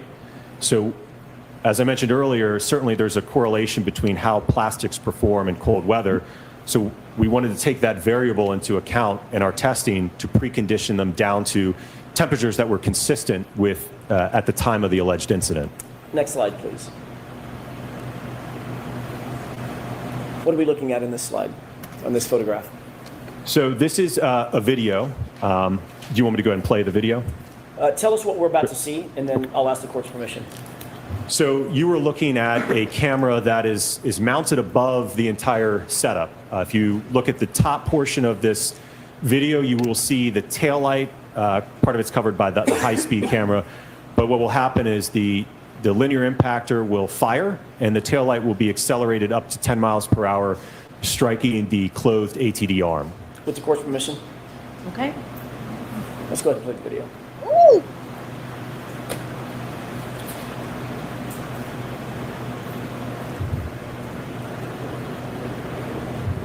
Next slide, please. What is this? So this is also a video, but with the high-speed camera. So it's the high-speed camera that's looking top down at the arm. So you will see when the video plays, you will see the taillight enter from the left and contact the arm. And I will note that this is essentially slow mode, so it's not happening in real time. So you'll see the taillight slowly moving, but it's actually in reality moving at 10 miles per hour. Understood. Go ahead and play that.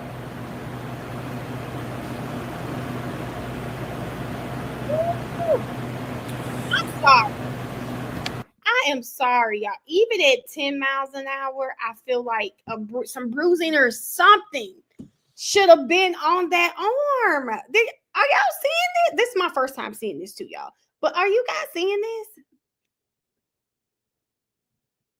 Can I ask a question now that that's played? How did you mount the taillight to the accelerator, that linear accelerator?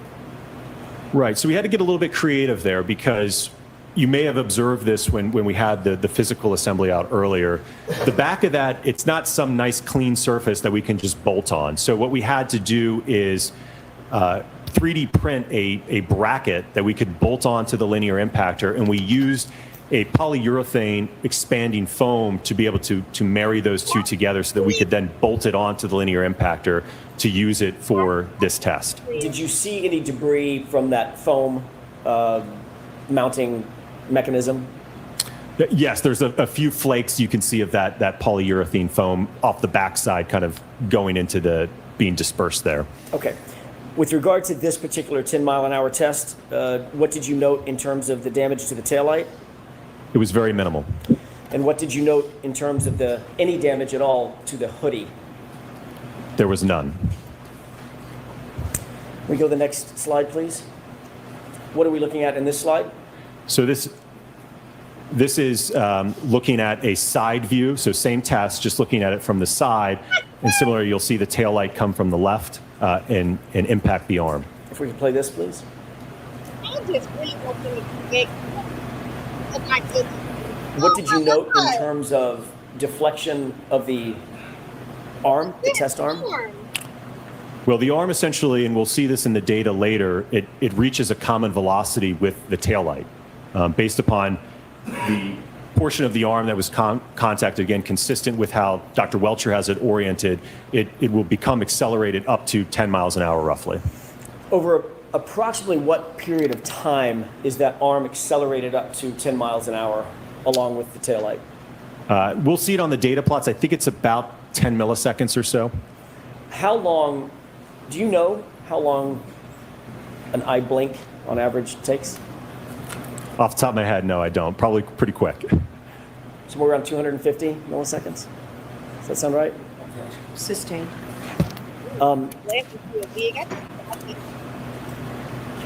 Let's move to the next slide, please. What are we looking at in this series of photographs? So these are extracted frames from the high-speed video that we just saw on the previous slide, basically showing just at contact, just after contact, and then post-contact, so you can see the kinematics of the arm and how the arm is moving. Okay. Let's move to the next slide, please. What is this photograph? So this is photographs taken of the taillight after the 10-mile-an-hour test.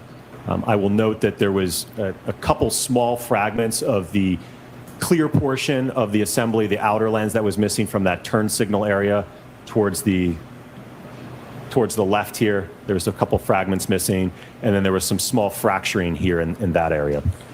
How would you describe the damage to the taillight at the 10-mile-an-hour test? If I may go to the next slide, I think it might. Sure.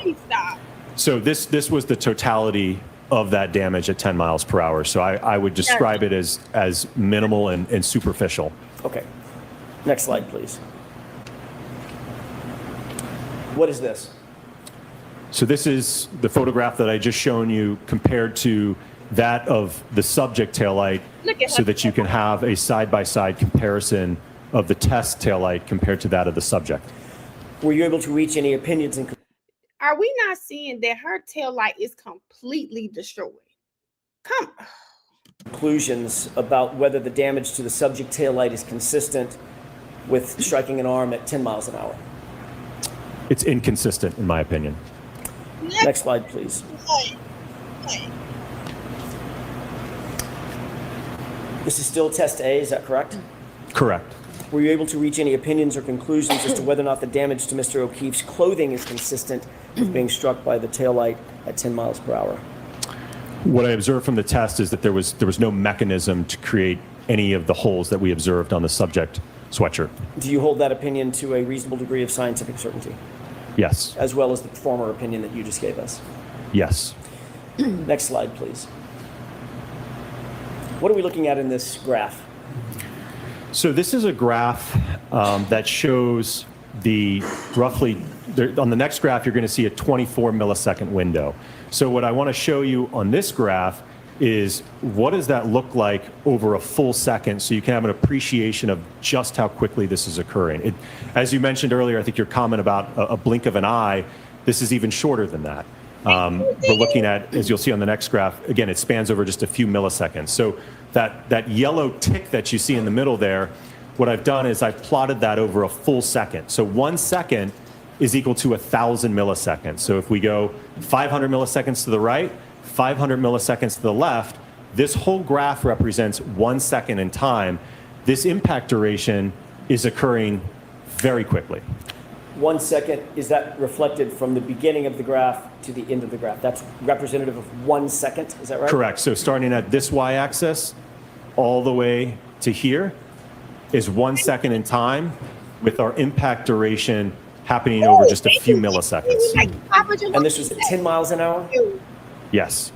Next slide, please. What are we looking at in this graph? So we're looking at the acceleration or the change in speed over time, that parameter that we discussed earlier.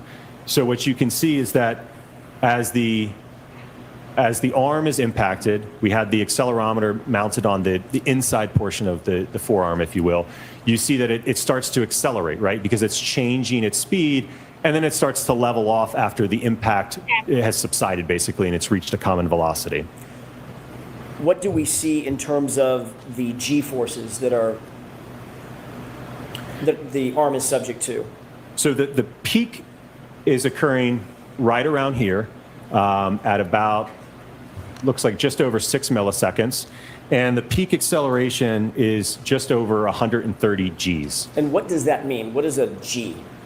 So a G is acceleration due to gravity. So if we're being held down by 1G. So you could think of it as basically a multiplication factor, that it's 131 times the acceleration due to gravity. And the next slide, please. What are we looking at in this slide? So this is, again, that concept that we talked about earlier, delta V. This is the change in speed. So if we do some math to the previous data that we collected, it's a technique called integration, but we can actually add up all of that acceleration to determine what speed did the arm get up to. And when we do that calculation to this data, what we see is that initially at the impact, right, the arm's at rest, right, Newton's law, first law. And then we impart a force on it in terms of the tail light impacting it. It's going to cause the arm to accelerate and change its speed.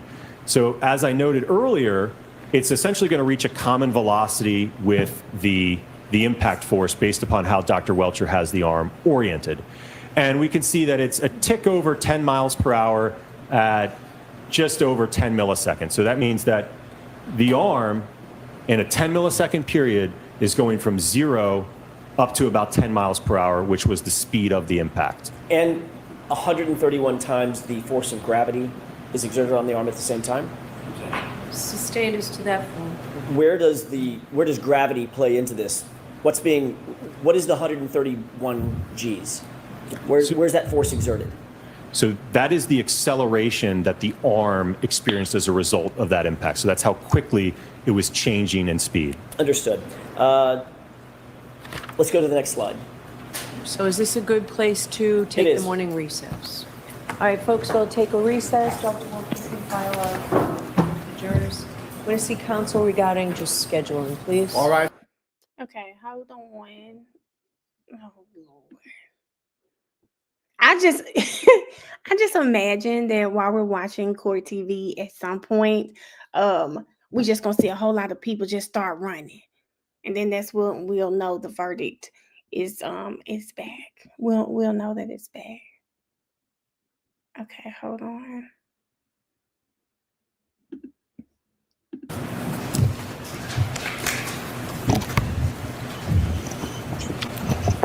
Okay, you all set, Dr. Wolf?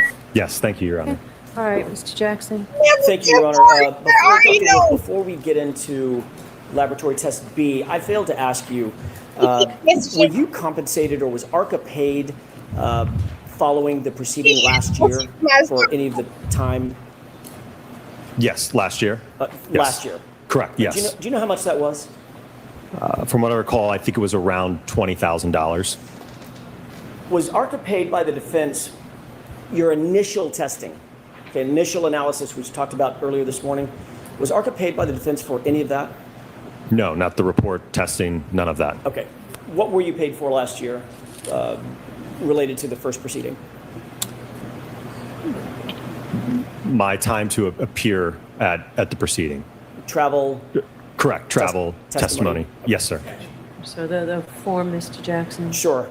What about now? Have you been paid any additional sums by the defense specifically for your undertaking that you're testifying about today? Yes. About how much have you been paid?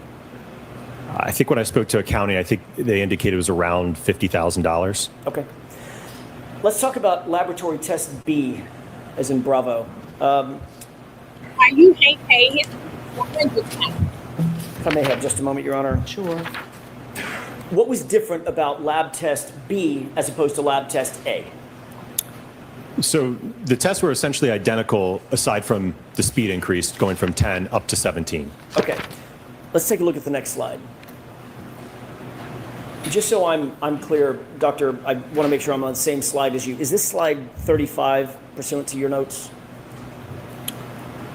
This is slide 36. 36, got it. Okay. We can be a little bit more brief, I think, because is this similar to the 10-mile-an-hour test, just with increased velocity? Correct. Okay. What about the purple hued taillight on the right? I mean, when you think about this, man, just think about the fact that, Karen is private. Whatever she pays, right? It does not come from the state's pocket. Hank spent over $400,000 for his experts to play in paint. And I know it sounds crazy, but that's what Welcher did. When he was more than capable of doing more, he could have done more than what he did. And $400,000, why did they have to pay so much? I just still don't get the $400,000. Right. What is that? So again, that is a thermal image depicting the temperature profile of the right tail light that was tested. And I'm sorry, go ahead. I was just going to note that the average temperature profile of the taillight here in this test was approximately 30 degrees Fahrenheit. Is that below freezing? It is, yes. And the ATD, the test dummy, if you will? Yes. Is it also clothed? Correct, yes. You may notice a difference in the sweatshirt color. We put on a new sweatshirt in this test. Was it also an exact replica of the sweatshirt at issue worn by John O'Keefe? I'll ask it a different way. How did it compare to the sweatshirt that was worn by John O'Keefe? It was made by the same company and had the same material blend as the previous test and the one that Mr. John O'Keefe was wearing. Next slide, please. What are we looking at here? So this will be a video. You will see, much like you did in the other one, where the taillight will be accelerated up to 17 miles an hour, impact the arm. And one of the things you'll see is actually an artifact of the test, if you will, where the taillight, due to the fact that the impactor stops at the end of the stroke, that force actually causes it to decouple from that polyurethane foam that we use to adhere the two. What do you mean by decouple? What does that mean? So, as I mentioned, once the linear impactor reaches the end of its stroke, it stops instantaneously, and the force of that stop just caused, where we adhered the two together, just caused it to detach, basically break away. So, in essence, it doesn't matter because we only care about that. Remember, we're talking about that short duration of time, that 10 milliseconds. So once it breaks, it's already reached a common velocity to the taillight. Okay. Can we go ahead and go to the next slide, please?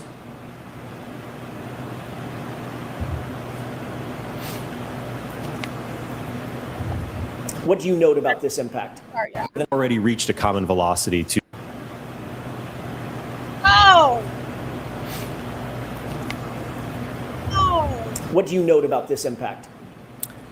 So one of the things you'll see is kind of that dust cloud that you see. Again, that's all the particulates from the expanding foam that we use. So that's kind of what you see in the background there, kind of going over kind of the arm and the taillight there. Do you note more damage or less damage to the taillight at 17 miles an hour versus the 10 mile an hour test? There is more damage, yes. Let's go to the next slide, please. What are we looking at here? So you're looking at a top-down view from the high-speed camera. You'll see the taillight enter from the left, impacting the arm at about 17 miles per hour. Okay, go ahead and play it. Can you describe the decoupling that's shown here? Absolutely. So as you can see, where the two are basically married together, right? It's kind of actually coming back together now. So that bond that we had, right? This is the most effective way that we could mount it to the impactor. It just became detached due to the force of that impactor stopping at the end of the stroke. Understood. Next slide, please. Y'all want me to believe What are we looking at here? John got hit So in this slide, I hate talking when they're talking, but you want me to believe that John got hit at 24 miles an hour and nothing happened to his arm, no bruises, like nothing. Do y'all see this? This had to be some of the most compelling evidence in this case. There is absolutely no way this man got, and first of all, if he got hit and it hit his arm, if you guys are telling me that his arm was out, and that's what, how the hell he end all the way up? Because this would have laid me out flat in the street.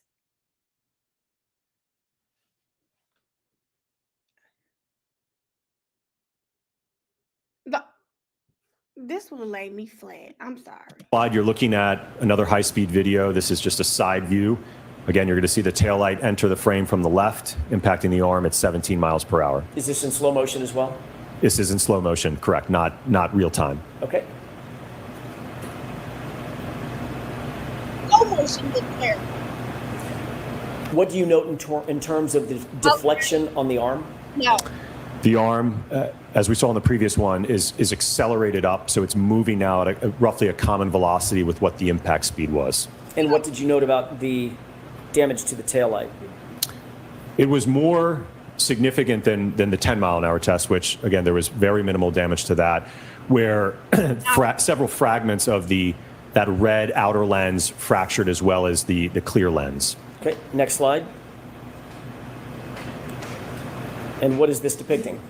This is extracted frames from the previous video just showing right at contact, during contact, and post-contact. Next slide, please. What is this a photograph of? This photograph is depicting the damage to the taillight at the conclusion of the test, where, again, it's missing fragments of the outer red lens.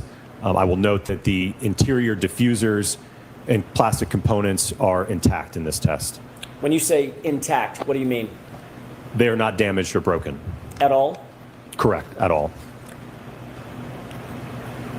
Next slide, please. What is that a picture of?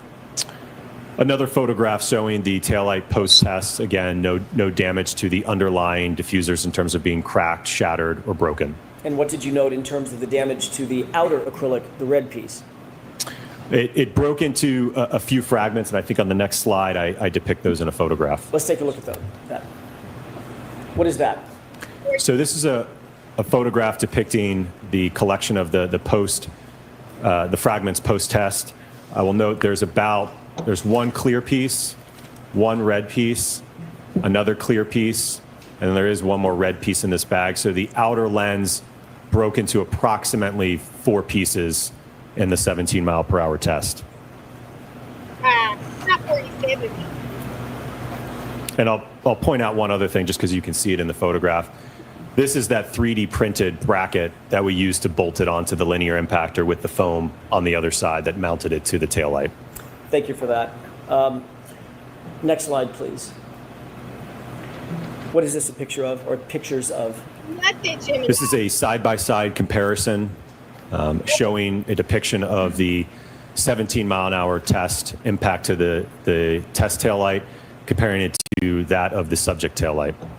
Were you able to reach any conclusions or opinions as to whether or not the damage to the subject taillight on the right is consistent with striking an arm at 17 miles per hour? It's inconsistent from a damage perspective. What's the basis of that opinion? Now, I think this was so smart for the defense to do.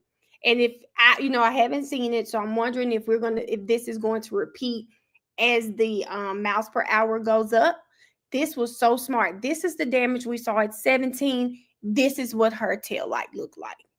And just from a science standpoint, why aren't the tail light, why don't they look the same? So, I like how they're using, let's start at 10.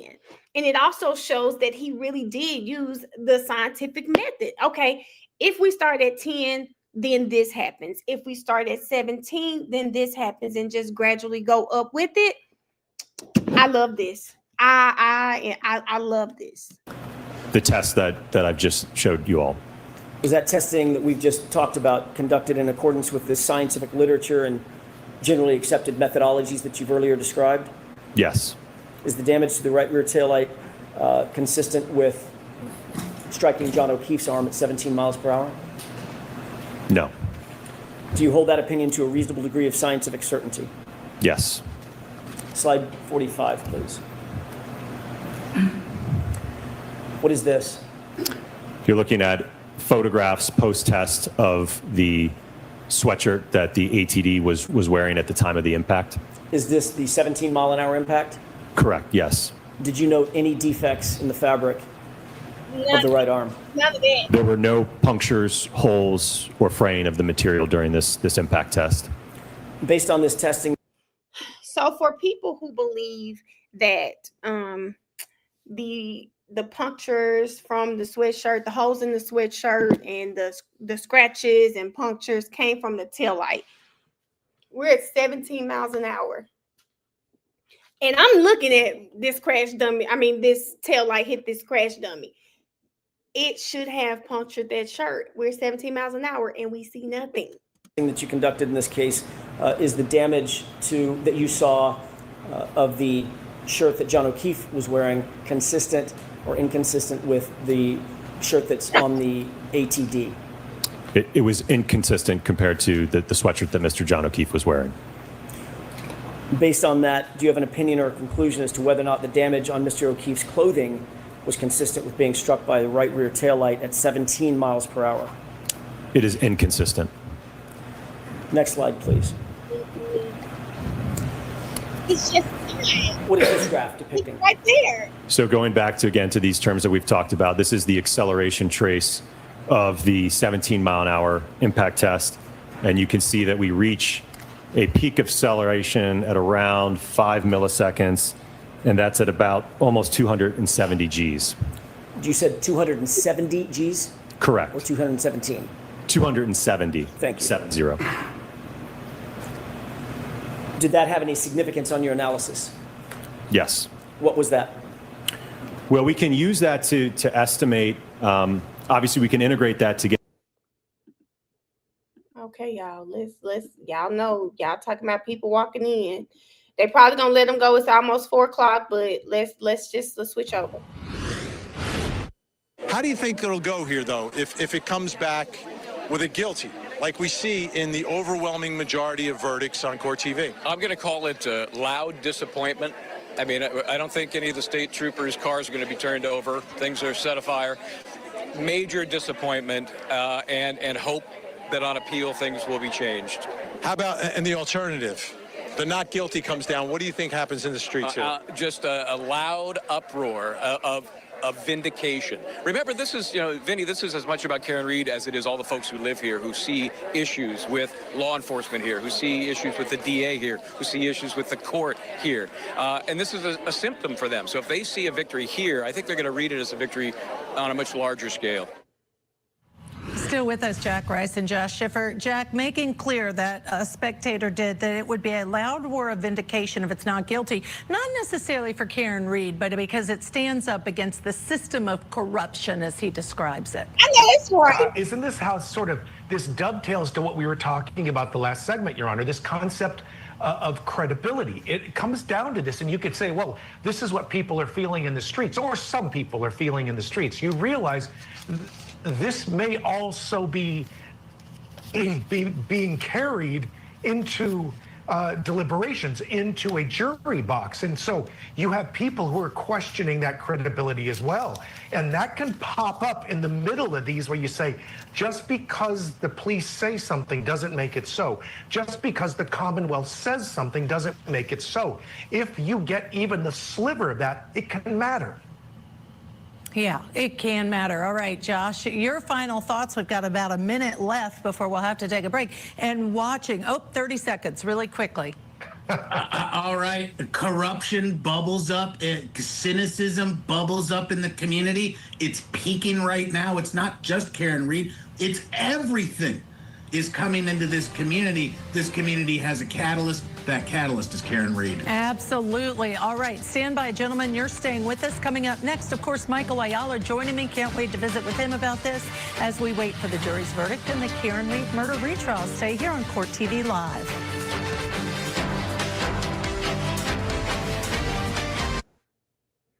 I'm really just annoyed. I'm really just annoyed. I don't like the verdict watch. I don't like verdict watch. It's, you know what I would almost equate this to is walking up those little stairs I show Speed was just on. I saw it on X. The love stairs, hate stairs, some type of stairs. That is what it feels like.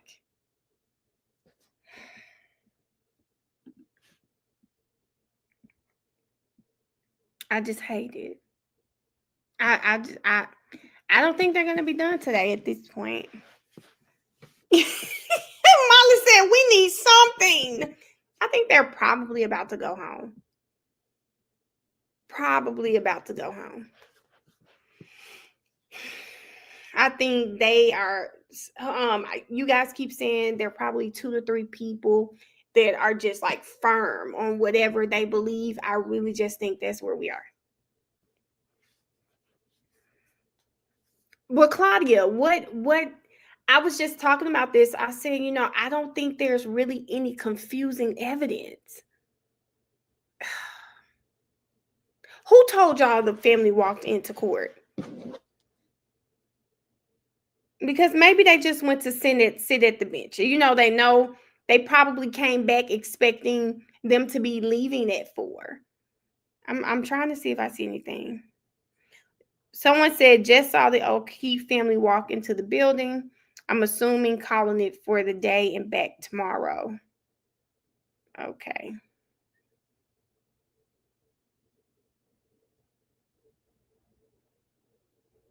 Hold on.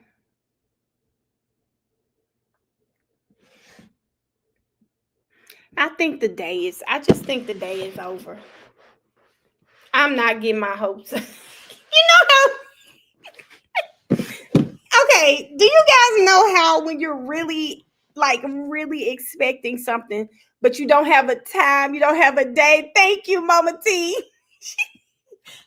You don't have a time, you don't have a date for what you're expecting. You just know it's coming. So every day you kind of just psych yourself out of something, right? And you just tell yourself, well, if I don't think about it, then it's going to happen. That's what I'm trying to do when it comes to this verdict, okay? Y'all telling me the people going to the courthouse, I'm just telling myself, oh, well, we're going to go to the courthouse and they're going to dismiss themselves. So if it really is a verdict, then cool. But if it's not, I don't have expectations of it, okay? You don't have expectations. You got to just not even thinking about it. Yes, Jasmine, I think it was a couple of hours, if I'm not mistaken. You just can't think about it. Because this is too much. Meanwhile, Barcia over here without a care in the world. She just in her little bed, sleep. And I'm over here stressed. Kaylin,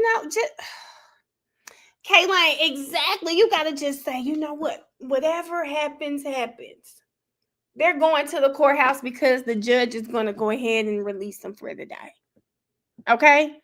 Mel, just pay attention to the clock. I used to watch court TV every day. It would stop, even though all parties aren't at the courthouse.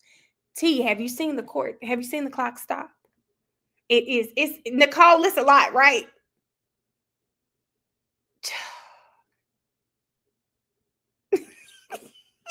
It's Shanny. Somebody said I'm her ESA. I'm her ESP.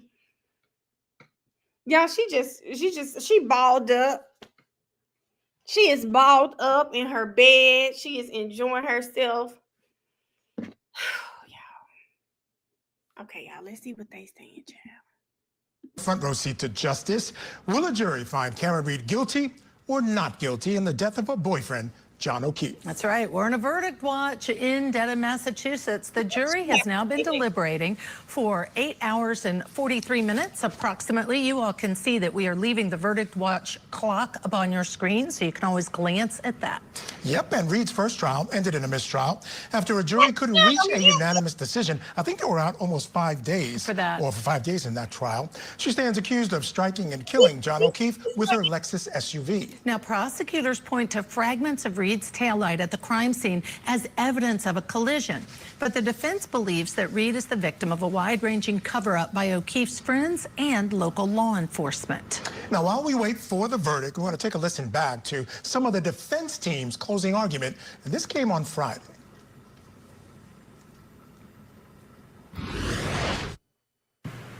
There was no collision. Your job is not to do their job. They got to go home. Their burden entirely. It's theirs. They have to prove this case and their theory beyond all reasonable doubt and to a moral certainty. And not only do they not have a theory, they can't prove one that doesn't exist. All you need to know is that the Commonwealth failed. They failed to provide you with a truthful representation. They failed to prove. Okay. All right, we want to show you live Karen Read. There she is. The SUV is just pulled up as Vinny described. Karen Read signing to her supporters, walking with her attorney Jackson right there next to her.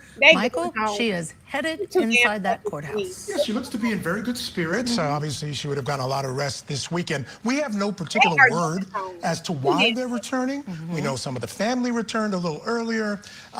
Again, this could be a note from the jury. This could be the jury saying they want to go home. We do not know at this time. We just want to keep you updated, of course, on what's happening out there in the courthouse. I mean, theoretically, it could be a verdict, and we don't know that yet. We really have no idea what this is. Let's compare, though. 8 hours, 45 minutes. You mentioned earlier, today is day 2 of deliberations in this trial. 5 days the first time and 26 hours. A few different questions from the jury sent back to keep deliberating, said they couldn't reach an agreement. So that's where we are. Yeah, that's where we are. Let's bring in our guest. Joining us again this hour, criminal defense attorney, former prosecutor Jack Rice, and criminal defense attorney Josh Schiffer. Gentlemen, always a pleasure to see you guys. Thank you for joining us here on the program. And Josh, I'll start with you. As I said, we don't know exactly why everyone's been called back to that courtroom. Just by the looks on the faces, it doesn't seem like it's a verdict. You would have expected a little more strident nature. But again, you never know. That's, of course, reading tea leaves. What are your thoughts? Yeah, I think that they're being brought back for whatever housekeeping at the end of the day. I don't see this as though we have a verdict. But you never know. The opaqueness of some of the communication is very real. I expect, though, that this is more housekeeping, but I did call for a verdict today. I think the jury's going to be fast and efficient. Ooh, now that's something, weighing in fast and efficient, Jack. What do you think? I mean, this would be to have, what was it, 29 days of trial? Was that right? I think it was 31. I apologize. I've been looking at both trials. So 31, I think that we have, hang on, Jack. I think that Vinny Politan, who's been there live, Vinny, we never get to have you on during the day, but he may be able to join us here to bring us all of the latest, of course, our Court TV lead anchor. Let's see if we have him with us. I'm here. Do you hear me, Ashley? Yes, thank you. Vinny Politan joining us now. Do you hear me, Michael? I do, hear my me, friend. America? I do. Let me tell you what the scene is here. He ain't changed that time. I'm just going to point the camera across the street here. You see all this huge, this is the big moment of the day. Anytime those SUVs pull up and the defense, Karen Read and her family show up, the crowd swells. And they don't make noise, though. They're in the buffer zone, right? So they can't voice their opinions. They're not cheering. They use sign language to show their support. But there are hundreds of them here. And all day long, I started in the morning to the afternoon, the anticipation and intensity has built up out here. When I say intensity, I mean the anticipation of the verdict and what people expect. And a lot of people expect it today. Everyone has just gone into the courtroom. It's the end of the day. Sometimes verdicts just sneak up on you. And that's what I've been telling people here, is that we don't know. We don't know how they're deliberating. We don't know the process. We don't know where they are in their deliberations. So anytime that the attorneys pull up here, we saw John O'Keefe's family go in as well. All the parties are in place. Halo. They're in place for any important moment of the day. And what that is, I'm sure we'll find out shortly. But the anticipation here in the streets is unlike anything I've seen. And the difference being why everyone is here. Y'all know how like you just like annoyed, but it's not with the person. Because why did I just say a video? Shut the hell up in my head. I'm not mad at him. He's just doing his job. I am just on pins and needles because I don't know what's about to happen. It's not him. I've seen people through the years, Ashley and Michael, you know, down in Florida for the woman accused of murdering her child. I've seen them out in California, whether it was Modesto or Redwood City, for a man accused of murdering his wife and baby. They all were looking for a conviction. It's the opposite here. They're all wearing pink. They are all unified in their beliefs that Karen Reed, not only not guilty, is innocent. That is what you're hearing from the folks who have shown up here. And a lot of them are local, but make no mistake, there are people coming in from Nebraska. I've spoken to people from Pennsylvania, obviously closer by in New Hampshire, but they're all converging here, all with one belief that Karen Reed is not guilty. And I think the big question is, what will the reaction be whenever the verdict comes down, whatever it is? Because what's happening right here, I don't know if we're ever going to see again. Vinny, I got to ask you, if they do believe, as you said, she's innocent, the flip side of that is they have to believe that there was a cover-up, clearly, that there is something corrupt in that police department. What is it about this community that you've been able to discern, if at all, allows for a belief like that amongst this many people in what I believe is a relatively small community? Yeah, the skepticism level is huge, is high. And there have been things that have happened here. There have been other instances. I mean, there's this specific case. This movement was started by Turtle Boy, Aiden Carney. He's been here today. A lot of these folks have watched him through the years in their coverage of this. So, Alice, I said, you know, the lawyer, you know, normally goes live every day at 4. Are we getting a verdict, or does he have some inside information? I just got the alert that he went live. they know every detail. Then you speak to people from Canton, people from the town where this happened. They don't trust their local elected officials. They don't trust some of their police. And that's how widespread the skepticism goes. Then you look at another case like Sandra Birchmore, and you look at a case like that where there was allegations that have turned into an actual federal indictment against police.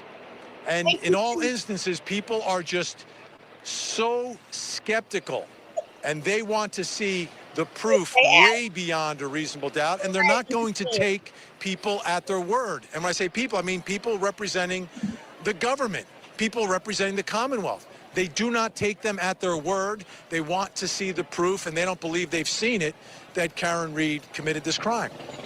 Vinny, do you have any sense of what's happened to those against Karen Reed? Wait.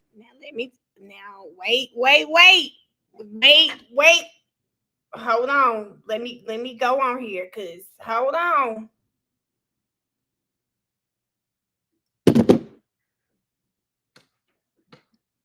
Do we have a verdict? Because why are we reconvening at 4:20? The attorneys have been there for a little while. Why are we the clock? Y'all, I stopped. I paused the live, baby. Ash said y'all was messing up. Why are we 4:20?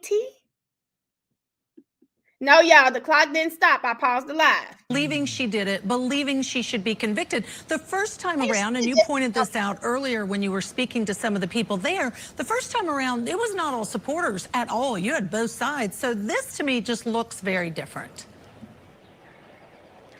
There's no one here supporting John O'Keefe and his family. And I hate, you know what, now they pissing me off saying that everyone is there supporting John O'Keefe. No, I just hate how people feel like you can't feel that Karen is not guilty and still want justice for John O'Keefe. You can. Just say you shouldn't freak out because no verdict. I think we got till Wednesday. The prosecution. Now, a lot of the Karen Reed supporters say they're looking for justice for John O'Keefe as well. They just don't believe justice is the conviction of Karen Reed. They believe justice for John O'Keefe is the conviction of someone that was inside 34 Fairview Road that night. So when you have a different perspective of what the truth is, of what justice is, you can have a situation like this where people are not going after the victim in the case. They just believe there's two victims in this case because they believe Karen Reed is a victim as well, a victim of a wrongful prosecution. Now, when the O'Keefe family walked in, they were the ones wearing blue. The folks supporting Karen Reed overwhelmingly are wearing various shades of pink, probably about 70% of them. That's how they show their support. But you look around and you look for anyone, anywhere, who has a different view. Stephanie, did you go down there today? I remember you said you might be going down. Did you make it down there? Point of this case, they're just not showing up at the courthouse. You know, they may very well be online. They may very well be out there. They may be watching, but they're not showing up here at the courthouse. Now, Vinny, no red tie today. I think you might have jinxed the verdict. I don't know if we have one or not. Any reason you went without the red tie on a verdict watch? He has it. Oh, no. Of course he does. Vinny Politan, Don't wear the red tie for a verdict watch, Michael. Michael, a verdict watch is not a red tie affair.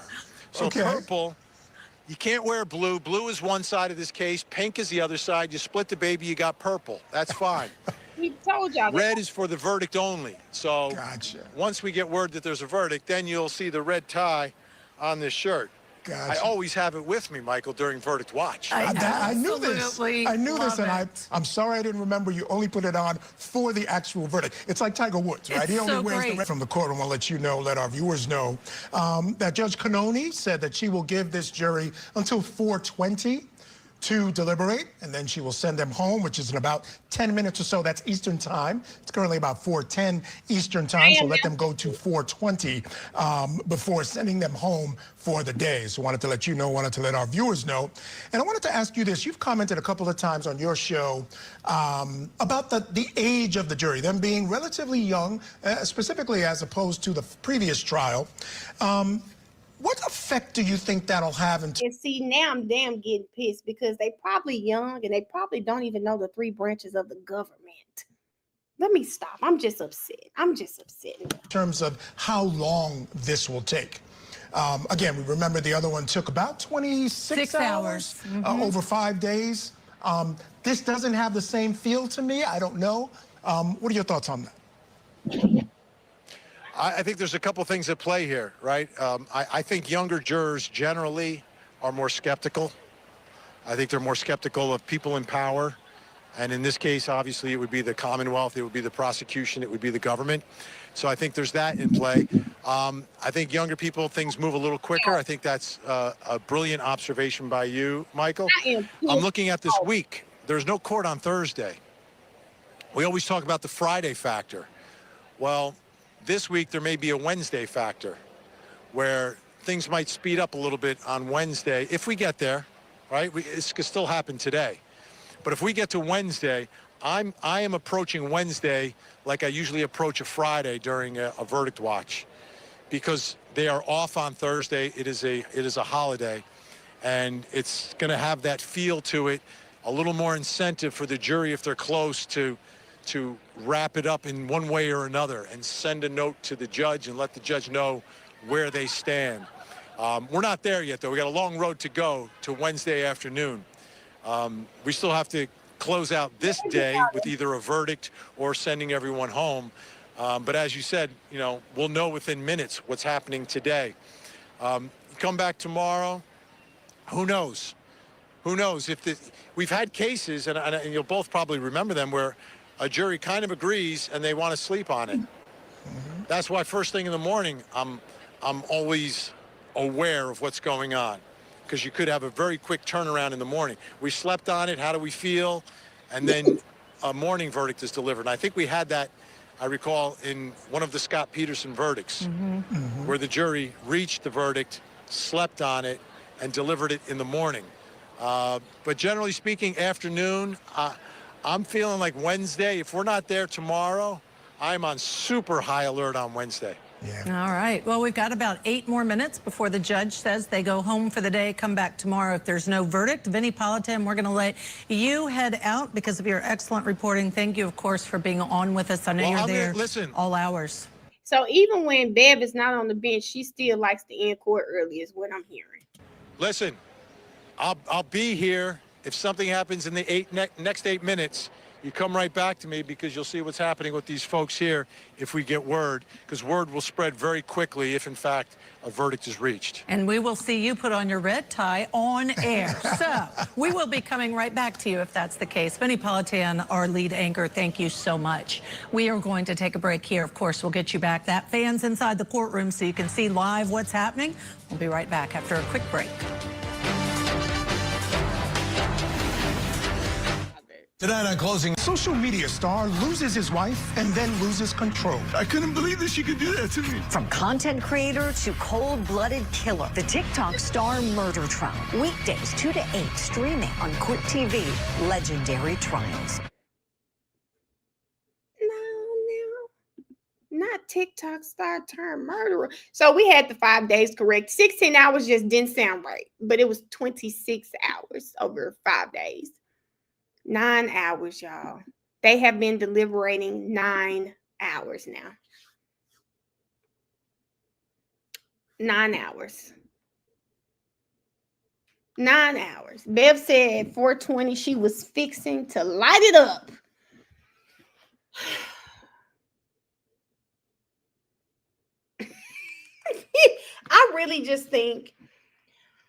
I really just wish they could have just gone a little longer. You know, I just don't know why we can't just stay until 5. Emily, let's talk about it. At first it was 5:30. Now 4:20. I just don't understand what is like this is. You know what? I'm just going to agree with my friend. She just said that I'm not a realistic person because I expect people to take this job seriously. Okay? I expect people to take this serious. You get in there, you sort the evidence out. You go get on the whiteboard if you need to.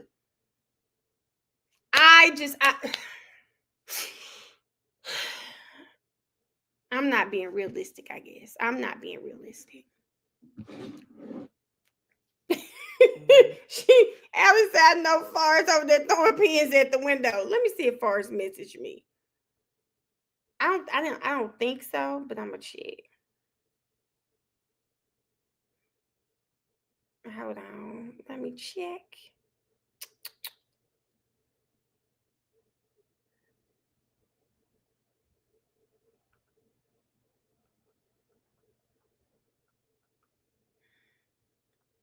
Mel gonna go to Canton. Girl, I really wish I could go to Canton.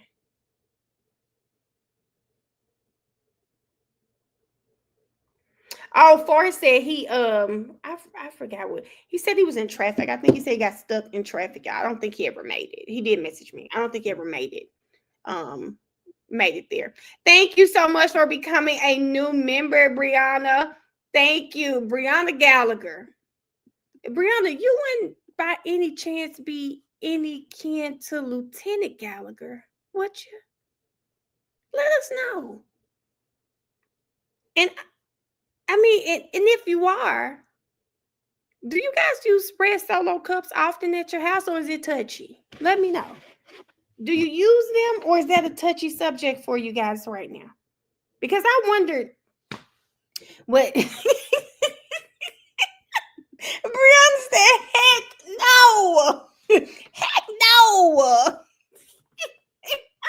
Molly, you didn't miss anything. You didn't miss anything. I was just trying to find out if Brianna had any relation to Officer Gallagher, and if so, I wanted her to tell me if red solo cups were a touchy subject in the house, or what's going on there. Oh, I love it. I love it. I hope jury number 5 going to be on everyone's. Hold on. Y'all, the chat is flying, so I'm sorry. Everyone's channel after this. Solo cups daily. Go to have a little drink after work. Got to have a little drink after work. Brianna said no relation. What did she say? Heck no. Don't put. Welcome back. We are in Dedham, Massachusetts this afternoon for Karen Reed's murder trial. Here's a live look inside the courtroom where that jury has now been deliberating for 9 hours and 4 minutes. We keep that clock up so you can see how long they've been out. Yeah, we found out just a little while ago that the judge said she will send them home at 4:20. They haven't reached a verdict. That's about 3 minutes from now. Let's bring back in Court TV lead anchor Vinnie Politan. Vinnie, you're our best resource for this stuff, and I got to ask you about, there's this issue with 28 minutes, and it basically is when Karen Reed leaves John O'Keefe's house, headed on over to Jen McCabe's to short ride, but somehow there's a missing 28 minutes in there. Yeah, A lot of speculation. I thought He was the getting- prosecutors would make more of it. It was kind of this almost throwaway line in their closing, but I thought there was more to be made of it. I want to get your thoughts on it. What do you think that's about? Is this something? Am I reading too much into it? Love to know your thoughts on that 28, or that, I'm going to call it missing 28 minutes. Yeah, the missing 28 minutes. Different people have a different perspective of it. I had a guest on my show who broke it down and said it was actually a lot less than 28 minutes.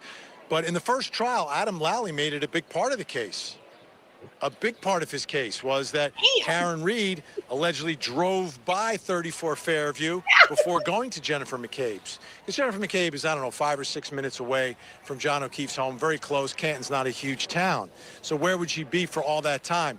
I think the perspective, and the defense didn't address it, obviously. It was something that's kind of thrown out there by Brennan at the end.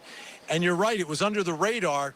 But sometimes, you know, it's one of those pieces of spaghetti that could stick with one juror and all of a sudden becomes a big deal. And the way Hank Brennan played his hand on that was to not make it a big deal until the defense could not respond to it. And I thought that was an interesting approach to all of it. It was much bigger in the first trial. I think you correctly described it as a throwaway line, but you never know what's gonna stick to a juror and what they're gonna wonder about, because I think human nature wants us all to look at trying to figure something out, but also trying to look for something that, like, hey, what about this? You know, this, and I think that's one of those issues that could potentially be a problem for Karen Reed, and could be something that someone who wants to convict Karen Reed could look at and say, 28 minutes is a long time. Something else is going on here. I don't like it. It doesn't smell right. So we'll see what the jury does with it, but you are 1,000% correct. The way it was handled in the second trial, much different, much more under the radar. And I don't know, the jury's not allowed to take notes. Are they going to remember that? And that was my point, the way it went under the radar. I'm not sure they will remember it. There are people with the theory that she did go by the house, which is one of the reasons why when she returned with Jen, she knew where the body was. She knew where the body was. That was the testimony. That's what some people are saying. And of course, all three of us know you never know what a jury's going to do, what's going to stand out to them. I love your analogy of throwing spaghetti at a wall, because you just don't know what's going to stick. But Vinny, I must ask you, you were referring to biggest trials in the nation that you've covered. You've been there. I'd love to hear your impressions of this particular defendant, Karen Reed, because we know she has spoken to media. She's spoken to Matt Johnson leaving that courthouse a number of times. She has said that she feels good, that she feels strong. We know the attorneys have a gag order, but she has shared some information on different days about what they're going to do, or who's going to be called, or how the testimony went. What's your impression of this particular criminal defendant? Very different, and she's been put in a much different circumstance. What are y'all seeing court on? Most defendants don't have all of this. Oh, let me switch. They just don't.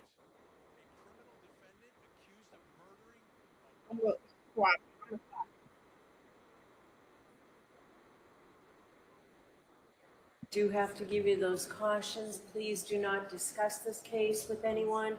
Don't do any independent research or investigation into the case.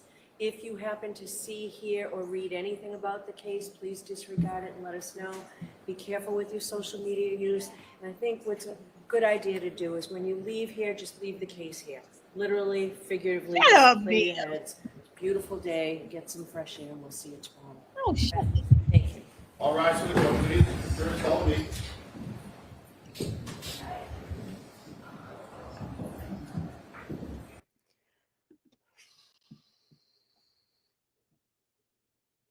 So everybody saw it. So I guess we can expect from here on out for the jury to go home about 4:30 every day. 4:30. No, Niara, let's not say hung jury, because Niara, let's think about the fact someone brought up on Friday, it took over an hour for them to even get the evidence, right? So let's not even count Friday. Then let's think about today. They have not had the opportunity to talk about this case like we have.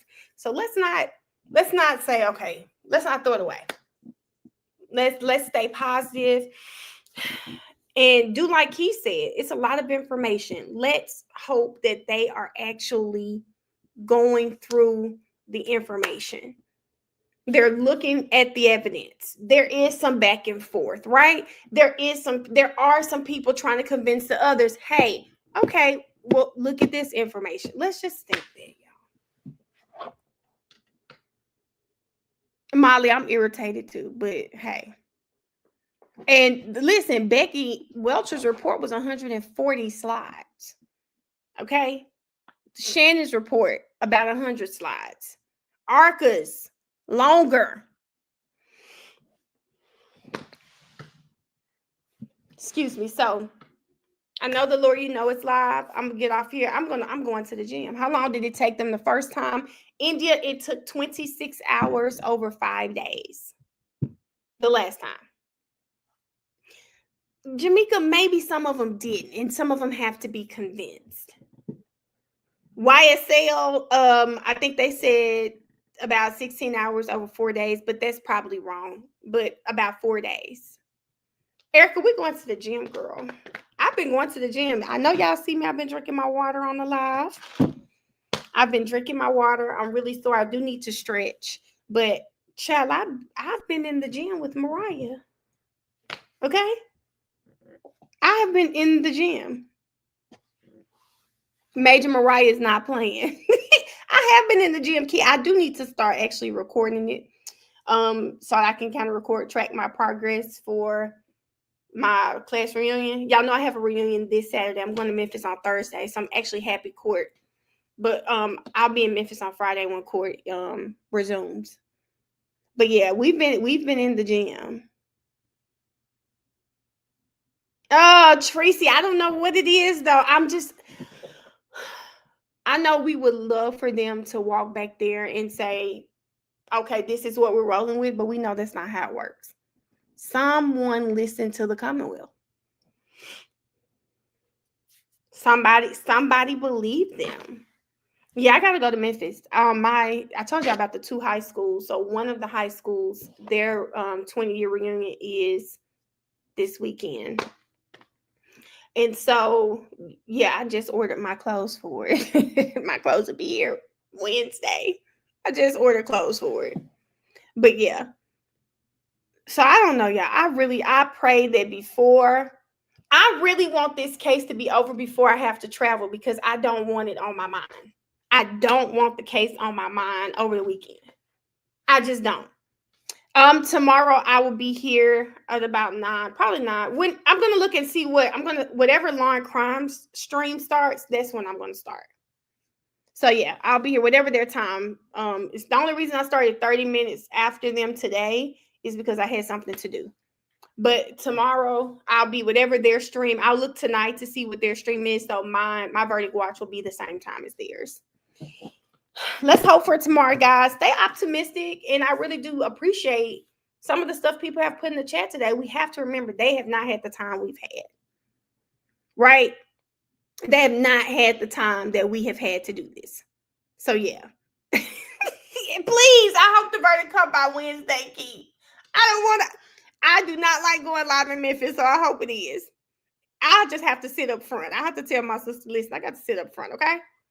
But yeah, tomorrow I'm hoping tomorrow, no later than Wednesday, we'll have a verdict. If we go past Wednesday, I do believe it's going to be a hung jury.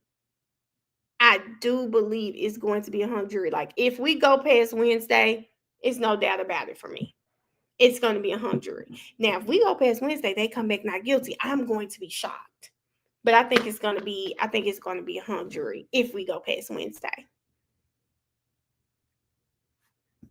So yeah, guys. So I'm going to get off here. I'm going to go listen to the lawyer. They say he's explaining the verdict slips and talking about some other things. So I'm going to get off, go watch that. I hope you guys enjoy the rest of your day. Thank you so much for all of the new memberships and the super chats for liking the live. I think we are really great on the likes this morning. Thank you to all of my mods for assisting me with this chat today. Y'all go woosah, okay? I think I'm gonna go have a yogurt or something, okay? Because I feel like I'm on edge right now. So this will be good for the gym. But you guys enjoy the rest of your day. Thank y'all so much for being here, and I'll see y'all in the morning remember that my stream is going to be the same time as Law and Crime stream. So if they start at 10 again tomorrow, then I'll be at 10 again tomorrow too. So see you guys later. Bye-bye. Thank you. Bye, y'all.